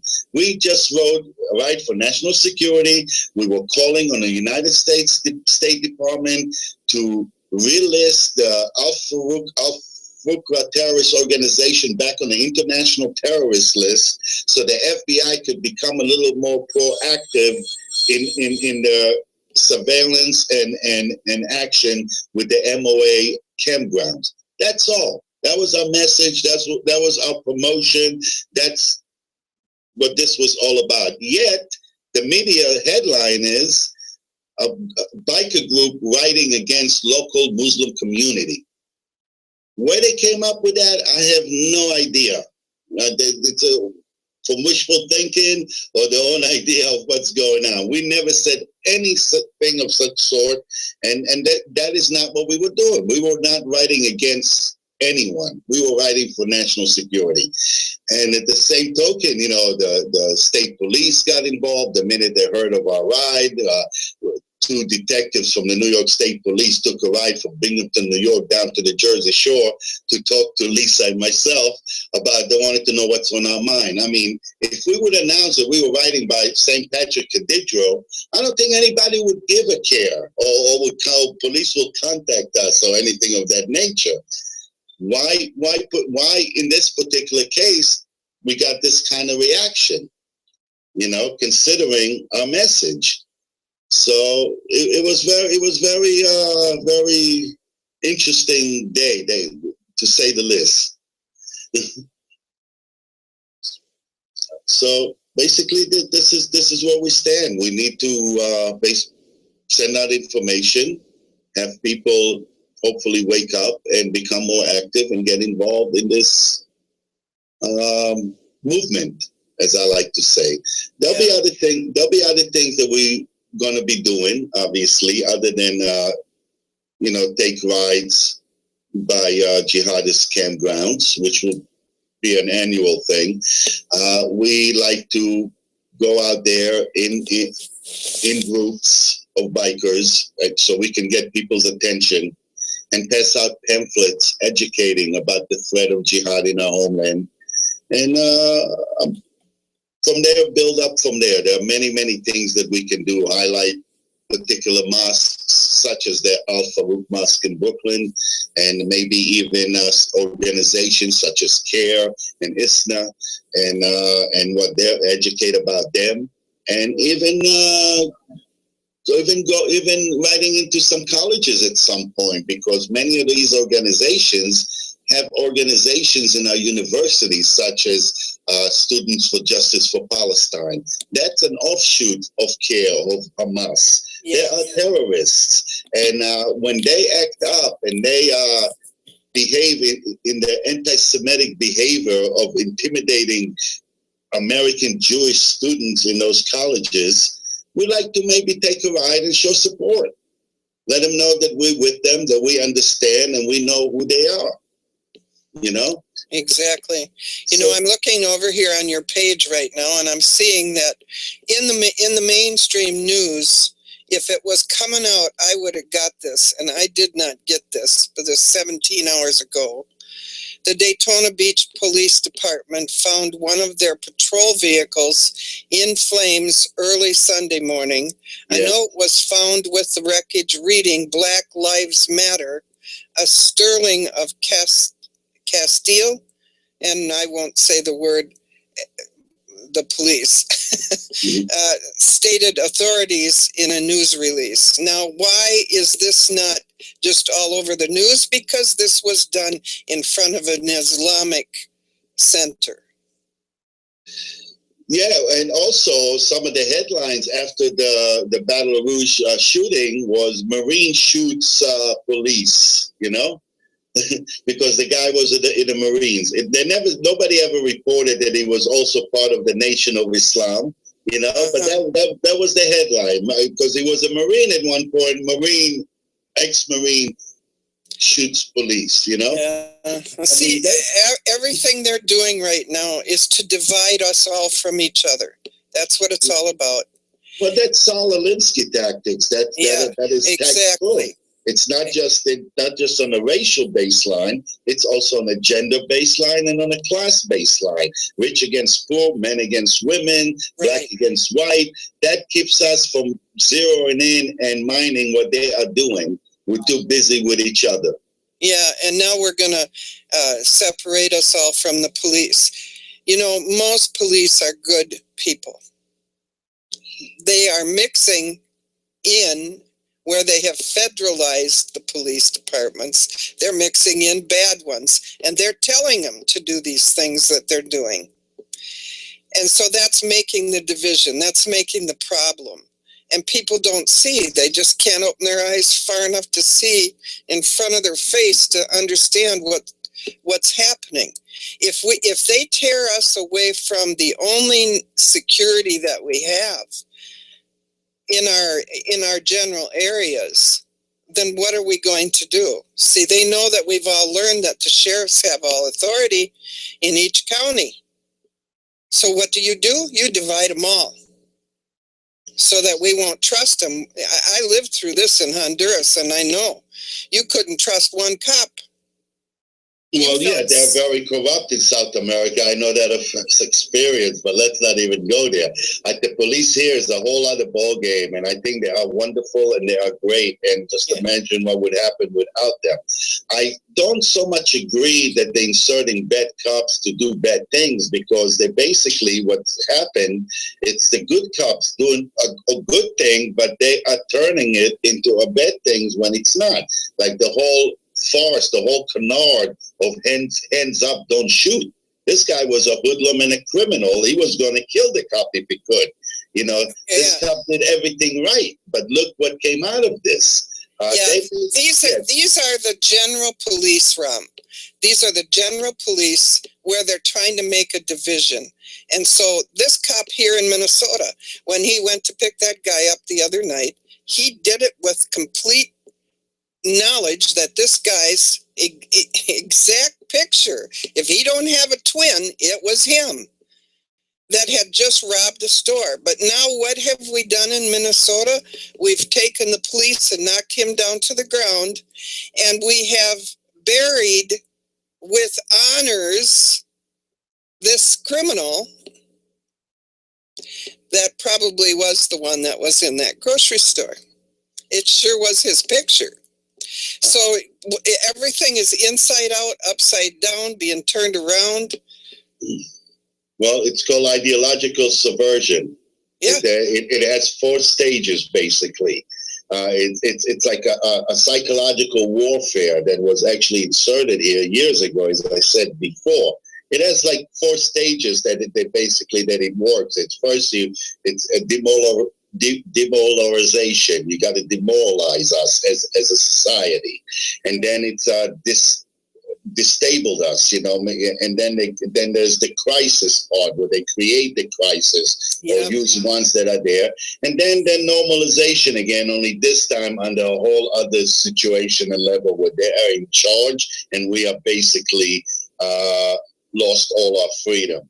What it basically means is to change the perception of reality of every American to such an extent, despite the abundance of information and evidence that's out there, until no one is able anymore to come to a sensible conclusion in the interest of defending themselves, their family, their community, and their country.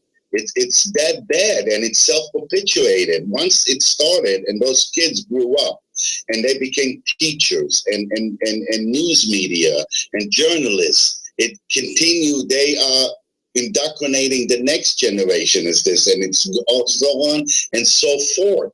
That's why we see this politically correct culture and this anarchists sprouting from there to cause that. It's a vicious storm. It's a vicious threat.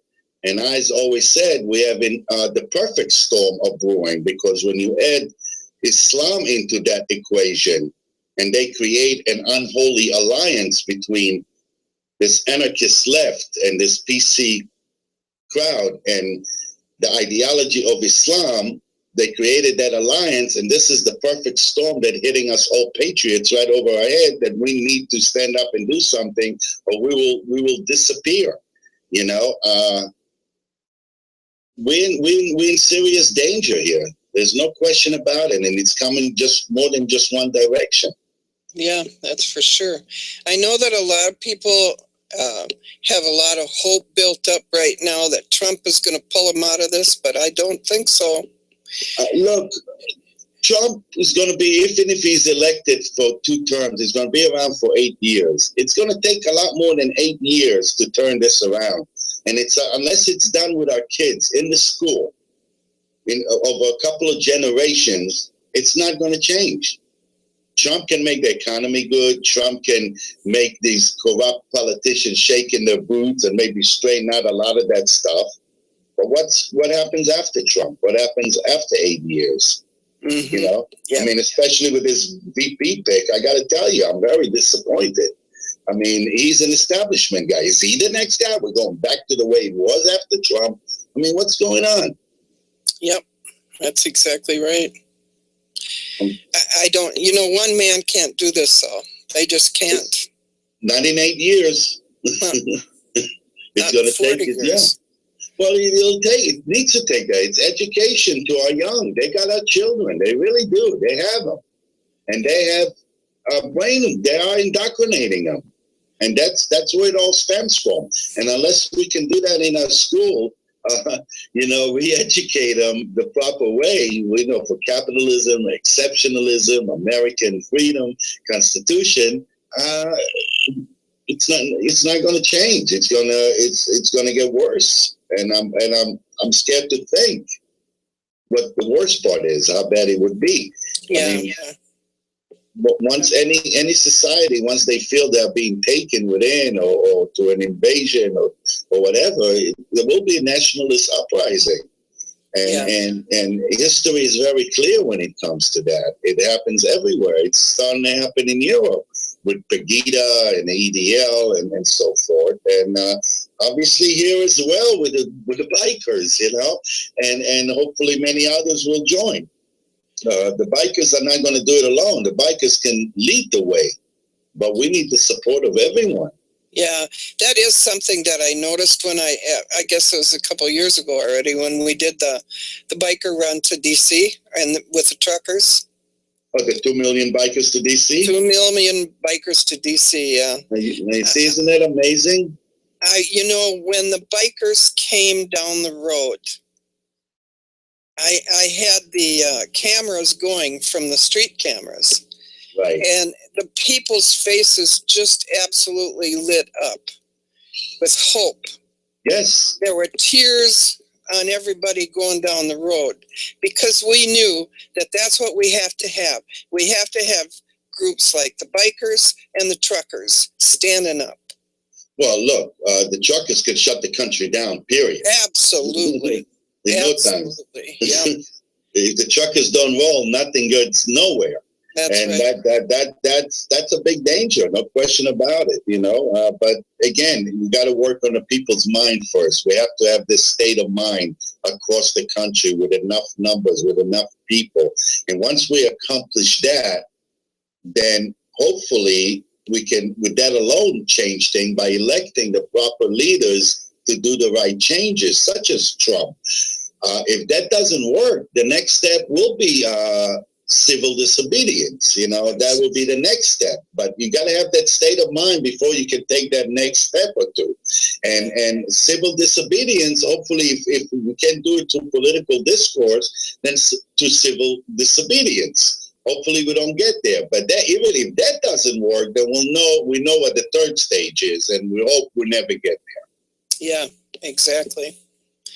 Exactly. But I think people need to prepare in case we do get there. They got to get ready. Yeah, they got to get ready themselves, but they also got to communicate. They got to get together. They got to join local groups to start with, local patriot group, local Tea Party groups.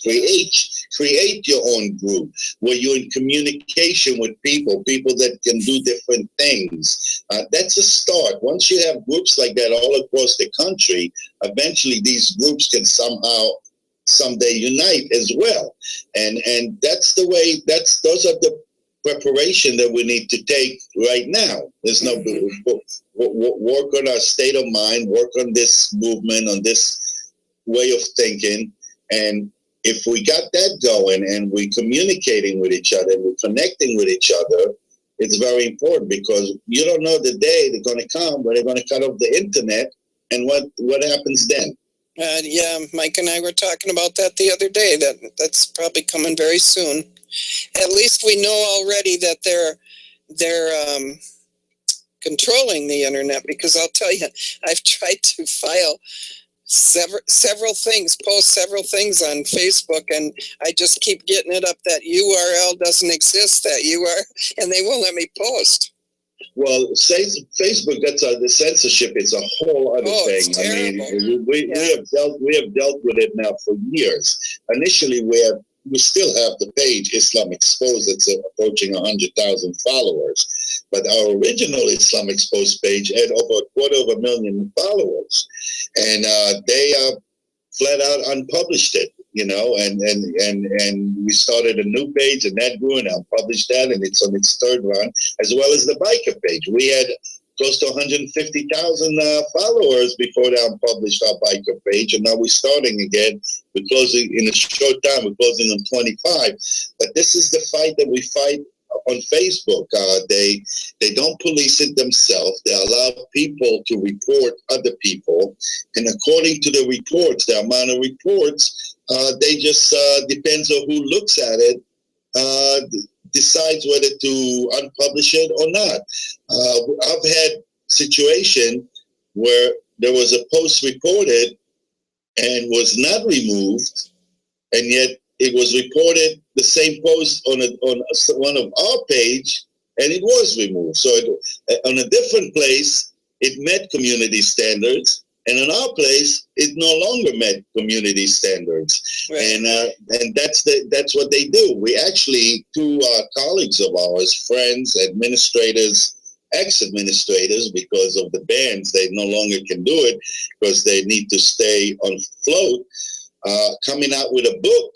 It's called Banned, and it's about Facebook censorship. It's Adina Kutnicki and Joe Newby. They should be published, I think, in about a month or so. That book should be coming out. We will be advertising it on our page with a lot of evidence of screenshots of posts, of type of posts that were removed. I always said, if you put a peanut butter and jelly sandwich on our page and you get enough people to report it, they will remove it. Well, I know I got onto my Facebook, but using my iPad last week and discovered that there were 50 messages that had been taken from me. So I don't know what they were or who they were from, but Facebook took them. Well, yeah. Well, look, it's a private company, so they do have the upper hand where they can do what they want. There are other media sources which we all use, but and actually it propelled us to now, work on launching our website so we can stay afloat without Facebook as well. So look for that, guys. That should be coming soon. But Facebook is still Facebook, and there's still many people here that we need to reach to and try to bring them on board, try to get them involved. There are ways to fight Facebook a little bit, again, by reopening pages, open more than one pages, have secret groups, have a few profiles, because once they ban you a certain amount of time, every ban is a 30-day ban. And for 30 days, that account cannot be active. And so if you have multiple accounts where you use them as you need it, that's how you're able to continue doing the work that you need to do. It's a constant fight, and it's very time consuming, but it needs to be done. Yeah, it does. And there is another program. I know Dave Hodges was telling us about it when he was on last time, and he'll be on again tomorrow night. But it's another program that's set up that's just like Facebook. And it is a private program. So what a lot of people are doing is telling all their people on Facebook to go over there, and they're setting up accounts over there to back them up. That's good. I like that. There's nothing wrong with that. Yeah. My problem is there are a lot of people on Facebook that don't know, that we need to reach to. There's a lot of people here. We need to reach to the ones that don't know, the ones that may be looking for information, the one that not sure what side of the fence they are. We need to try to, that's our big mission. I mean, people who are on board, they are on board. They'll be there, they'll follow you, they'll find you, they'll communicate with you, they'll educate themselves, whatever they need to do, they'll be there. We need to grow the support base. And if we move away from Facebook with the people that are already on board, what happens to the one that we can get on board and now we won't? To me, that's a key. We need the new people. We need the young kids that are coming on. We need to reach out to people that didn't think they cared, and maybe they'll see some things that will pique their interest and they'll start caring. And we need to be there in case some looking for information, want to know things. We need to be there for them to provide them with this information and facts. Yeah. And I think it's almost at that point too where we have, when we form these groups, when we find others like-minded people, we have to do it away from the social media, because all that's coming in there is division and trolls, and that's their whole purpose, is to divide and conquer. So if you look around you, like I kept telling people, you have to find out who lives right around you, what talents do they have, what things can we all do together. We got to start forming groups in our own neighborhoods. Yes, and there are some groups, if you really look, you should be able to find, like I say, contact your local Tea Party, your local Patriot groups, militia groups. At least you can get leads from there. If this particular group is not for you, at least you can get some information where you can either create a group or join a different kind of group of so sort that more or less in the same line, you know, and that is very important. That is key to everything. Yeah. Well, I was extremely happy to see the bikers at the Cleveland event. It did seem to settle things down, just even knowing that they were coming. The Bikers for Trump doing good work. They're wonderful, and we try to support them in every way we can. Obviously, that's not our mission. Our mission is a little different than theirs, but it's all needed. It's all needed, and we all can support each other, you know. And there's no, I mean, just because our mission is different doesn't mean I can get on my bike and go where they are and be part of their particular event at that point. But you know, we need to attack on many levels. You know, the Trump thing is wonderful, but if he becomes president, it's over. It's done. You know, he's president. There's not going to be those issues anymore. The problem with Islam and the politically correct and the corrupt government and all that, that's going to be here well after we are gone. And for us, this is a long-term mission. This is where the fight is. And that's what we like to spend most of our energy and time doing. Right. Yep. Well, I'll tell you, when I was watching that Cleveland thing today and I see 100 women naked for Trump, I'm like, oh. Oh, they were for Trump? I thought they were against Trump. I saw something they about were that. For Trump, and I was like, what? Yeah, but I cannot put that photo on our page. No. We are targeted. I mean, any little thing that you know, we got that they just hate the fact that we are on Facebook doing what we're doing. They have groups that unite, that they send and unleash against us to report us about every little thing, you know. So I got to be very careful. Not that it's going to help much. Yeah. I just said, you're either going to laugh or cry when you see what your country's come to. I can't believe it. I mean, this is a political event, a serious thing for the United States. I know. Look, morality, values, it's important. We have declined with that in some sense. I mean, I'm not a closed-minded guy. I'm not a huge social conservative. I'm national security conservative. I'm fiscally conservative, and I'm conservative in other ways socially. But I'm a little somewhat liberal in certain social issues as well. The thing is, you can't go overboard. You can't let it overrun you. All this PC, all this politically correctness stuff. It's too much, and it will corrupt us, and it will decline us as a society. We have to have some morals and values. And by the way, they are not liberals, the other side. We are liberal. Liberals is about liberty. They use that title to deceive us. They chose that title.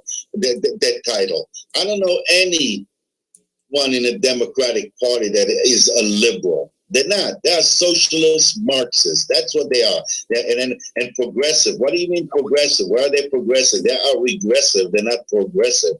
But they use those titles. They used to use liberal, but when we called them out on it, they couldn't use it so much anymore, so they became progressives. But no, they're not. Call them for what they are.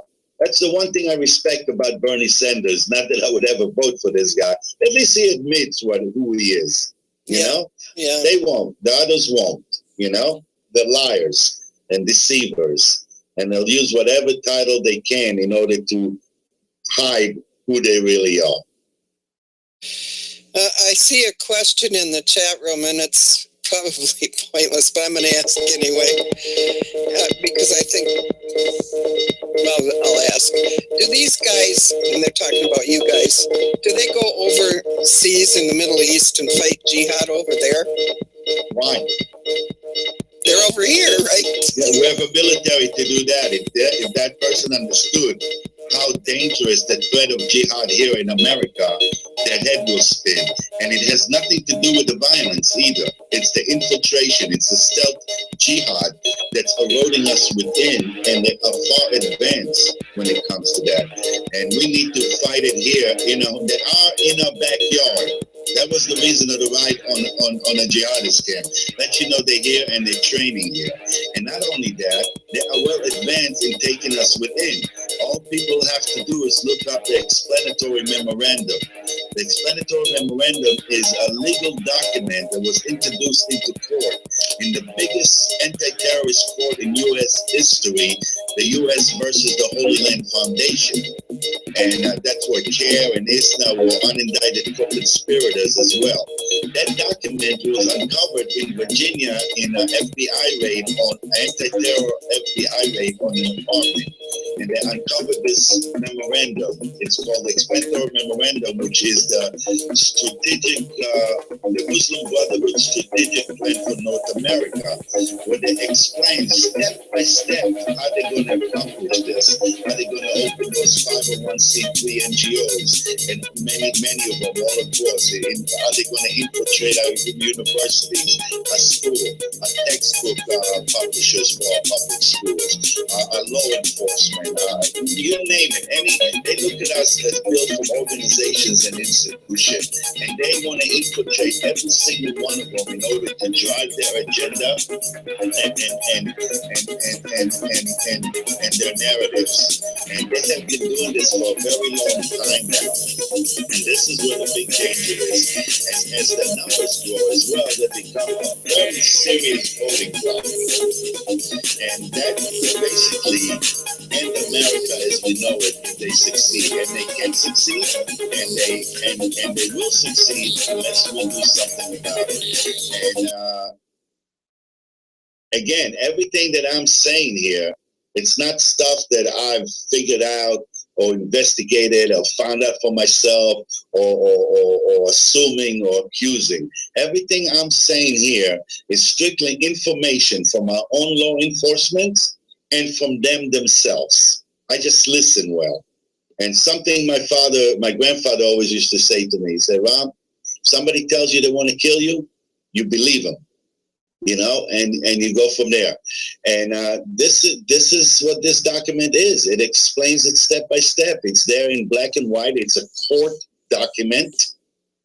And if you look what's written there and you investigate what's going on, you see how they're implementing it and how far advanced they really are. Well, even Trump, that's why he wants to close the borders down. He knows what we got coming in here. And look at Obama. Obama himself is Islamic.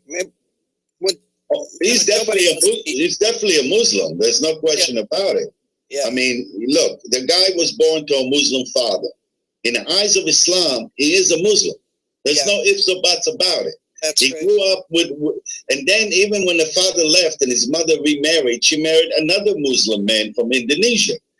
Now, at that time, Barry was going to a midrasha. For grade school. Midrasha is an Islamic parochial school. Not only Muslims are allowed in that school. For him to attend that school, not only he has to be known as a Muslim, he has to learn how to recite the Quran in Arabic. You know, I don't know if people notice whenever he mentions the Bible, it says Bible this, Bible that. But when he mentions the Quran, there's always a word that precedes that. And it's always the Holy Quran.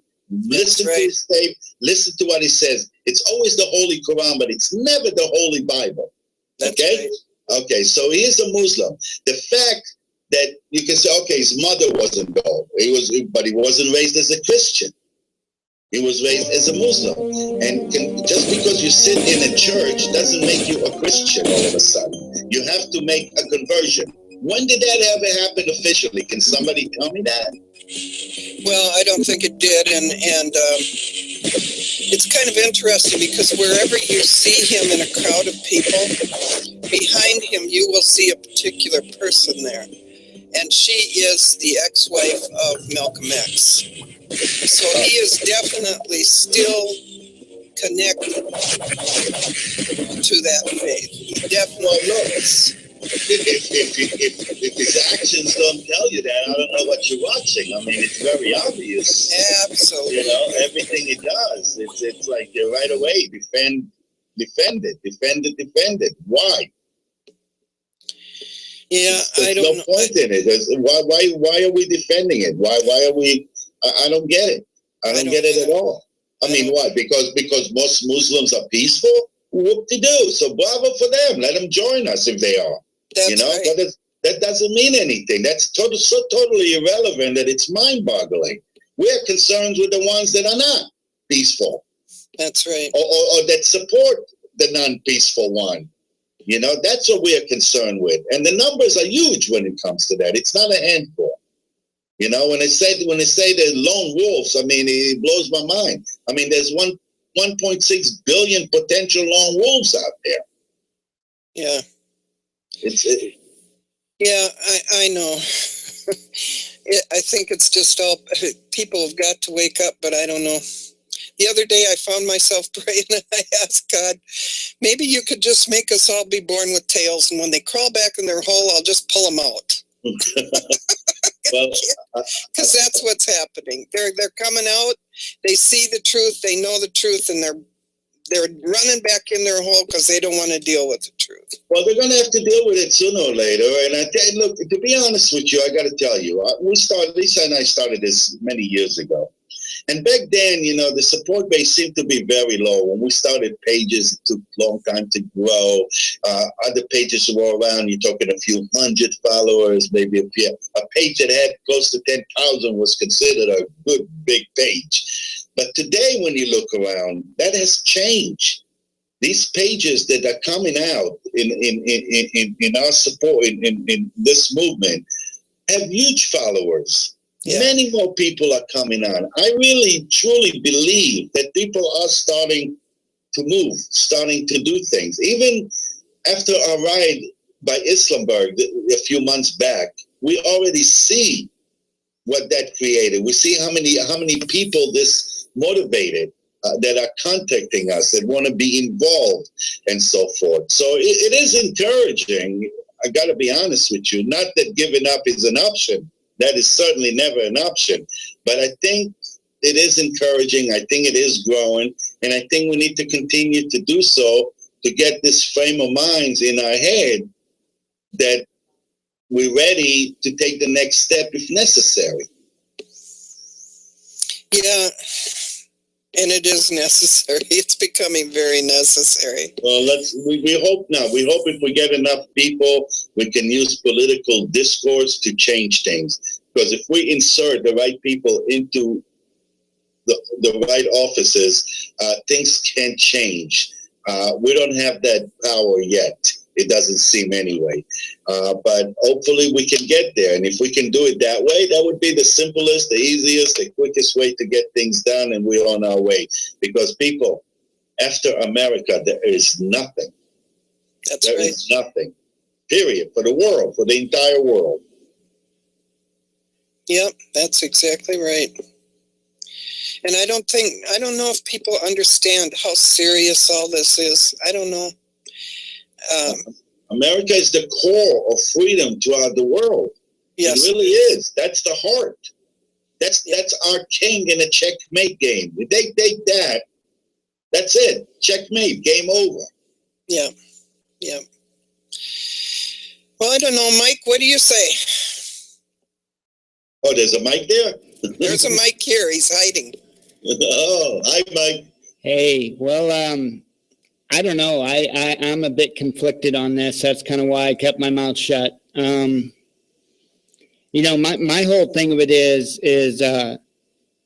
there seems to be an odd twist to all this, because I don't forget who is funding, training, and arming ISIS. So I'm trying to figure out who it is that we're really supposed to be going against. Both. Okay, good answer. Because we did not create, we may have allowed ISIS to grow, but we did not create this ideology. That ideology was there before there was even a United States. That ideology has been around for 1,400 years. And it's only quiet when it's scared, when it fears you, when you are stronger than they are. So it's in the interest of our government, which is a corrupt, guilty government that wants this crisis, wants to allow this crisis so they can use it for their own agenda to advance their own agenda. It's an unholy alliance. You know, they're happy to have this ideology of Islam grow and create this chaos, create this crisis, so they can at that point say, oh, look, we're in danger. We need to start listening to you better. We need to monitor you a little more, you know, or take your guns away, or whatever it is that they use for. As Rahm Emanuel said when he was the chief of staff of Barack Obama, he says, don't let any good disaster go to waste. And if you don't have one, create one. And this is what they do. That's Saul Alinsky textbook stuff. So yes, we are arming them. We created the vacuum for them to grow in and create a caliphate.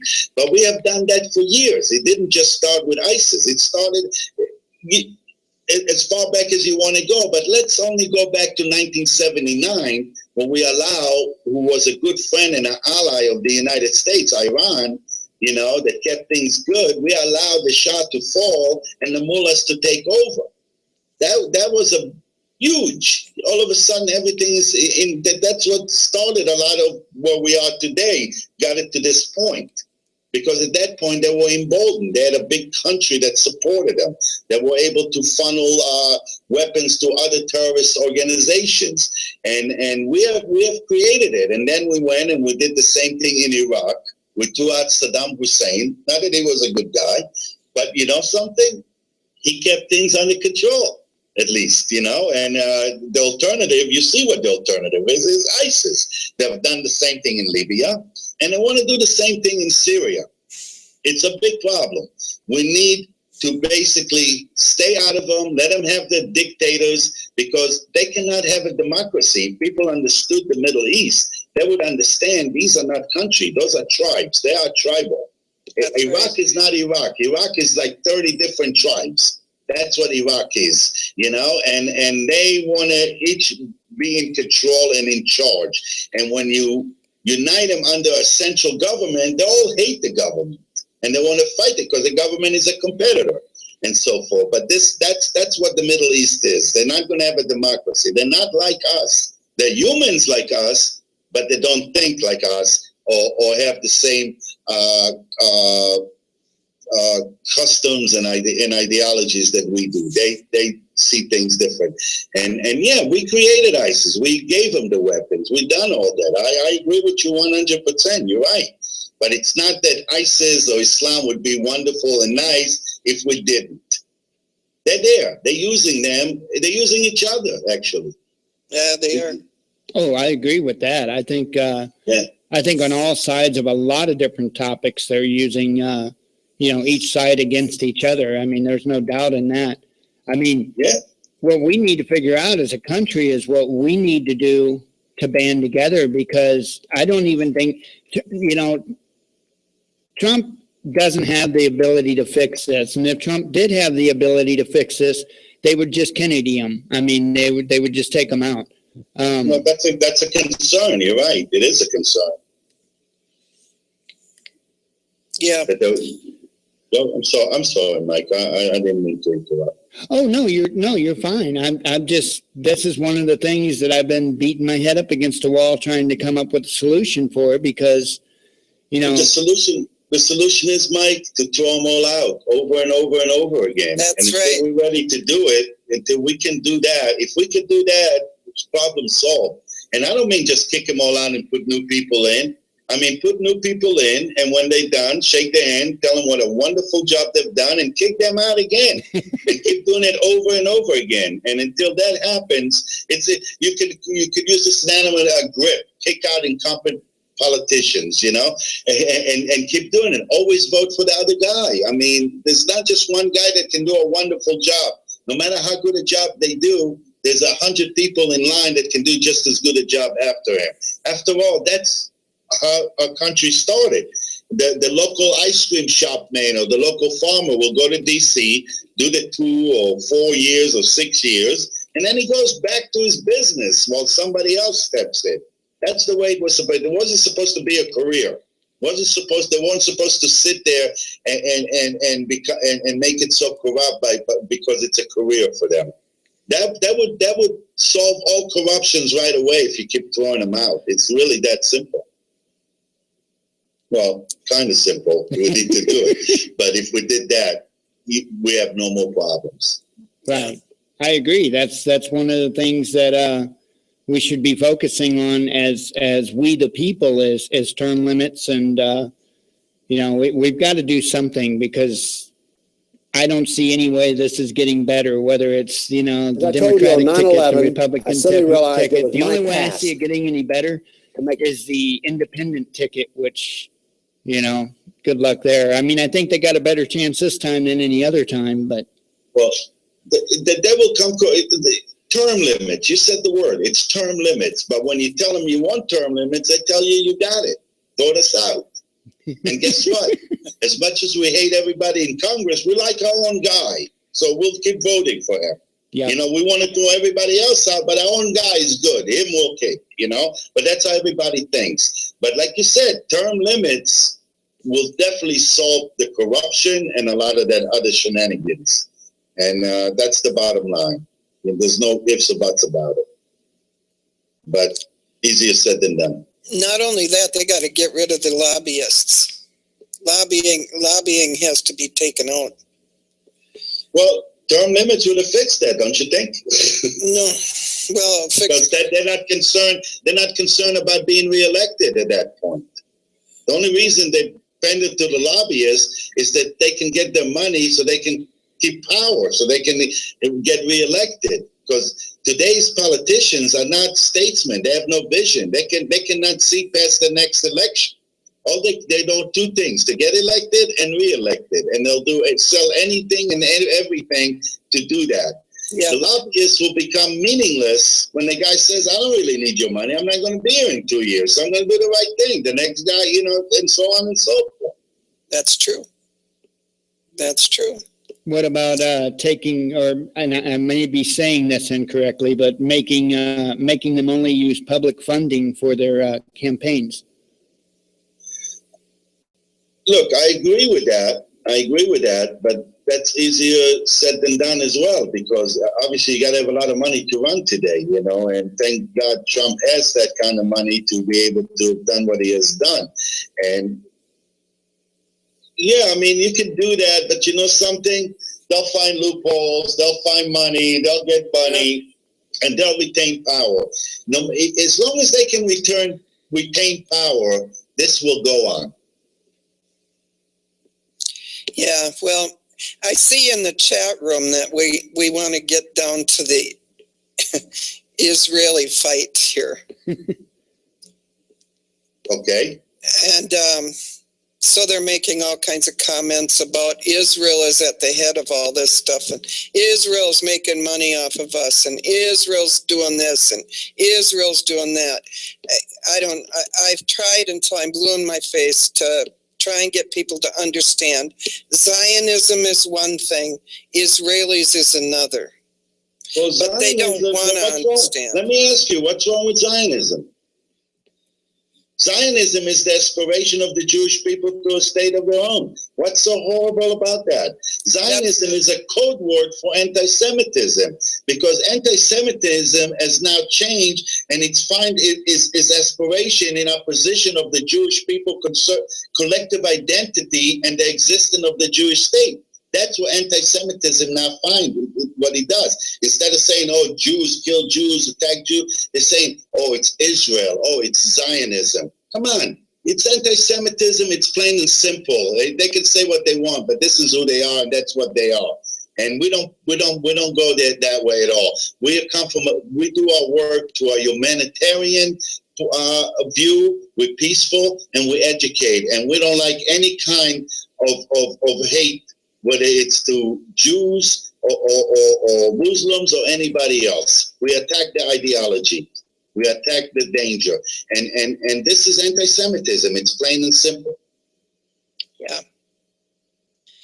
Well, I've tried to explain it, and it's never coming out right. So I just So, give it up. look, great solution. Let's just kill the few Jews that are there, and we got a nirvana on earth. Everything will be just wonderful, wouldn't it? You know, because I tell you, I've talked to many Muslims. I have many Muslim friends, and when they tell you it's about land, it's about land. It's a bunch of nonsense. Because I asked him a simple question. I told him, I said, listen, Mustafa, what if all the Jews just converted to Islam tomorrow? Do we still have a problem there? Oh no, if they're Muslim, then it's not a problem anymore. That's the answer they give me. You know, so it's not about, it's the fact that there are Jews there. Whether you take the Jews out and you put 6 million Eskimos there, you still got the same problem. And then I guess it would be the Eskimos' problems. Yeah, that would be the problem of the world. I mean, what Israel is doing is what they are fighting, it's no different than what we are fighting everywhere else around the globe. You know, Islam has these issues everywhere. It's not just with the Jews in Israel. It's with the Hindus in Asia. It's with the Buddhists in Thailand and in Burma. It's with the West up in Russia and Europe and so forth. I mean, why These Gaza fishermen Islam now is have so a wider wonderful area all of a to drop sudden their when they're fishing fighting nets. Jews, but they're horrible and terrible and barbaric when they're fighting everybody else. Really? I don't know. Well, I'm glad when Jesus comes, I'll tell you that. Well, we need something to come soon, but it's a bunch of nonsense. Israel is it's a democracy. Israel is a free society. Israel is really actually a country that contributes to the world, to humanity, to society. For a country that's only 70 years old, they have already put out 10 Nobel Prize winners. And I'm not talking Peace Prize winners, which is politically motivated. I'm talking about in science, in physics, in literature, in medicine, and so on and so forth. Israel is the #1 country in the world in startups. They keep coming with new medicines, really? They are the problem? Are you serious? Look what happened in Europe. They kicked the Jews out, right? Look what they got now. That's a curse, don't you think? Absolutely. Being a son of Holocaust survivors, I'll tell you another thing. My mother used to always tell me, as she used to see the sign, Jews, go back to Palestine. That was written in graffiti all over the walls, all over wherever they were. Jews, go back to Palestine. Well, guess what? Now they say, Jews, get out of Palestine, you know? Palestine, the Jews are the Palestinian people. They were always known as the Palestinian people. There was the Palestinians, the Jews, and the Arabs. Those were the people that lived there. That's the bottom line. You know, now I'm not saying that some Arabs don't have any right to live there. Of course they do. There are many Arab citizens in Israel, and they have every right to be there. Nobody's chasing them out. But so are the Jews. There's been a Jewish president in the Holy Land for thousands of years. They didn't all leave. Yeah, many of them were exiled. I get that. But many stayed and always stayed. Jerusalem was majority Jewish for many, many years. But how could you be a majority when you less than 1% of the population of the world amongst people that make 20% of the population of the world? Of course they're going to become the majority eventually. But the Jews are the indigenous people. There's no question or ifs about it. They have done that to indigenous people. It's amazing how a small tribe out of Saudi Arabia can come out and all of a sudden everything belongs to them. The indigenous people all across North Africa, Asia, and so forth, they all just disappeared. Well, the Jews are fighting back, and they don't like it. And they're going to keep fighting back. And if people want to think because of the Jews, they're acting, then they need to educate themselves, and they need to stop being anti-Semites. Plain and simple. Yeah, we think we're not prejudiced, but all of us got some sort of a prejudice somewhere. Of course. We like our country better than any other country. We like our family better than any other family. We like our neighborhood better than any other neighborhood. We're all prejudiced, but it's your action. It's your bigotry. It's what you do about it that counts. That's right. Yeah.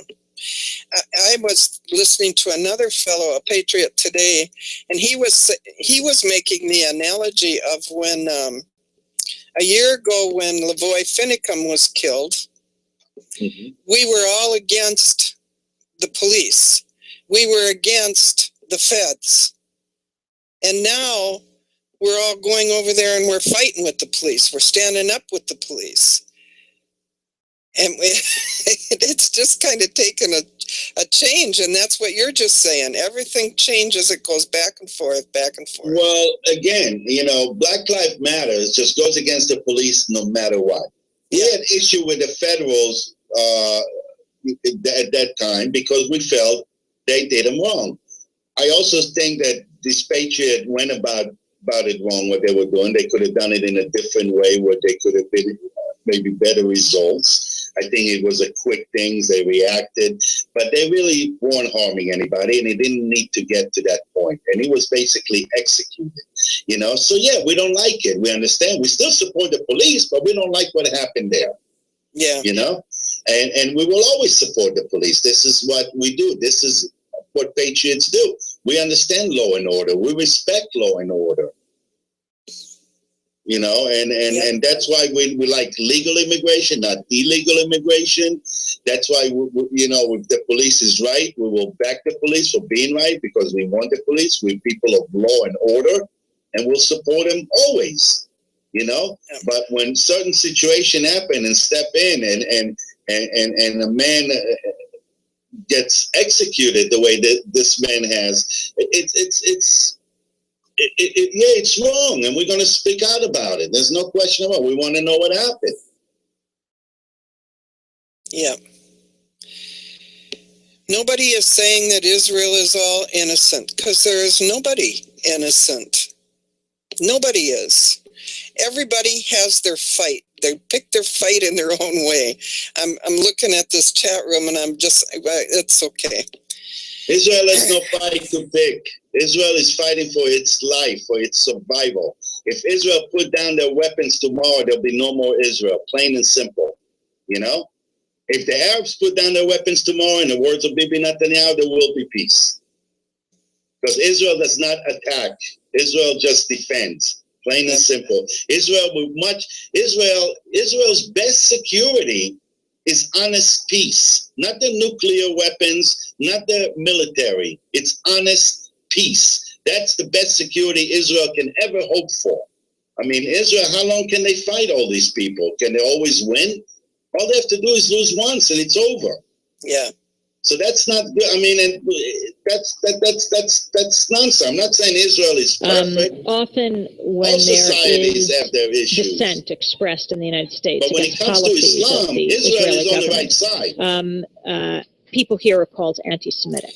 What is Yeah, your response they to are. that They're as an fighting against Israeli? it no matter how It's they. a trick. We always use it. Good, let them have When Israel from and Europe then somebody against Greece is next, criticizing right? Israel, then we bring up Well, the Holocaust. Greece.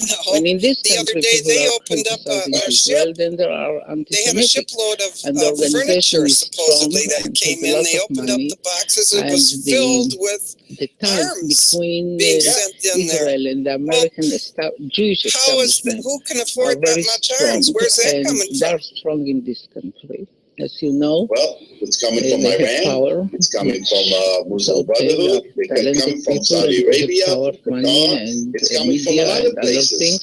It's Arab money. And They are their attitude complicit. is The Saudis Israel are will come to complicit. right or And wrong. our The government is identity complicit. fiction. That's right. And they are And not I believe ready that for shipload was criticism. from And our it's very government. easy to Yeah, blame it could be. I people, wouldn't be to surprised. criticize Yeah. certain acts I of wouldn't be the Israeli surprised. government They're as not sure. anti-Semitic, Who do you and back to over bring there? I up mean, the really? Are Holocaust you and kidding the me? suffering of the I Jewish mean, when people. finally some And people did that rise up against justify this everything we Islamists do to in the Iran, when they Palestinians. came out in the street, the Persians came out in the street to try to depose the mullahs, we didn't do nothing for them. We allowed them to get slaughtered in the streets. That's what we needed to help, but we didn't. We're doing that in Africa right now. We're allowing them to be slaughtered by the There is tremendous we're not pressure doing nothing. We're allowing inside Christians the to be political slaughtered process all over this to world. make We're not sure doing that the nothing. voters There was a stay 5-year-old girl aligned that the inside either the Islamics, Democrat or Republican Islamics parties. Why? people because Texas both of raped those parties last have week been captured until she by died. special And interests. after she was And dead, those special they interests continued to rape are, her. Did you quite see that frankly, in the mainline news? the antithesis Well, not of only the that, interests they're emulating the of the Prophet people. Muhammad. He was a And so necrophiliac therefore, himself. for example, if people in the United States care That's about what education, they do. They emulate. but As you as a unfortunately, Christian, there's a when they banker that emulate gets in Jesus, between the student which is fine, and was a the very good student's man. ability to go to There's no school. They problems care with that. about Everybody should, health you know, care. be that There's type of the a insurance person. industry But that gets in their between aspiration is to emulate the their patient prophet. And their and the prophet doctor who not is only was a seeking to provide care. necrophiliac and a pedophile, And so we he have was a all of murderer. these He special was a interests that thief. have He was positioned a liar. themselves in between And that's what they are. They're the world best political liars. decision Because people makers should and not the think people that themselves. jihad is the violence process part of now- it alone. It's not. Jihad has many stages and many faces. Yeah. There's jihad of the pen and the tongue, which is the deception, the propaganda. You know, that's what they do. And if people understood that what's Islam, when we say peace, their concept of peace is totally different than yours and mine. Yours and mine is, look, we have a disagreement. Let's see how we can work it out. We may throw a punch here and there, but then we'll get over it. Then we'll settle it. And then we can move on. No problems. Problem solved, you know? But with Islam, that concept of peace is a whole other ballgame. They have these terms called Dar al-Salam and Dar al-Arab. It's in their scripture. That's what they're mandated to do. They see the world into two parts. Dar al-Salam means territories that are controlled by Islam, which means the house of peace. Dar al-Arab is territories which are not controlled by Islam, and that's the house of war and chaos. And they are obligated to turn the entire world into a Dar al-Salam, the house of peace, controlled by Islam, under Allah, under Sharia law. That's why they are the religion of peace, because they just want to bring peace on the world, you know? Bring it all under Allah and Sharia, and we'll have peace. And then the Mahdi will come, the Messiah will come once that happens. So that's what they aspire to do. They are obligated to turn Dar al-Arabs into Dar al-Islam. And Israel is a big problem when it comes to that, you know. They're obligated to turn it. It's not land owned by Muslims. That's why many Muslims, when I ask if the Jews just converted, they say no, then we don't have a problem. Because why? Because it's not controlled under Islam. It becomes Dar al-Salam, not Dar al-Arab any longer. And if they ever lose a place that they have control, a Dar al-Salam, let's say you fought them and you took back land that was yours, now they are obligated at any cost to gain that back. Yeah, yeah. Well, I hate to call it quits early, but my ex-husband just got hauled to the hospital about 3 minutes before I came on air tonight. I'm very sorry. I hope everything turns out okay. No, I don't think it's going to. And so the whole family's been called in and I need to go. And so I'm going to have to end it early. But I really enjoyed having you on, and I'm so glad that your group is getting traction and growing. Oh, we are, and we will, and then people are going to see us more and more as time goes on. Yeah, that's good to know, because I don't think there's any other way out. Most bikers are military anyway. Correct. At some point, and so that's what we need is. We need all of the military and the bikers and the vets and everybody. We need to come together and stop worrying about this country and that country and that country. We need to worry about here, the United States, and our own people right here. We're in grave danger. Yeah, we are. Yeah. So thank you for helping me tonight to introduce your program, because I'm very happy to see it growing. No problem, Kathy.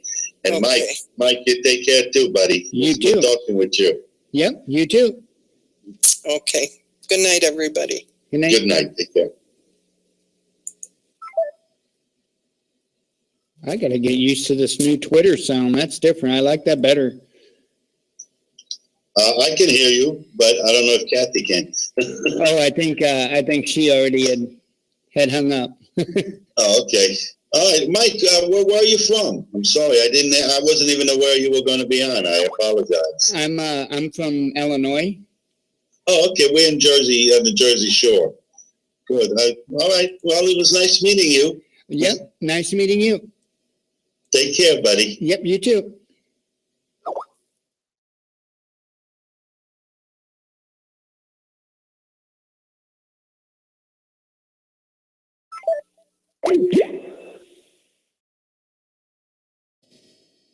I'm getting lost in pages here. Hang on a second.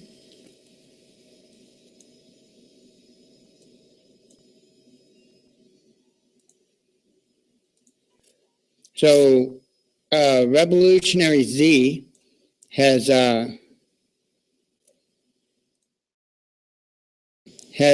made a statement. Let me see. I got another tweet. Let me see if it's him again. Okay, Dabu's up. I think he's up anyway. Let me see. So, oops, sorry about that. Shout outs to everybody out there tuned in. Let me get that brought into.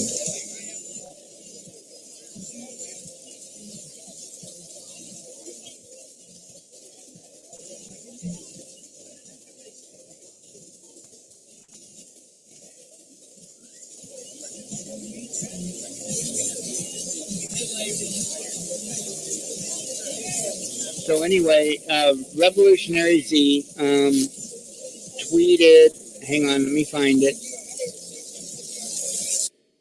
And I don't know if this stuff is related or not, but Revolutionary Z had tweeted, he may not be done tonight, can't give any details, but stay tuned. And then shortly after that, and again, I don't know that these two things are related, but the Cleveland police scanner had tweeted that 3 white males and a white female were hanging Black Lives Matter signs on the fences at West 2nd and Rockwell. Now, and I'm not saying anything, that's simply the tweet that came out from the scanner. So, it could be, it could be supporters, or, it could be people trying to cause a problem. I don't know. That's kind of what I'm trying to figure out, but I'm having audio issues. Hang on here. And I guess Dabu cut his microphone because I don't have any audio coming from him.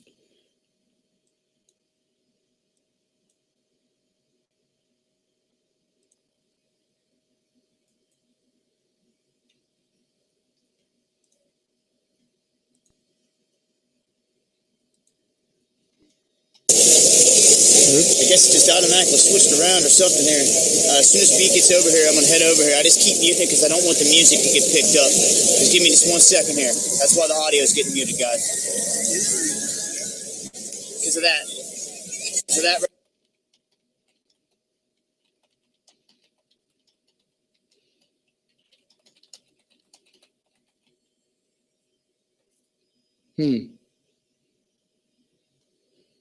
Oh, that's why he did it. Okay, the music. That's why he's cutting his mic out.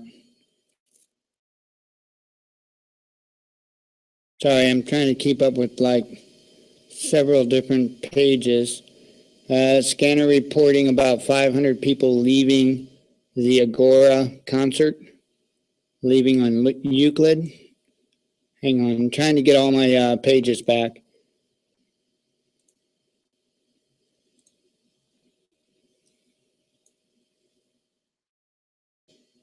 I am showing Be Rich is up as well. Let me try to.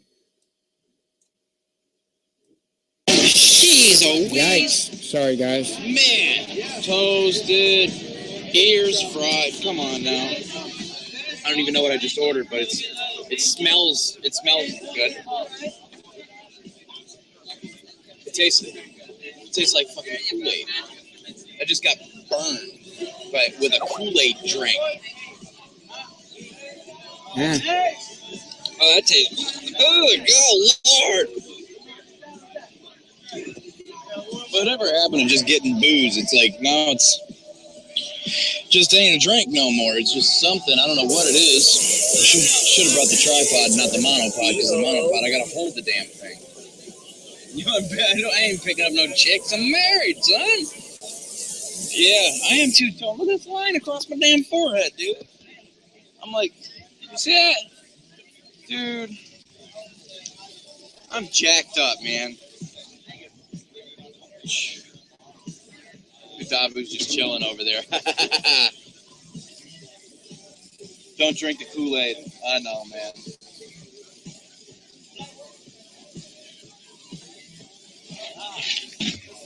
Woo-hoo! Brain freeze. So,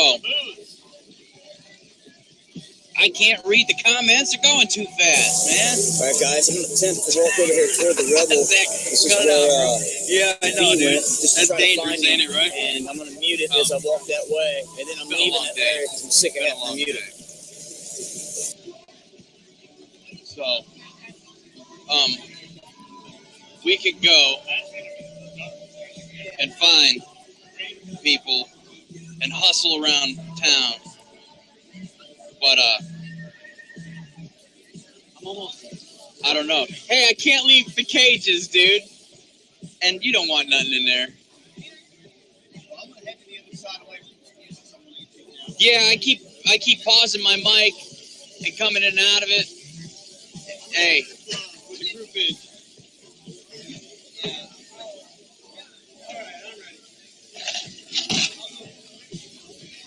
What?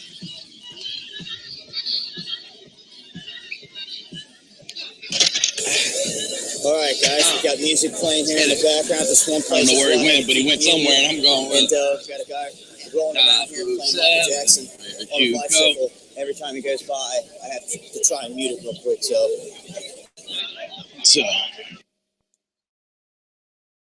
who should I talk to? What's up?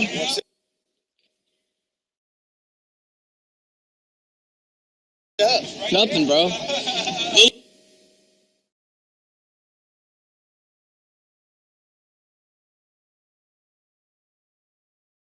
that we've been following all day here, just chilling out the steps. Every time they want to walk down the streets, cops hop on the broadcast.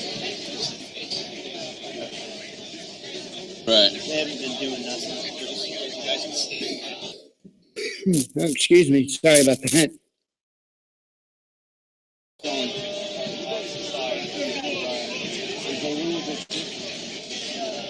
Man, there ain't nothing going on out here. Just everybody just chilling out.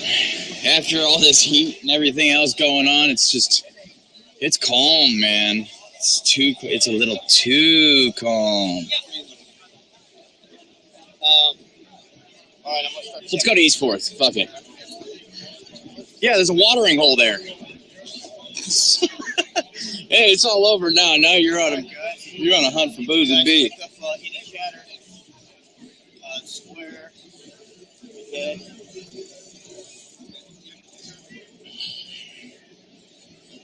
Man, you holding down a good that battery pack working on your thing?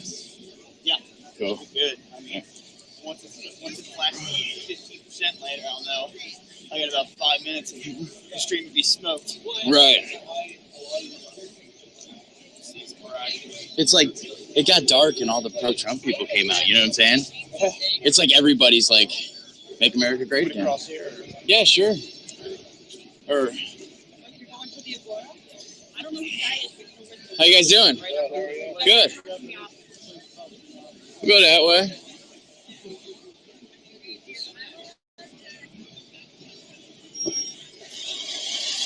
Oh, look at all them cops in that bus. Okay, we don't even fit in that shit, man. Sardines. They're like, fuck you. Right, and they don't fit. I know. They don't fit. I mean, well, fucking hear you. Look at this dude. Here come Mr. Biggs. Jeez. Oh, Jesus. They all just like so crammed in there and uncomfortable and angry. That dude was just kicked back, like pedal slave, pedal.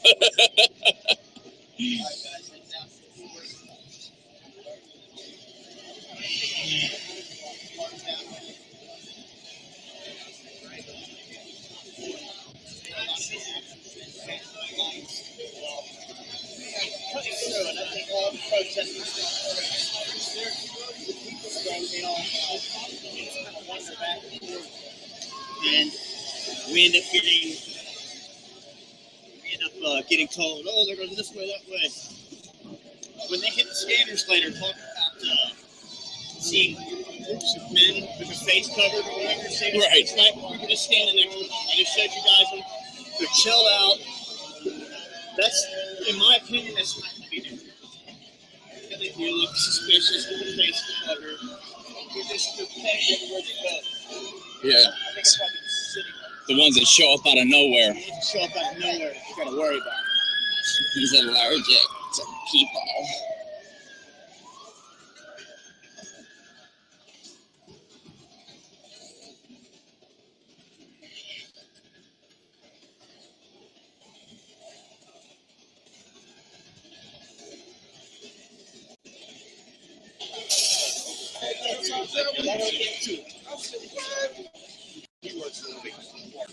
Look at all this stuff.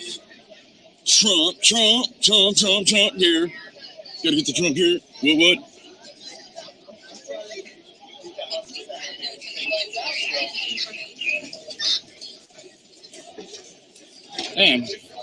Damn, son, where you going? Where you going?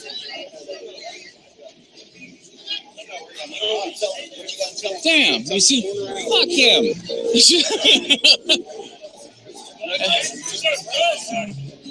What y'all running from? What's everybody running from? You see this, man? They're pouring up out of here. What the hell's going on? That's crazy.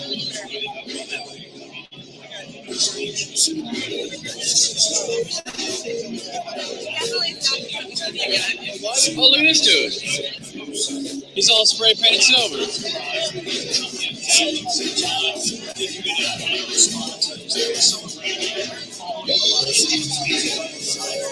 At some point tonight, you're going to get me back to my car. I can tell you that much.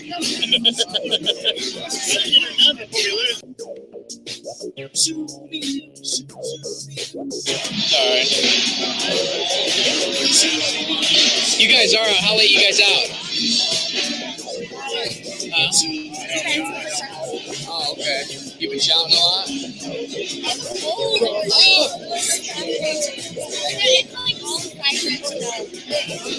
Alright. And shouting.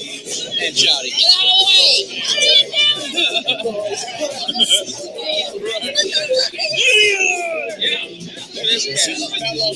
Right. Well, New Orleans, they do those. If that one dude can get the bad guy all the way up to Public Square, I think she can get us to Willard's Garage.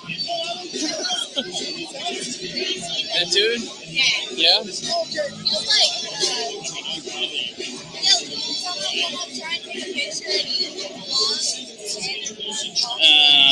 You don't like pictures? Is it honey? I don't know. Want to go through it?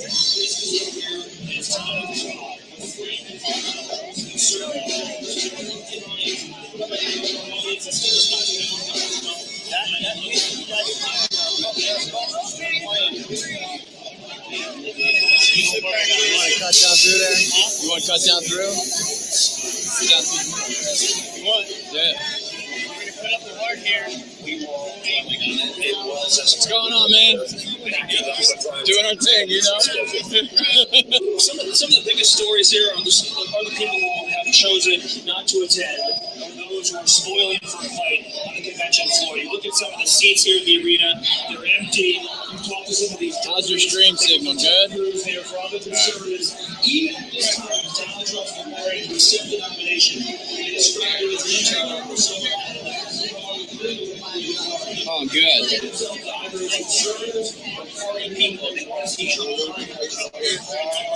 We're going to provoke an attack because then we will be in power for as long as anyone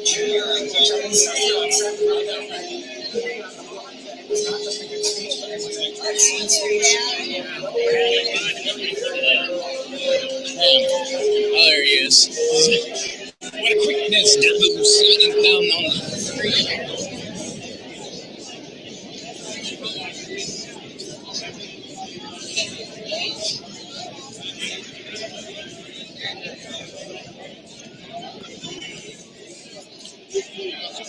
Senator Jerry Brown here in California. There was nobody there at the mainstream media to say hello to. It was just a big stand, a lot of lights. You know, of the, I believe, 11 big weights is what it was. That were pushed through the state legislature and the state senate and arrived on his desk yesterday before he left on his trip to jolly old England or wherever the heck he was going. Of those bills that he signed into law, SB 880, which would save the frogs. Redefine what's that mean? Assault weapons to be any center fire rifle Somebody's got to take care of the frogs. that Like does not have a an fixed actual magazine. frog. So Yeah. the bullet buttons, You're all that that kind of stuff, it doesn't matter. It has to be a fixed magazine. The other doozy that he put through was SB 1446. You're right. And this is the one that's So you want to say just like all frogs or just endangered about, like, frogs, casting like the ones in like Arizona? That's basically any magazine that holds more than 10 rounds. Oh, okay. So like now frog humanity, kind of frog humanity. It's illegal. It basically bans all Right, high-capacity magazines from the state of California, regardless of if you purchase it legally. And Nobody's gonna do it, man. And so, No. if you are, We know she's not gonna do it because she's too concerned about turtles. a magazine that holds more Right on, than man. 10 Right rounds on. in it, Take care of yourself.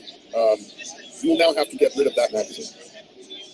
And that was interesting. Basically, as the law reads, that a person who prior to July 1st, 2017, legally possesses a large capacity magazine shall dispose of that magazine by any of the following means. Number one, remove the large capacity magazine from the state.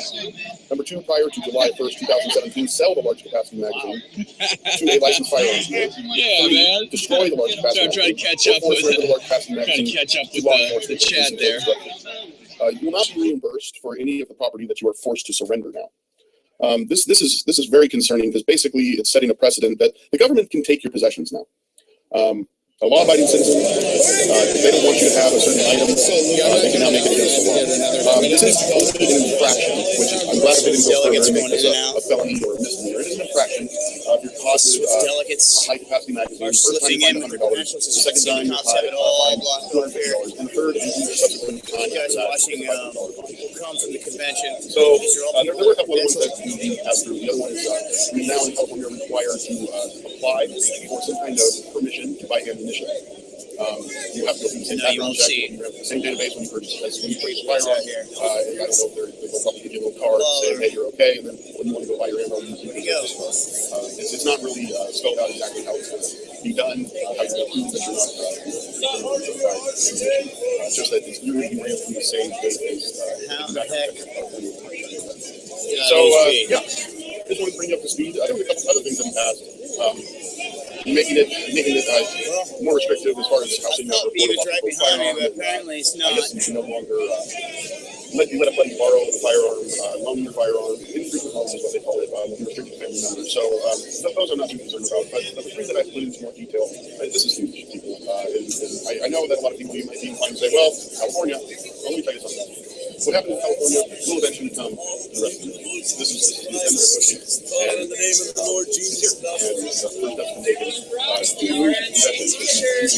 Yeah. As I mentioned, I'm not really mad at the guys who did this. And I'm certainly not mad at the guys who did this. They didn't walk in there by themselves. The guy who did it was a lunatic. It's like being mad at a rabid dog. I'm mad at my legislators. All the delegates coming out right there, and you guys are seeing all these people flooding through here, right here. All the people I would got much rather be sitting in jail with a felony offense all on the my people that were head inside and of have my counsel on. the convention. As far as these While we are stuck in the street. assault weapons, you say that they don't have any. I think Luke got up in there earlier. You tell that to the guy that I saw on a videotape of the LA riot, standing up on his rooftop, protecting his property and his life from an entire mob, with one of these so-called assault weapons. Tell me that he didn't have a legitimate self-defense. Let back out to the street. Just one final statement. I've been sitting here getting more and more fed up with all of this talk about these pieces of machinery having no legitimate sorting purpose, no legitimate cutting purpose. People, that is not the point of the Second Amendment. 65% of college graduates are women. The Second Amendment is not about death penalty.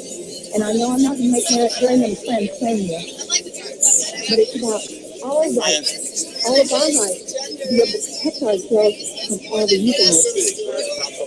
Admitted that they were doing drills and that this was just another drill that they were. All right, guys. We practiced this not more than 3 weeks ago. We took every one of you guys know anything popping off? Let's start checking the chat from now. I'm walking around here. I gotta keep my eyes peeled. I'm checking the chat now. So let me know.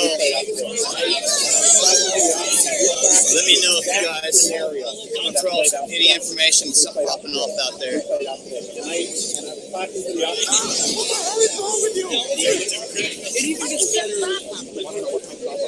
You want to know what my problem is?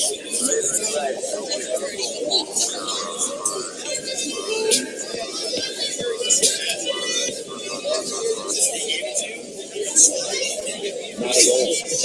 Because I was in the Philippines physically the day Ferdinand Marcos declared martial law and made himself a dictator. And the first thing that dictator did, he gave the people of the Philippines 2 weeks to turn in all their guns, or it was the death penalty. Now, why would a dictator do that? Why would he make his #1 priority when he took over as dictator to disarm the public? The Second Amendment is there, and it was put in there not for hunting and fishing, like they used to say. Because back when they did it, if you didn't hunt and fish, you didn't eat. It was put in there so the citizens would have the ability, if their government became oppressive, they could defend themselves against oppressive government. And I think that overrules all the gun deaths, because let's remember something. A gun is simply a tool. I have a gun safe at home, and I've never come home and heard those guns going off on their own. People kill people. Police can't stop crimes. Police show up after they're over. Look at it. Black Power Group claims responsibility, warns of more assassinations. 5 cops shot dead in Dallas. Suspect wanted to kill white people. The end is coming. This big apocalyptic race war that MTV through the rap groups have been promoting. Total CIA. Oh, look, New York newspaper talks about civil war. Civil war. How much have I warned you of that plan? This is how the globalists bring down other nations, Ukraine and other areas. This is what they do over and over again. And now they're activating the UN program, the Strong Cities Initiative, run by Loretta Lynch, saying we're going to come in with the UN in every major city and set up programs to monitor the police and reform them. So the police are being told, we're going to kill you. We're going to shoot you. We're going to activate the media to hype up mentally ill people, to go out and carry out basically a leftist communist destabilization program. And the answer is we're going to bring in the UN and the feds to control you and run you, because it's your fault groups are out there shooting cops in the back of the head when they pump gas or change some old lady's tire or out there at a demonstration. And in this climate, they then, of course, will now be able to target the Second Amendment and blame it. Obama's already doing that. Jesse Jackson's blaming Trump. This is an orchestrated, admitted plan by the globalists led by George Soros and his minion, Barack Obama, to destabilize this country. They mean to terrorize the public and local governments into capitulating to Loretta Lynch's Strong Cities UN initiative. And once the local departments have been globalized and federalized, then they can move forward with personal. They're working hand in hand with it, just like Black Lives Matter.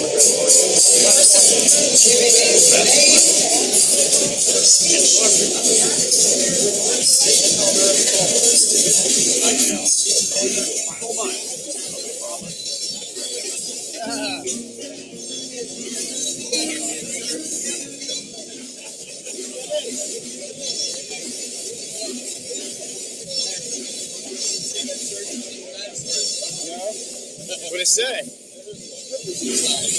Oh, really?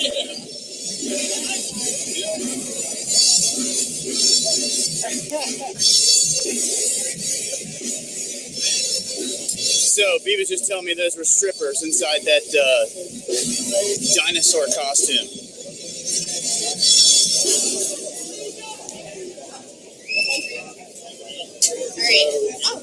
This is the house. House Blues.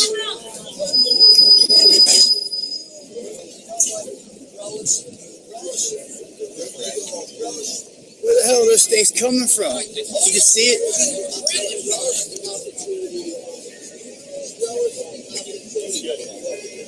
Is he shooting those things up in the air? Yeah, he like spins them with his hands. It's like little whirly birds. Oh. Help! Watch this guy. There it goes. See? Good. It's like a woodland.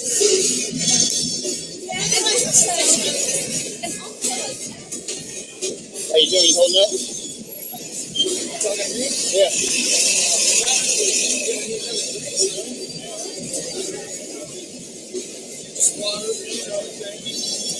Yeah. That's all I've had. Yeah, as long as I stay hydrated. It's like I need something else besides me. You guys, 3 ride credits, isn't it? 3 rides? Where should go? Thank you, guys. Thank you. Yeah. Where the hell's Lyft? Lyft, you just call them. They're just driving around. You never heard of Lyft? Find out what. All right. Enter the. It says enter the code in the payment section.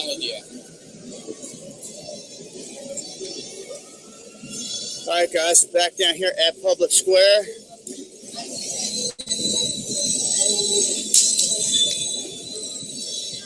Yeah, man, that's the second damn. Lyft. It's a ticket that we just got. Lyft. I think my Give us a ride. I think I might have burned up my Wi-Fi too. That was a ride jetpack.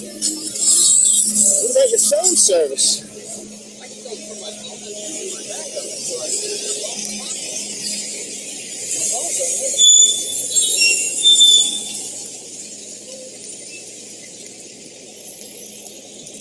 All right, guys, looks pretty dead up here as well. Let's clear it out.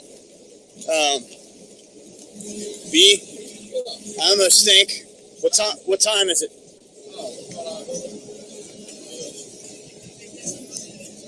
Well, we dropped the Lyft card, but I'd rather have the bicycle rider get me back anyway. You know? where's she at? She's still sitting there. Think we both fit in there? It's 10:44. Hell yeah, we're fitting there. Think she could tug us both?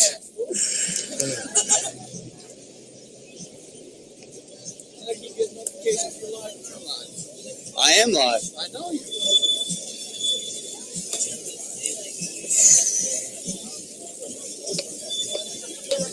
Well, you guys see it. Public Square. Pretty much a ghost town. Nothing like it was earlier. Huh? Control your chat. You control my chat, huh? If anybody knows where Revolutionary Z is, please let us know. Revolutionary Z or Luke, I think they're down at the Agora, getting ready for the Prophet of Rage concert to let out. It should be madness. 9,000 people pouring out of there. I'm sure they'll catch some good footage. It's not pertaining to these protests, so to speak. Just people going there to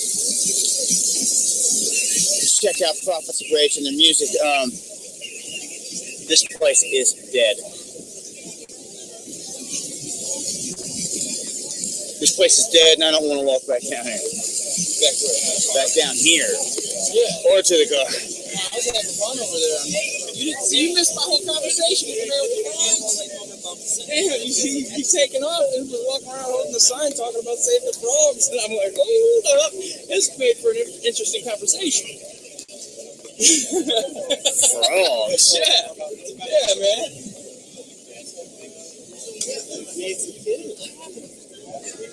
All right, guys, we're about to double back to the truck. take you guys with us, and we are going to, I guess, head down to the Agora at this point. So this is dead here. Shout outs to the almost 1,000 people tuned in, everybody that watches afterwards. Once again, you guys can find my streams on the Underground World News Facebook page, at Dabu7 on Twitter, also Periscope through there. And make sure to check out our sponsor, Tiger Stream, for this mission. And shout outs to everyone that helped get us here. It's one thing to get here and stay here, but with the equipment and everything else that we faced and all the issues, we've got a handful of guys and gals out there that watch our back like no other. And it's appreciated more than you will ever know. Wandering aimlessly, bro? Why? I'm just curious where you're going. I'm heading back toward the truck. Is that where we're going? Yeah. All right. Cut down this way or what? Yeah, we'll go whatever way you want to go. Might as well just start hoofing it down that way.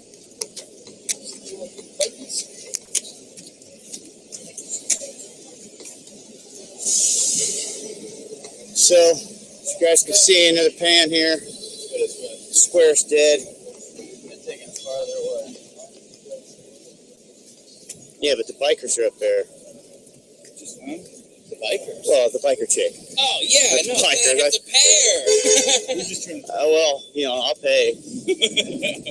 You keep walking this again? I mean, yeah, that's all we've done is walk. That's all good, too. Is this the road we came down? Because I can't even remember. We've been down so many. We love you all, too, man. We love you all, too. Superior.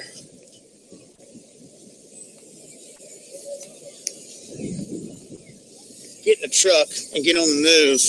I kind of like that better at night because it's not as crowded out here, and if we pick up anything on the scanner or anything, we can get to the position. I'm like, come on. Oh, yeah.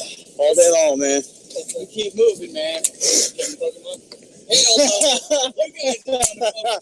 I see it right there. I know it. You guys look at these fast criminals. Is that a Pokemon block? I don't know how you let it sleep. You guys are getting the breeze right now. I like that it's on the lake. Yeah, did you guys run up with Alex Jones and them? Yeah, right. How you guys doing? What we got down here? Oh, we're just, man.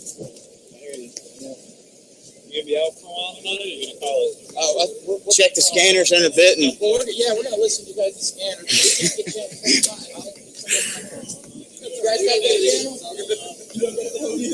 we'll let y'all know. Like shit, like put on a face mask. I don't have one of those either. All right, guys, another group here. Well, yeah, we're probably gonna just take care of it. And then they were like, go inside, that's us. Watch your step, they cover their faces, and it's like, Skip's like, who are you, bro? Cam, dude! you think I'm drunk, huh? Yeah, something. My legs ain't working, man. Dude, there's a pizza shop around here somewhere, ain't Weren't there? theirs a different color last night? Yeah, well, the wolves are on the end. The wolves are blue. Oh. The birds are blue. We're talking about those things up there on the building. The birds are blue on the They back. look like ferrets. Like ferrets. Some type of, it looks like something you'd seen in Egypt or something. Like thieving ass ferrets. Yeah. You ever hear a ferret take your shoe, man? You probably. What's that?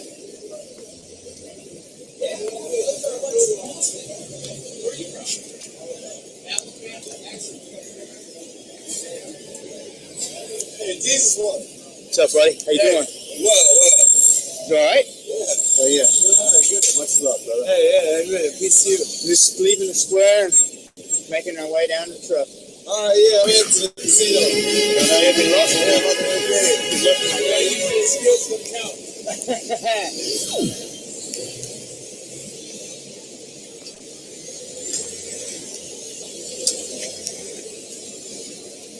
All right, guys. Dabu7 coming up on 6th Street here. 6th and Superior. We're gonna cut down and get to the truck. Actually, I lost B, so give me a minute. Back here congregating.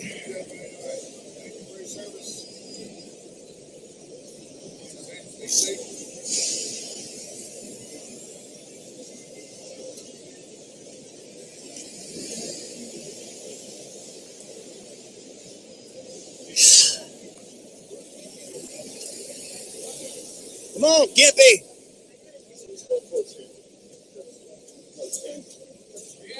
Come on, Gippy.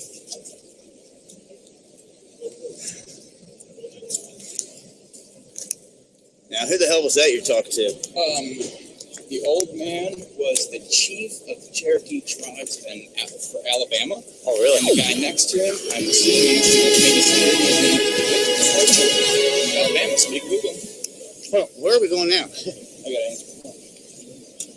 Hello. It's my truck. Need a bike with me. I was gonna ride that rolls in downtown today, but it's got flat tires. It's a rust old box.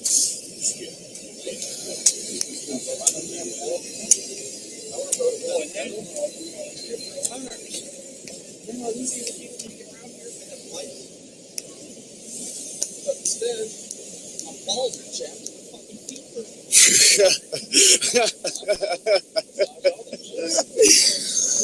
Oh, man. July 19. Oh, my shit. 10 Mountain Time.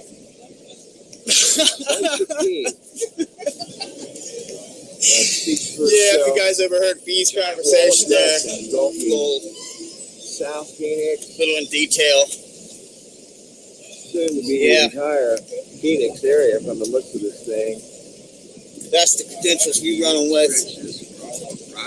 It's no congressional pass, but hell, we've seen guys down here that were supposed to have congressional passes when they got here and it got rejected. They were told come back tomorrow.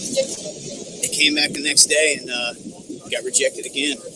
Sometimes it takes a year to go through the process, isn't that right? That's it. Yeah, congressional. 6 months to a year. 6 months to a year to get the passes. So it looks like tonight they had a recount. From what we can tell here, they had a recount on the delegates. It looks like Trump took that unanimously. So it looks like they tried to pull something here last minute, try to stir people up, ruffle the feathers, like people were going to want to go with any of the. You want to know what they did? People what? Well, I want to give you some common sense, irrefutable proof that the Confederacy or the Confederates that were the main Confederates in the Confederate Army at the time in 1860. They tried to get They did not fight for slavery, period. I'm going to mainly use real plain common sense with that, right? Take this all the way back this is the file photo of, rendition of 1860. Yeah, well, approximately, well, there's different estimates of how many people actually owned slaves in the South. Good. Thank you. I didn't drop anything, did I? Hey, we got green. Drop some? Yeah. What? Your foot in that hole. Jesus, man. Good gosh. Catching up to us. The average American. Let's give the FBI director a reality check. Secretary Clinton said I did not email any classified material to anyone on my So email. something bad happened? No classified material. Was that true? There was classified material. What? Something bad happened? Secretary Clinton said she used just one device. Was that true? No, she was watching your stream and she heard you say, damn, I lost Multiple devices during the 4 years. She turned off the stream and called. Secretary All right, guys, Clinton we're heading said back. all work-related emails were returned to the State Department. Was that true? No, we found work-related emails, thousands of them. 9th and Euclid. I think Judy just said something about 9th and Euclid. Well, we're on 9th and Euclid. We're on 9th coming Up on Euclid. Is this Euclid? No, this one is How has he not been charged yet? If the answer was yes. Serious? Well, here was Covington. Euclid's up don't want to above. put people in Yeah, jail the other way. unless we prove that the people are doing something they shouldn't do. Well, that was Jody. Jody? Jody just said so. She's, I mean, it's someone we know and There can trust are three there. levels of classification set by the U.S. government: confidential, secret, and then top secret. Tony said that the FBI found 110 emails in 52 email chains from the prison service that contained information that was classified at the time they were sent or Shots, hold on. Now, Shots fired, 14th and Euclid. Multiple people. found to include information labeled All right, this is why we're getting to the truck. We get to the truck, we can swoop down in these spots real quick now since there's not a lot of traffic. There's no way we'll make it there on foot like this. Shots fired on 14th and Euclid. I guarantee you, by the time we were able to get there, material. it'd be broke up. Anytime there's shots fired, people are running in minutes. So why was Covington not charged? Tony said he did not recommend Covington be prosecuted for gross negligence. Because I'll be honest with you, I've never seen so many. Oh, it's same bad stream. Better not be. The law bans negligently posting classified information in an unauthorized location. Sure looks Everyone's saying 14th, 14th, 14th, but yeah, it'd be over by the time we get there. Gross negligence, frankly. Everyone's saying 14th, 14th, but like I said, it'd be over by the time we get there. Because when I look at the history of the prosecutions and see the one case brought on a gross negligence theory, I know 30 years, there's no way any Labor Department does bring in a case against John Doe or Hillary Clinton for the second time in 100 years based on those facts. So what you need to know is that what Tony said during his testimony is that opinion. Guys, see shots fired on 14th? Problem is, it was no. opinion that led to Look, when we got cops standing right here, they would know if shots were fired. Whether or not, letter of the law aside, prison's conduct was immoral enough to warrant charges. That's certainly something that. Maybe something's on the scanners that they're not relaying to everybody else. I mean, that's a possibility because they have multiple channels. So it could have happened. But we would suspect that if there was shots fired for sure, that that all these people would know and they would take off down there. All right, stream's good.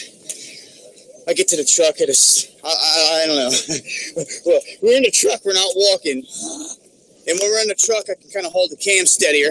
Yeah. I can check messages better. Shove your foot in another pothole this evening. Huh? So you get in the truck, you want to go and shove your foot in another pothole this evening. What does it do this? No. It just keeps glitching out and switch over and do all this stuff by itself. Why you kick me out? I think tomorrow I just might as well carry the laptop around with me with the fucking HD camera and hang out with me. Shout outs to the 1,000 people out there tuned in. Much love. I have a feeling. Got time check? East Coast. It's 10:59. All right, 10:59. Prophets of Rage is just now letting out. We'll be listening for what's going on. So, this should be good timing. If they can start flooding out to the streets and fanning out anywhere, we should be able to get up here and listen to it. Yeah, we'll be able to find them. But look at this. First time I've seen that. What's that? Oh, it's a Renaissance. $500 a day, buddy. Wow. Now, if that's $500 a day for that itty bitty sign there, can you imagine the money that InfoWars is forking out for that big old truck they have with speakers and everything? Still here. Here we go this way, bro. Every time I step on those things, I think something's...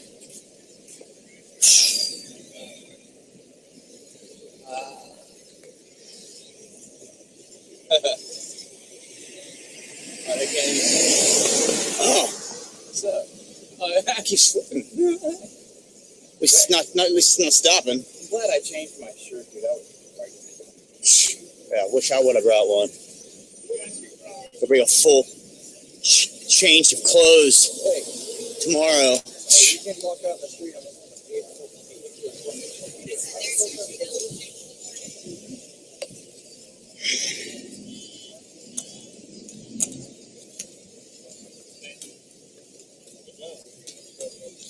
So we are coming back up on stamp here.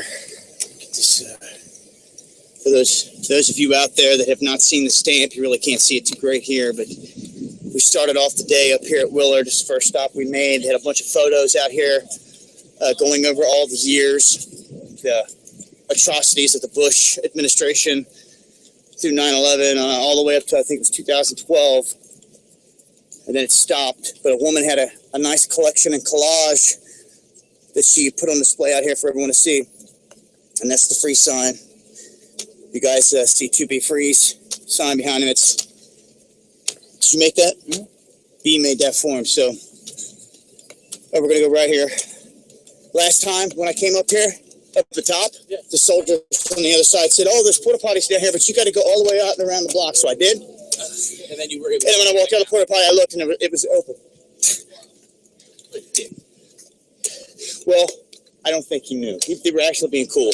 Yeah. Because I was they're lost, man. I was heading. They were stationed on the far corner, and they have two on each side of the building. Although I see all the troops gone right now. Is more responsive to those special interests than it is to the values and the wishes of the American Oh, it's people. my And pocket. Shit clanking. I keep thinking it's went to Congress. I did not go to Congress to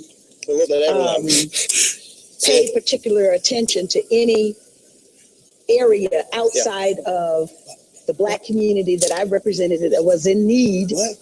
And of course, U.S. Africa policy, which was abhorrent, and unfortunately still is. Thank you. But what I You guys are going with me. ran into, Let I this stop. bumped into at almost every turn were these special interests. And there's no more special interest that has any more influence than the pro-Israel lobby. And so then when I did outreach, for example, to the Muslim community in the United States, What you guys I doing hiding bumped over there? into Funny, your clothes the make you guys pro-Israel run down. lobby, which of course does not This ain't want running the streets to chasing have these to crazy contend cats. with a politicized Muslim community, which is as large as Thank you for your and service, is guys, as for real. wealthy as real. the pro-Israel lobby is in the United Go States. down, not down here. So yes, I first-handedly and also frontally was assaulted by the anytime we run presence out of of them, they're the pro-Israel always lobby the to coolest. such an extent, physically assaulted. In Well, Ferguson, they were politically ordered to come assaulted to such an swoop us up and extent kettle us up. that my father They stormed in, got had right to next to us, ask the surrounded us. question They looked at us. publicly, They're like, "We're what not does doing this." Stone And they Mountain, backed Georgia, out. And have that's to what needs do to happen. with That's a Israel? good decision by a What righteous I was individual, doing a was righteous captain. servicing the needs of my You know, it could constituents. have been a non-righteous man. And He could have I said, "Get was 'em." not allowed to But do that all the National because Guard troops that I always see, I man, they're did just, not toe the line you know, they're being on sent U.S. to policy for Israel. what they're What being line is told. that that they wanted? Were you told taking directly orders, the that you soldiers had do, to they toe take a line, orders. or explain that to me? And, Well, you know, anyone every seems like they're trying to candidate for militarize the Congress police force the same way. If you guys at are watching my that live time stream today, when they had a had those pledge. bikes, They were man, given a they pledge were to moving them sign. like, move. And I was new on the scene, and Using the bikes as so the shields pledge had and Jerusalem as the giving capital out- city. The military Giving out these superiority verbal of the American commands Congress people have on to people. sign this pledge. Yes, you sign the All right, pledge. gotcha. If you don't sign the pledge, you don't get money. So, for example, it was almost like water torture for me. My parents observed It's this. almost like I would get a call. They change demeanor, they change The attitude. person on they the other change end of the phone would everything. say, "I want to It's do a not fundraiser just for them. you." We see it with And the then we protesters would too. get into the planning. When I would they get really crowd, excited mic because, check, of course, you have to mic have money check, in order to run a Mic campaign. check. They all And zone then in. 2 And then they weeks, just listen to 3 the leader weeks and he into the says planning, jump. That is they would like say, a bunch of lemmings. "Did you sign the pledge?" And then You I see, would man, say, my "No, I stream didn't cut sign out the earlier pledge." running through that. And then my fundraiser would go. I've lost so much footage, man. I made it When Alex public. Jones got mobbed, Probably nobody has said right next to anything him. about it. But I made it public, and then, the excuse was, well, those were just overzealous. I mean, literally, he was yelling in the air on the advocates for bullhorn. You'll see it on my stream. So and then he then turned the around and went to the steps, and that's when it all happened. And for whatever reason, it's gone. But this is what is done for 535 members of the United States Congress, 100 senators, 435 members of the House of Representatives have to now write a paragraph, which basically says the same thing. So it's not a pledge, but it's a paragraph, and you post it, and you know, there are these forums you have to go to at the synagogues or whatever. And then, you know, if you don't perform appropriately, then you don't get money to run your campaign. The problem is that it requires an awful lot of money to run a campaign. And whether it's a woman's organization, an environmental organization, people can read about this on the internet if they're interested. If you go to thomas.loc.gov, that is the official United States Congress website. And if you put in the name Gus Savage, because Gus Savage was a black member of Congress who was targeted by the pro-Israel lobby. And no, he it's not over, had guys. What's up? the Into the stars. foresight to use his position as an incumbent in the House of Representatives to put his experience on the congressional record for the entire existence of the United States Congress. Now, people will be able to access his experience. And what he wrote was that it was the Garden Club of New Jersey that gave his opponent $5,000. But it wasn't really the Garden Club of New Jersey. It was the activists who were associated with AIPAC, the American Israel Public Affairs Committee. Well, the district that I initially represented in Congress, I represented so many districts because redistricting was a tool that was used to target me, to eliminate me from the Congress. But the district that initially sent me there was a district that was comprised of rural blacks in the black belt of Georgia. These are people who have not had access to equal opportunity at all. The district was challenged in the Supreme Court. And with the assistance of the Anti-Defamation League, the district was dismantled. It generally takes about $250,000 minimum to take a case from filing up to the Supreme Court. And the people who filed the lawsuit to dismantle they challenged my ability to represent the people of that particular district. What's up, guys? I haven't had a chance to chat too much, but now that we're in the ride, I will. Actually, interestingly, there were 5 white citizens, one of whom had been the white male candidate that I defeated in the Democratic primary. And they were aided and abetted by the Anti-Defamation League. And when the case arrived at the Supreme Court, interestingly, on the same day as an environmental case, the Spotted Owl case, the Supreme Court decided that the habitat for the spotted owl should be protected, but that the black voters in that district could have no protection. You know that. And so the district was dismantled. Never cuss in my streams. When I'm in the streets, it's a little different. I'm only human. Because of the notoriety about me telling my story, and then of course the public positions that I've taken, supporting the human rights aspirations, the legitimate rights and the aspirations of the Palestinian people, I have a target on my forehead. And that then means that every means that is available to the pro-Israel lobby will be utilized to make sure that I do not ever occupy a position of authority. Now, fortunately for me, there is a very large peace community that is interested in change. And they would like to have a tested, experienced voice representing them in that very hall of Congress so that they can at least have their voices heard, even if they can't change the policy. But being there is the first step to having the policy changed. When we roll.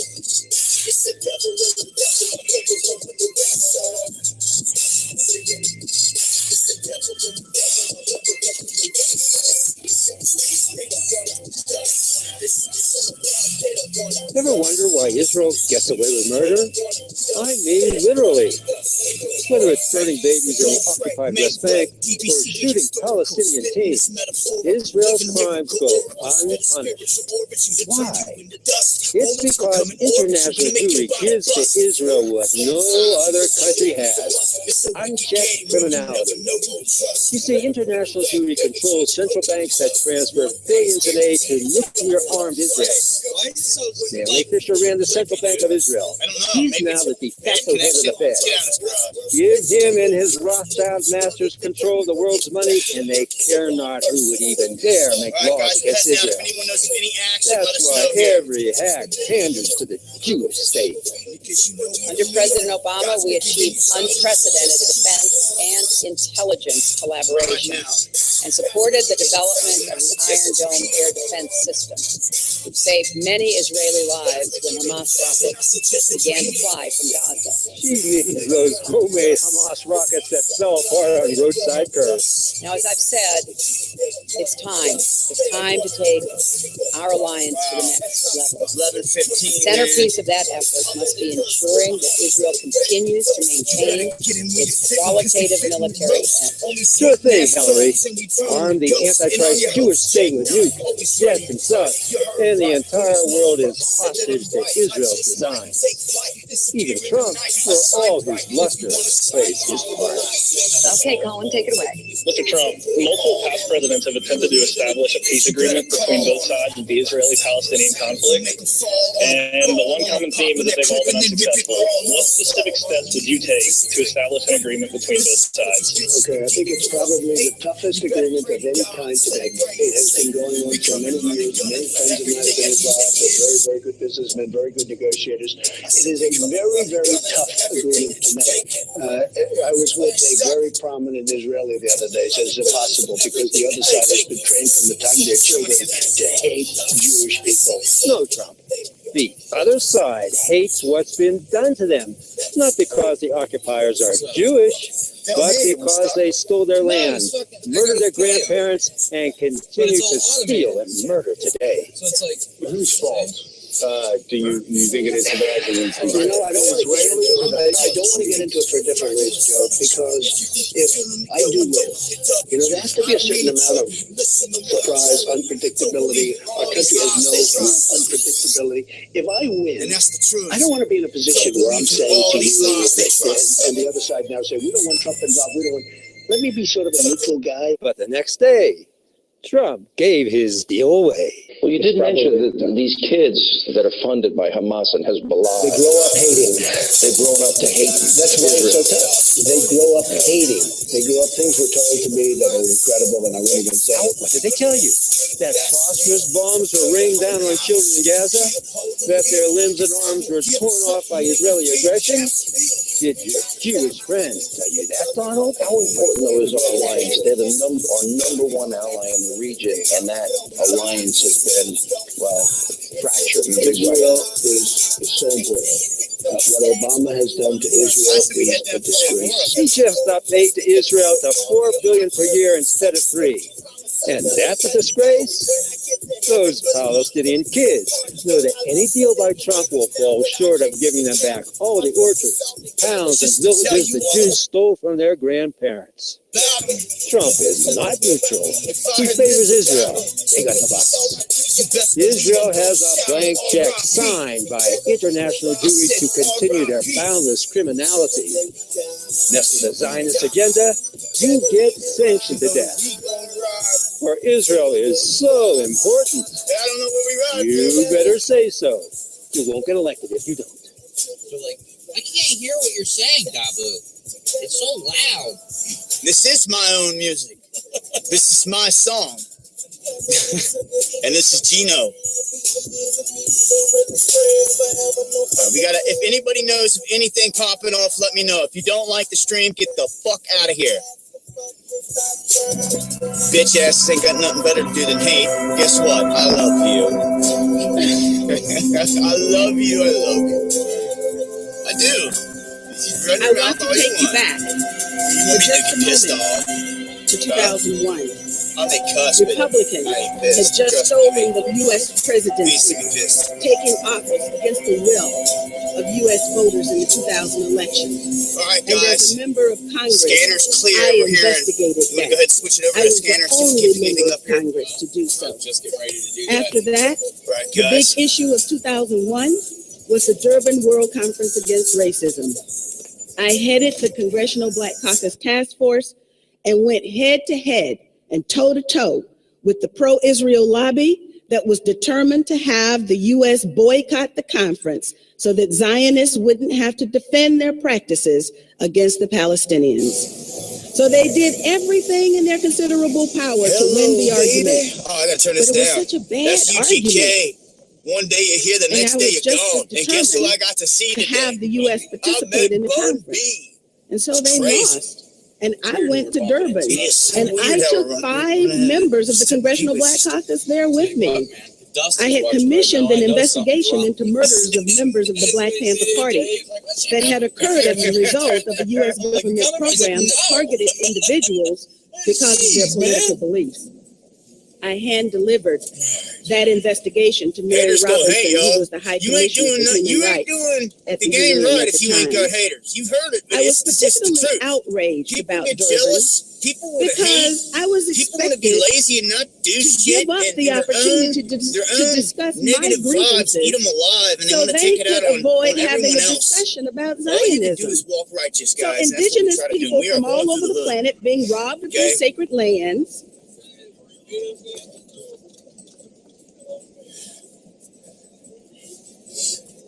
We're heading out here toward the Agora. If you guys hear anything on the scanners, let me know. Scanner's clear. I've seen it a couple times. It's about 11:19. The Agora should be letting out here very shortly. Prophets of Rage perform down here. Oh yeah, Pac said it best before he was killed. Definitely, Illuminati. That's where I got it. I got Illuminati from Pac. The Pac woke me up. For those that don't know, the only reason Dabu 7 is doing what he's doing is because Tupac made an album called Machiavelli. And matter of fact, let me show you how adamant I am about that. It rides with me everywhere I go behind my press pass. Machiavelli, the Don Illuminati. And you want to know why this is so important to me? Because when I asked myself, what does Machiavelli mean? What does Don Illuminati mean? When I figured out that it meant to kill the Illuminati, that's when it all began. That's when it all began. Tupac woke me up. He let me know that there was an Illuminati and it needed killed and eliminated. And they were the evil in this game.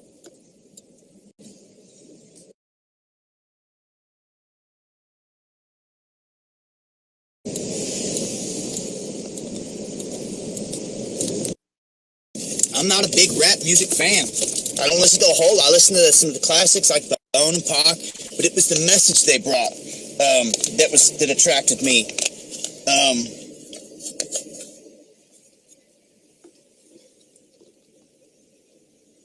All right, 1,000 people here.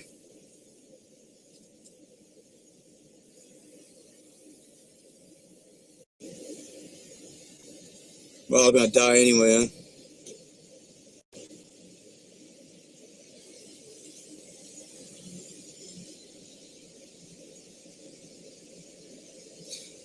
What's that, Case Small? I see my mini-me. Just asking if you've seen the video.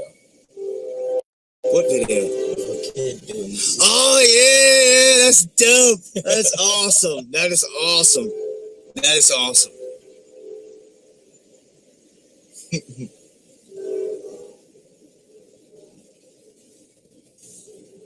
Hey, guys, we're just trying to bring you the best coverage we possibly can. We're going at it all day and into the night, and trying to keep it as real as possible. What you see is what you get here. What? I'll just get off the next one. All right. No, I was just trying to show you. The last time we started to hit the highway or whatever, I think I cut out. That's when we were heading to that military base and chopped up my footage. If you guys didn't see, me and B went to a compound south of the city. It was a 50-minute live stream, and we snuck into a facility. It was classic, and there was a guy on the roof. We engaged in some conversation with him, and if you go back and try to watch that video, it's now 4 minutes long. 4 minutes long. YouTube butchered that video.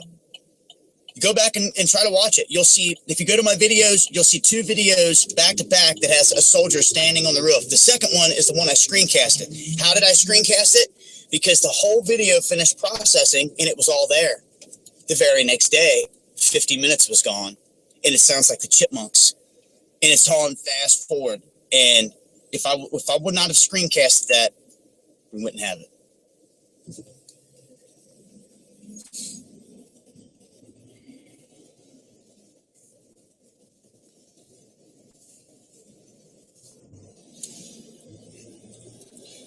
Hey, I don't disagree that some of the individuals out here are working for the man. You know they are. You know it. We're out here in the streets, though. We can either lock horns with these individuals every time we're out in an event, or we can play our cards right and take the higher road, and I believe we'll get further that way. But we're not stupid. We know who's who and what's what down here. So don't you think for a second we don't. I've said it before. And what mail on Euclid karaoke?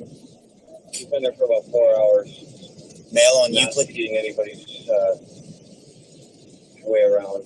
That's what's hot in Cleveland. Like, there's a male on Euclid that's been doing karaoke for 4 fucking hours. I love how people try to hop in the chat and think that they can. The downtown ambassadors, the ones calling that in. Some people. He's disturbing now. All right, we just passed another Masonic auditorium. There's a lot of that. Seems to be a lot down here. I didn't know anything about him. So we started his dynasty from right over here on Euclid, dude. Well, 68. I can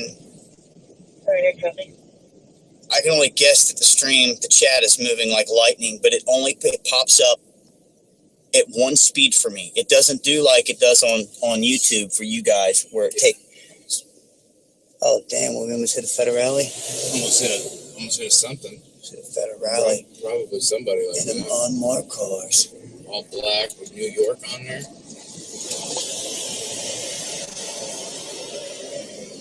Jay-Z.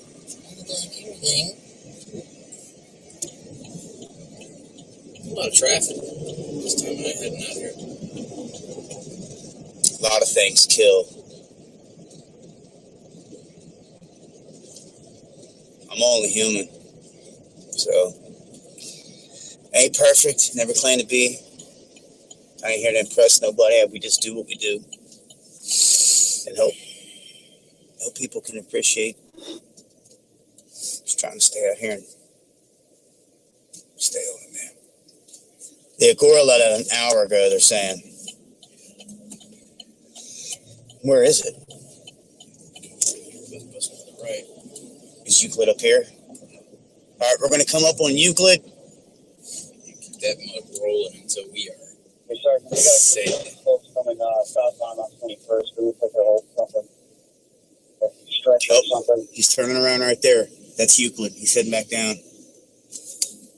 Get a green light, maybe we can follow him. 10-5 to Sergeant Fastener. Del Vecchio. These cops are on it. Oh, hey, look, we're on channel 25 White. Go ahead, LT. It just said 25. They're still asking us to go down to the bar.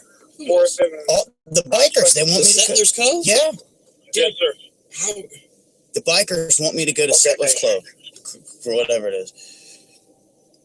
One of these phones would ring if they wanted us down. When I can see maybe someone's got my numbers. No one that we know that's got my numbers down there. Only people that I know are in the feed here dropping messages. They're headed eastbound or westbound. I wasn't able to find anything on them being down there. I mean, I'm not saying that they're not. Right, Gore's toast. They're crossing over Prospect, the 21st, Nothing. right from where we were standing. Nothing. Ghost Town. 21st. Ghost Town up here at Agora.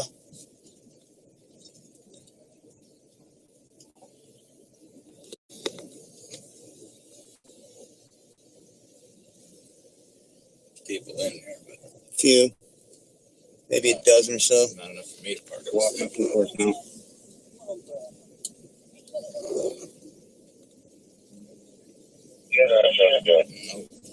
Thank you, guys. Good, Lieutenant. We can do a swing through Settlers. It's going back west. All right, this is what we're going to do. We're going to swoop through Settlers by that bar just to see what's popping off. The bikers down there for real or not. Want to talk? We'll try to hit that. Anything along the way. And if we don't see anything along the way, we'll probably have to call tonight. And it's already 11:30. Wow. Yeah. Well, we knew we knew the whole time that Tuesday night was going to be the late night. That you guys are At least around. the first real late one. Dabu's like 12 years old. Am I really? I thought I was 35. Last I checked. Born October 3rd, 1980. Oh, man, that's when we're going to steal your identity. Good luck with that.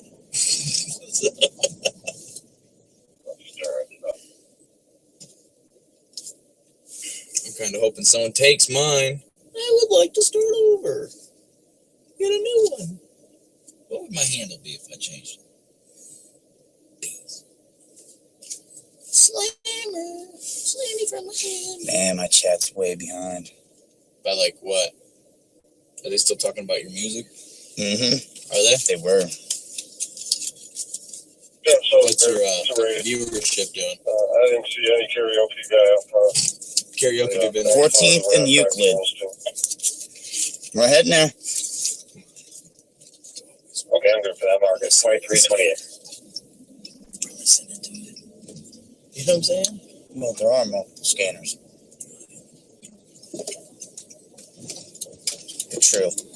Like the shots fired earlier, the other cops didn't hear anything about it. Broadcasting.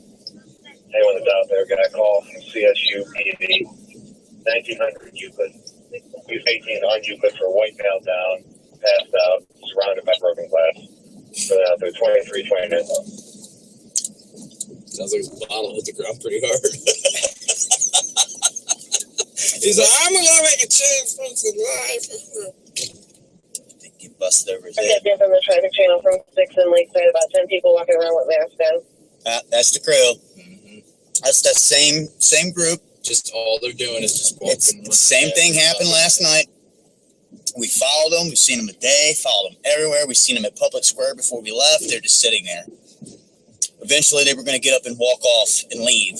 And when that happens, all of a sudden, every cop sees them, and every block that they go, every unit's radioing in.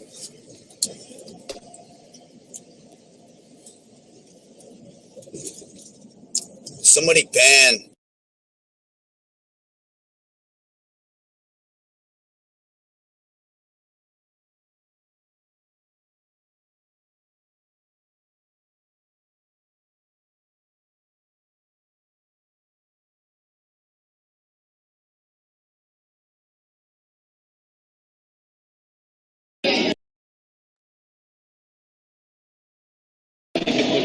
How you doing?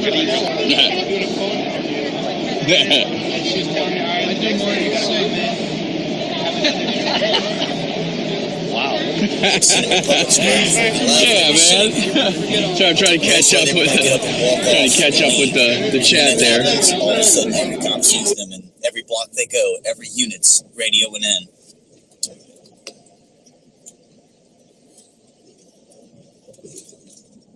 Somebody ban.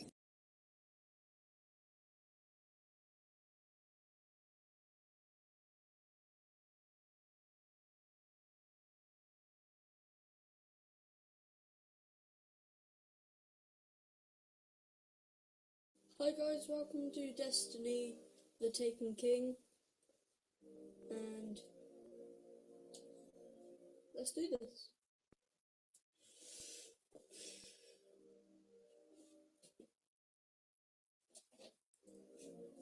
So, I've only just got Destiny Taken King for Xbox One, And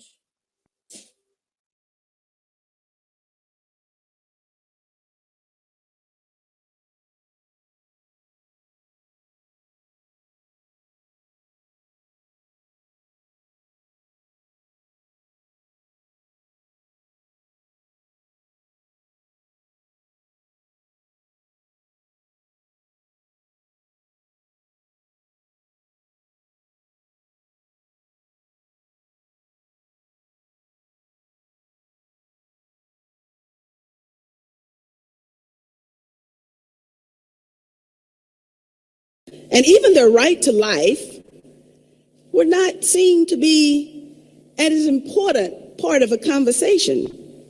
Africans still stinging from the loss of millions of individuals snatched from the continent in the massive transatlantic slave trade were to remain mute about how that crime against humanity affected them.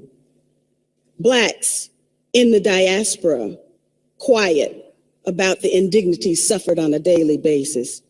We were supposed to just forget our pain and suffer in silence because the Zionists didn't want us to talk about Palestine. To be honest, I didn't even know what a Zionist was. All I knew was that I had been asked to sign a pledge for Israel when I first became a candidate for Congress.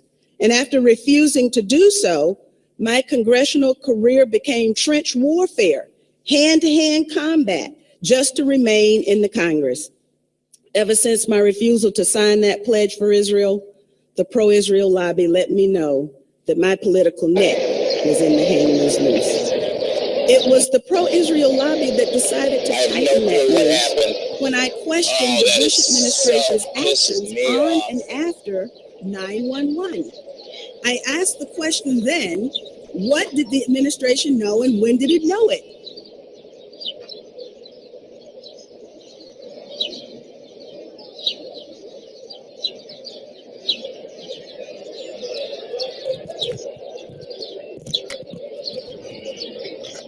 I cannot believe that happened. I don't know what the hell that was all about.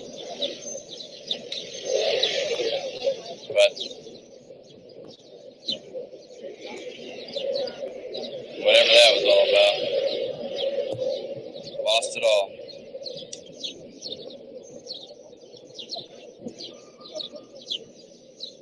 I don't know what happened, y'all. I think I lost everything. I don't know what happened. It just everything disappeared all at once. Just all of it. I don't know which one of those was Tommy from The Blaze. I think one of them was. Yeah, I'm back up, dude. I don't know what just happened. Maybe spread the word and let people know that I'm back up. I don't understand how it just, everything was just off, so. I mean, you know, it's technical difficulty. Every time I walk around here, you know, sometimes we bump into somebody with some large equipment, and it gobbles up a big chunk of the stream, you know? So, it's got to do the best you can do. Still on a hunt for Dabu 7. Ain't seen him anywhere. He's probably shacked up somewhere with his feet up. Keeping cool, right?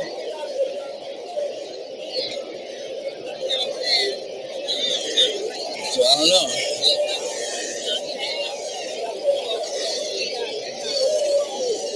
You know, these people are finding the stream again. That's bullshit. The stream just falls apart.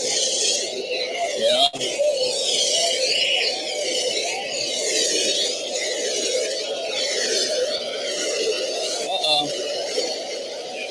Where are they going? I don't want to go. See that?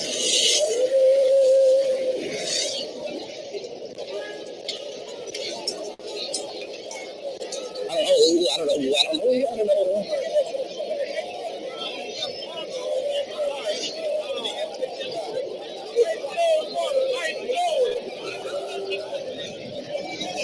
Everybody's going somewhere.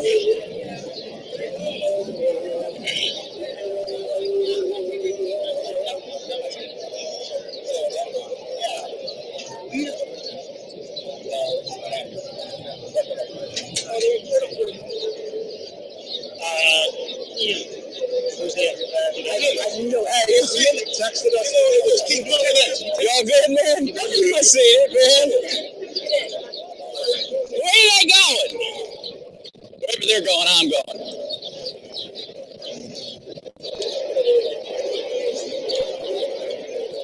Oh, hey. They're back. Oh, they got shields this time, too? Hey, who's on the scanners? Good talk with it. Hey, who's on the scanner?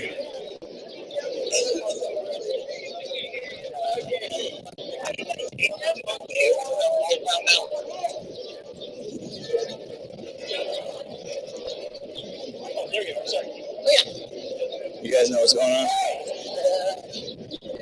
Kind of, no? No, we're just going, right? Yeah, you see a big movement, you follow it? Yeah, me too.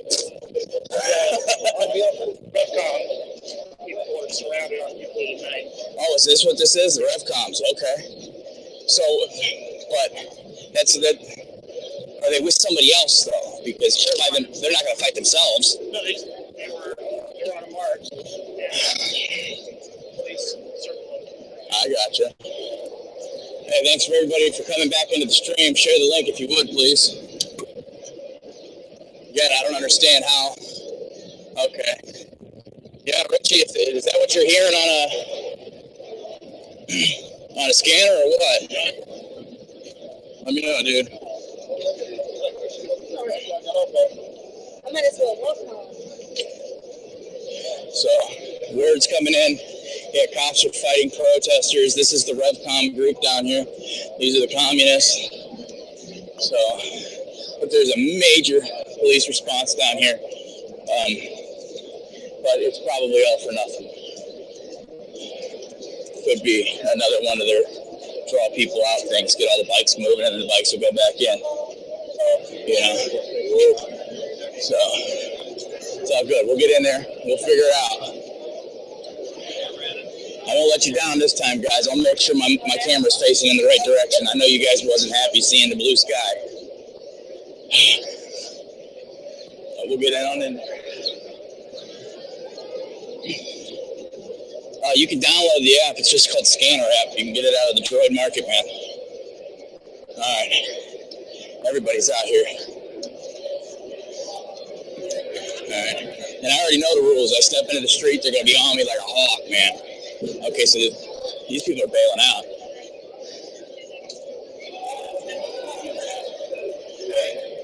All right. Now they're going to try to stop people from coming in. So I got to get over here. I'm going to try to get you guys up high. All right.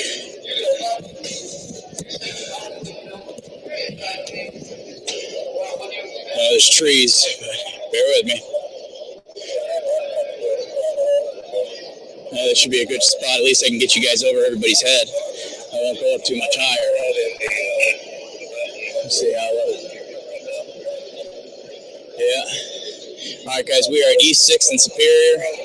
That is the intersection we're at right now. Can't really tell what's going on. And I know that I might want to hold and bite my tongue before I push in to try to get a better shot. So, she's doing it. Let's make a slight attempt, because I can see not a whole lot's going on, but from the ground you might have a better shot than I do. It looks like everybody's moving out. You see the marches over there. They're moving out. And then they got another barricade of police up the way.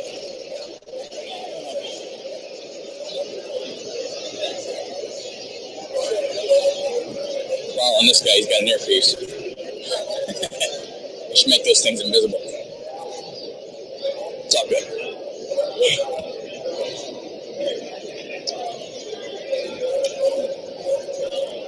Alright, guys.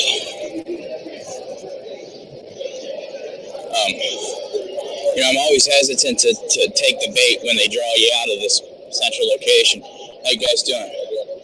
All right. oh, man, well, that makes sense. I'm like, wait a minute, I didn't hear about them bringing Federal Reserve Police in for this, but I'm standing out front of the Federal Reserve Bank. Hell, it makes all the sense, huh?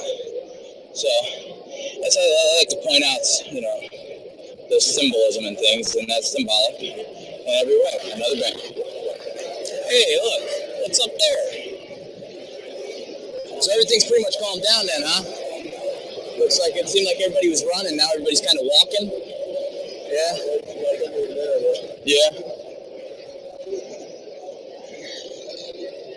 Huh. Okay. I don't know which way I should go. I don't know. I'm thinking left or right. I'm over here. Oh, bike too. Damn it. Hey, where are they going?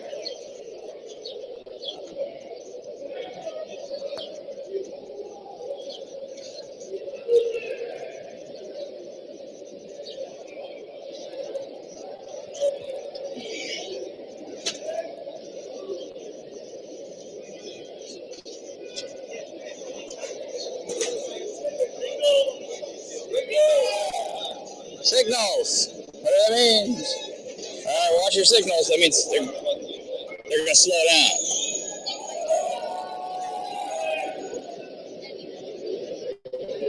Alright. I'm just not going to... I'm going to go down here. I'm going to cross right here. And I'm going to go down there.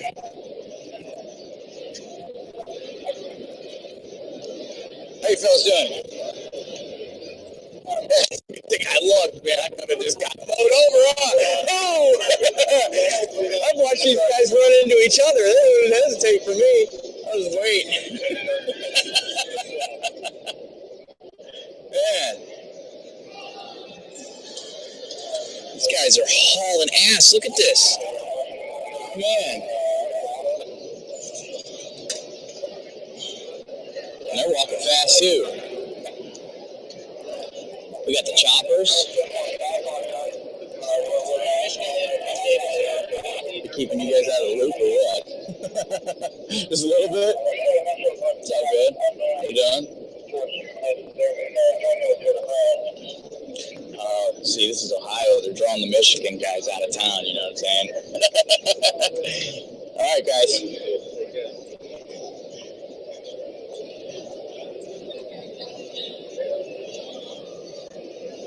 I'm on Superior.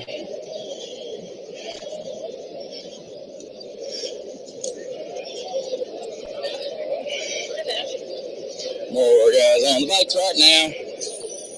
9th and Euclid. Yeah, I'm not making that trip up to Euclid again.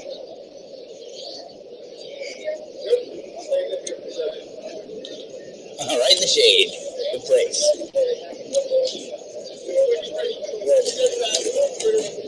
The food wagons have been pretty empty. How you doing, man? Oh, you're just chilling and all of a sudden shit hit the fan. What's going on over here? I'm just trying to get to the west side. Right. Was you here before, or was this all going on when you got here? No, I live in Cuba. No, I'm just talking about with this commotion right here at the corner. You don't even know what's going on? No. They're just holding you up from getting it from A to B, huh? Yeah. Damn. All right, man. Well, hey, I hope you get home some point or wherever you're trying to go. All right.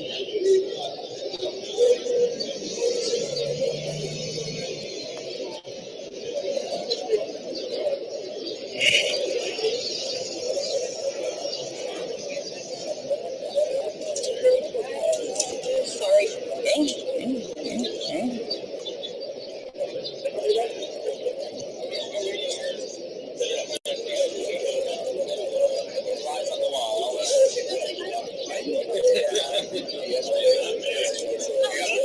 Vermin's in the house. How come every time some shit happens, Vermin's here? That dude's got a teleportation system. Vermin. So every time some shit goes down, Vermin's here. He's got like a teleportator. It's like poof, Vermin Supreme on the scene. You know what I'm saying? I try to find that protest myself, and there's like, it seemed like there were like 20 protesters. That's all there is, man. There hasn't been anything big.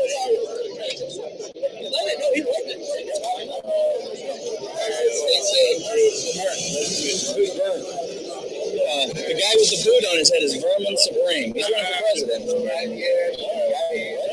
Oh, he just took it right there. The boot. See the boot on his head? Quite comical. Quite comical. He's running for president. All right.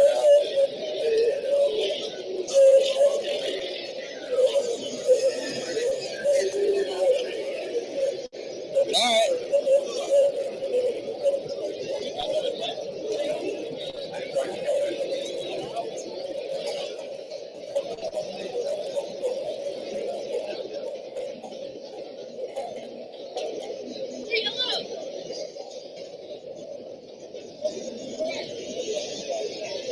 LOs.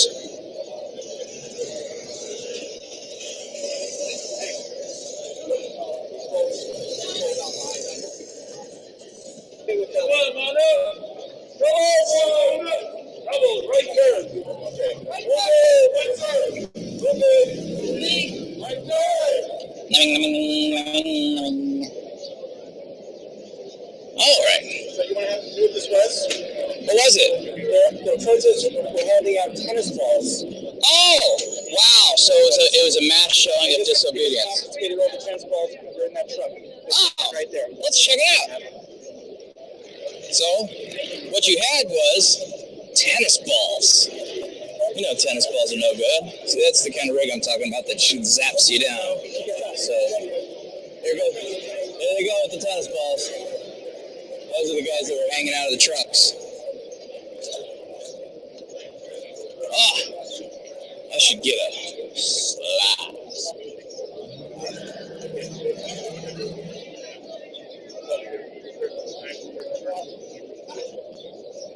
Okay.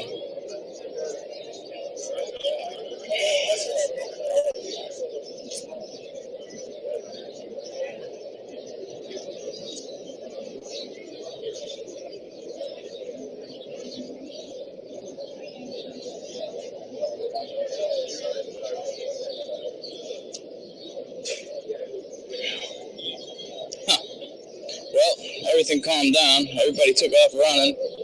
And, well, we found out what it was. It was tennis balls. Thumb me down. Anybody could thumb somebody down.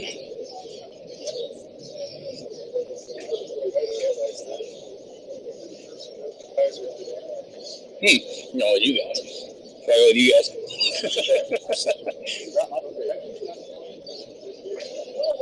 Oh, you stopped.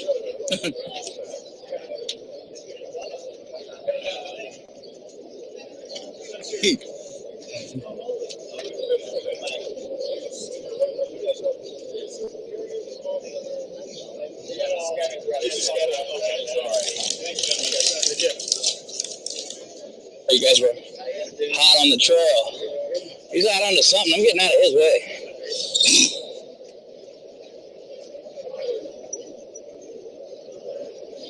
Got a solid grip on it. See that?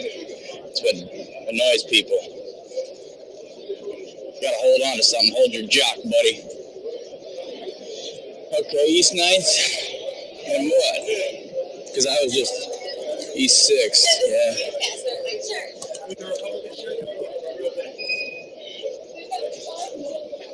It's Waldo! I found Waldo, everybody! It's Waldo! How in the hell? I've been looking for him my whole life.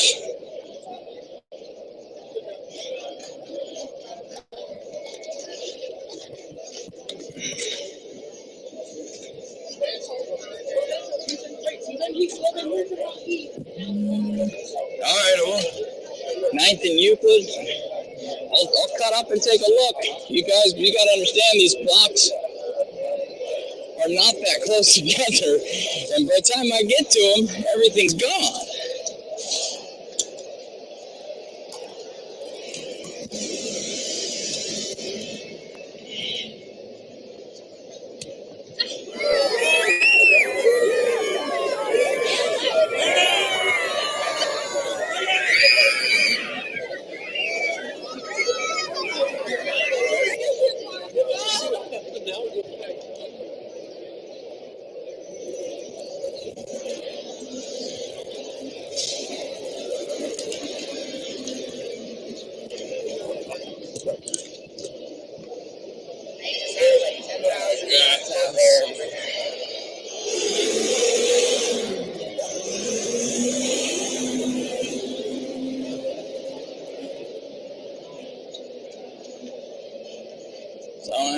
kicking it. See, rumor has it is you're not supposed to be walking in the middle of the street.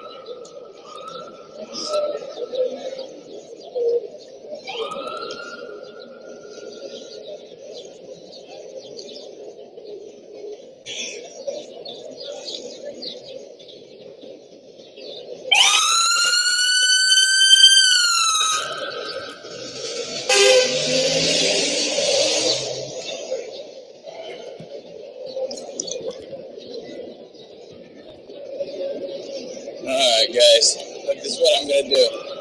I'm going to kill the stream, and I'm going to try to find a way to get home a little bit faster and get around. That way I'm not just running block to block to block. No reason.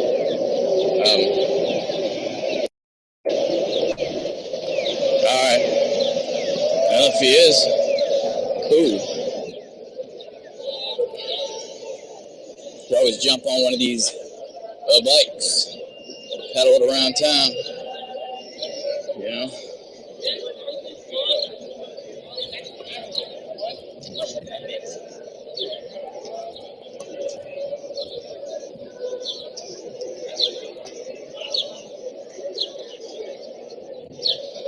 Go back to the dude that punched Joe Biggs. Guy holding that flag.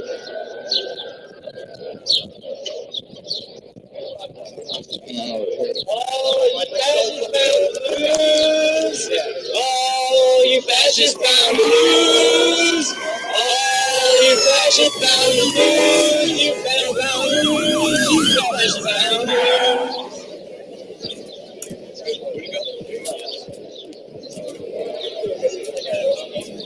We meet again, my friend. Once again, you'll always get more time to indulge in blackouts. You guys kind of, you know, whatever, coming into the place. See, I take care of so what's your the day-to-day distractions that come between you and Call of Duty. Who can blame you? Black Ops 3 Awakening has arrived. That means 4 new maps, like a badass water park, and a bunch of ugly zombies who are, what's that word? And everybody in the motorway business. We could throw the fuck down. Any response to my question? You attacked. Oh, here you go. You got stabbed. Yes. Well, the Trumps, they come out. They are fucking Nazis. You got stabbed. We got stabbed, but we still had the numbers.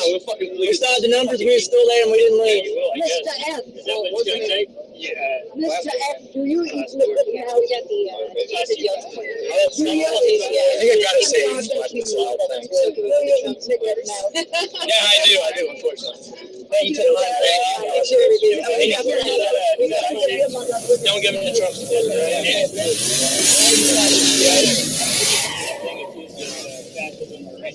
We just stream national weather, still being biased. You know, we are very open here on my channel. I just wanted to point that out. I can't take this call. Come on, man. We support progressive institutions. We're very open about that. We're not the ACLU. I called you the ACLU. I just said that you were being biased. Black Ops 2 uprising is upon us. It's huge. Sobbing forced to take on a little assistance. That's right. Tough out here needs a little help. People want to be elbow deep before paying new meth.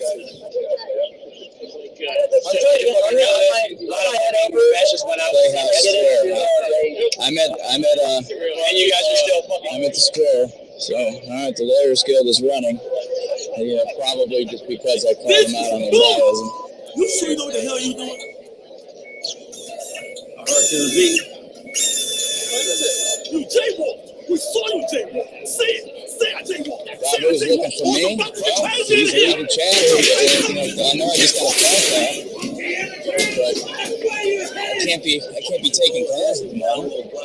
Take the phone call. Let me do this. You gonna do it? Maybe, I don't know. Wait. Did he do it? They know better. I'm on vacation.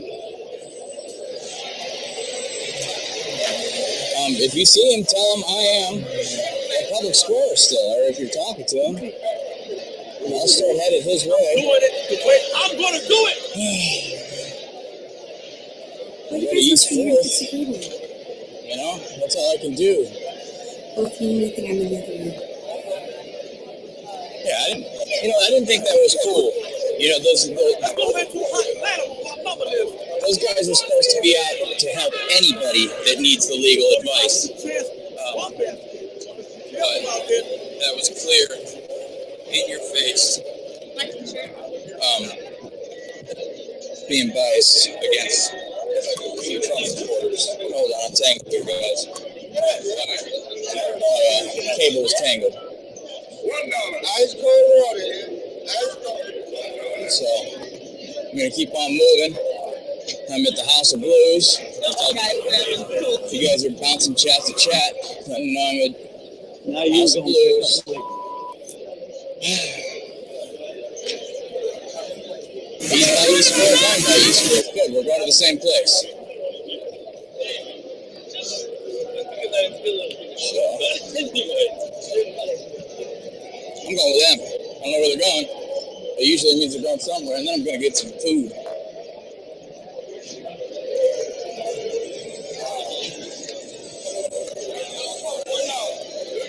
I'm going to go with you guys.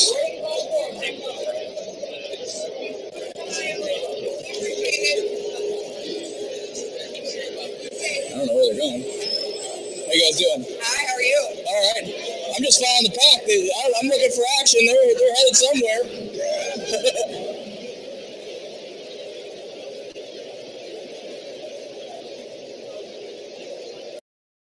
This dark alley's freaking me out, though.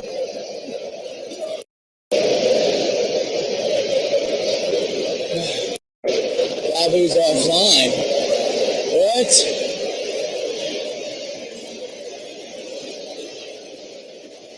Come on, you guys cool? What's in that thing?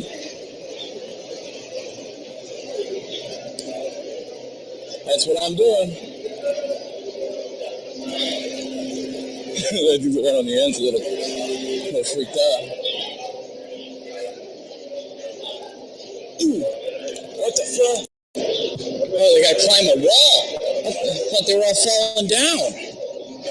Rides on cruise ships and schools at Chipotle, and apparently this year it also thrives at the Republican National Convention. We're talking about more of this. At least a dozen GOP staffers from California are spending a lot of time in the bathroom this week, and officials are testing samples to confirm. The county health commissioner told the media it looks like norovirus. The highly I'll stand to the side if it makes you feel better. I know, I get it.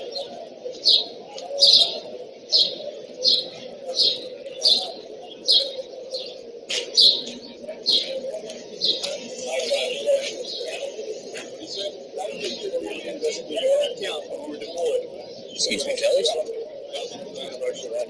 Excuse me. Excuse me. I don't want to scare you. There we go. All right. Oh, I made it. I don't know what I made it to.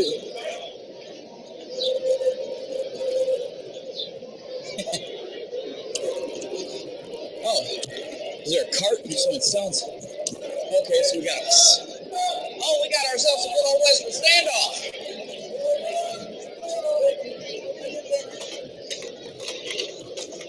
Yeah, I found it.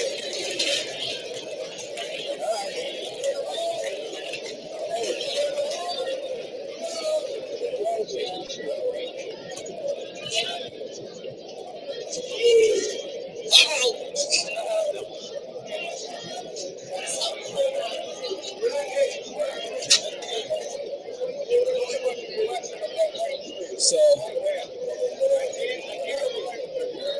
is this like media against the cops right now? Is that what's going on? Or is there people over here against the cops? Or do we not know? Got front row seats though, huh? You're with him? Is he your translator? Wow.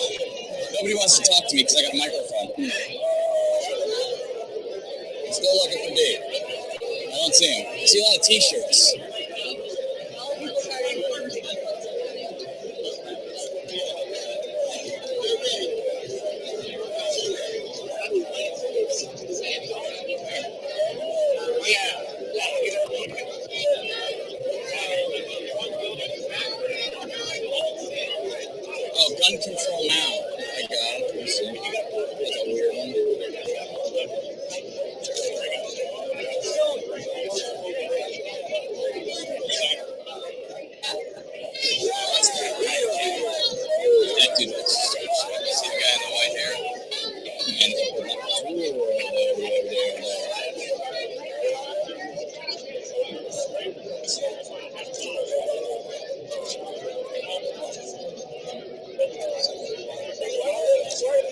see what it is now. Alright.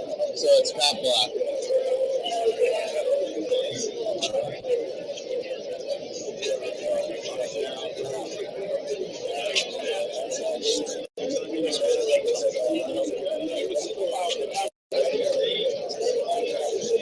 Let's go, Tony. Let's go.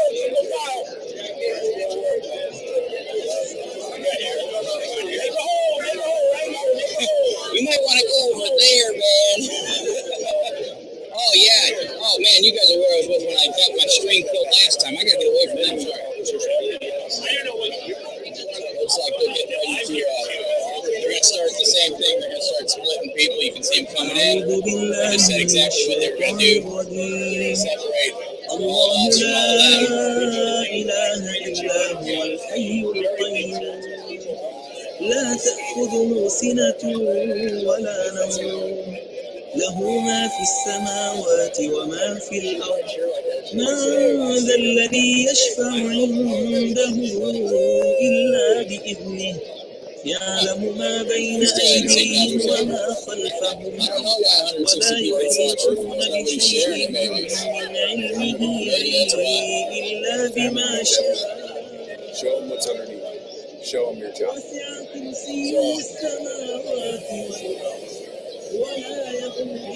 Found myself on the front lines again. So I don't know what's going on.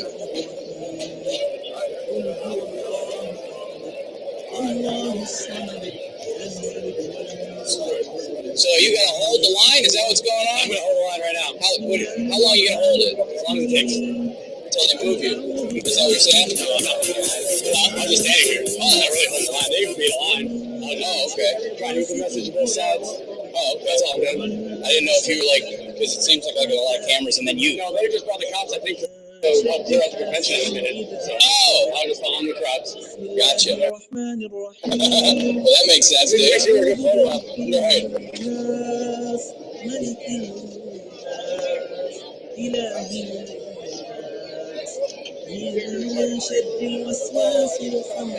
Alright, well, there you have it. He's just here. He was seizing the opportunity to get his message out. That's about what he was doing. He's got a sign, and he's got a line of police, so he's going to, hold a sign. I mean, it's of course. Why do you think the police? I don't think the police. The police should be saying the same, because if they really are concerned with providing the service of protection that's absolutely needed in this world, then they don't need a badge, they don't need a uniform, and they don't need the government to provide them with the tools to do it. They need to listen to the customers and the demands that are happening out there in the world and provide the services that they see fit. So, like, anybody could just be, well, it's not just for a cop, but anybody could just frontier justice. You do something bad, I can just pummel you. Well, I don't think that would be the case, because just like in any business, you have a reputation and a mission or a reputation that you need to maintain. And so if a business that was providing protection was just going around clubbing people, I wouldn't pay for that. Point out that the Constitution already grants us the ability to police our own streets without the police that are there. People, just in case anybody was wondering what he was saying.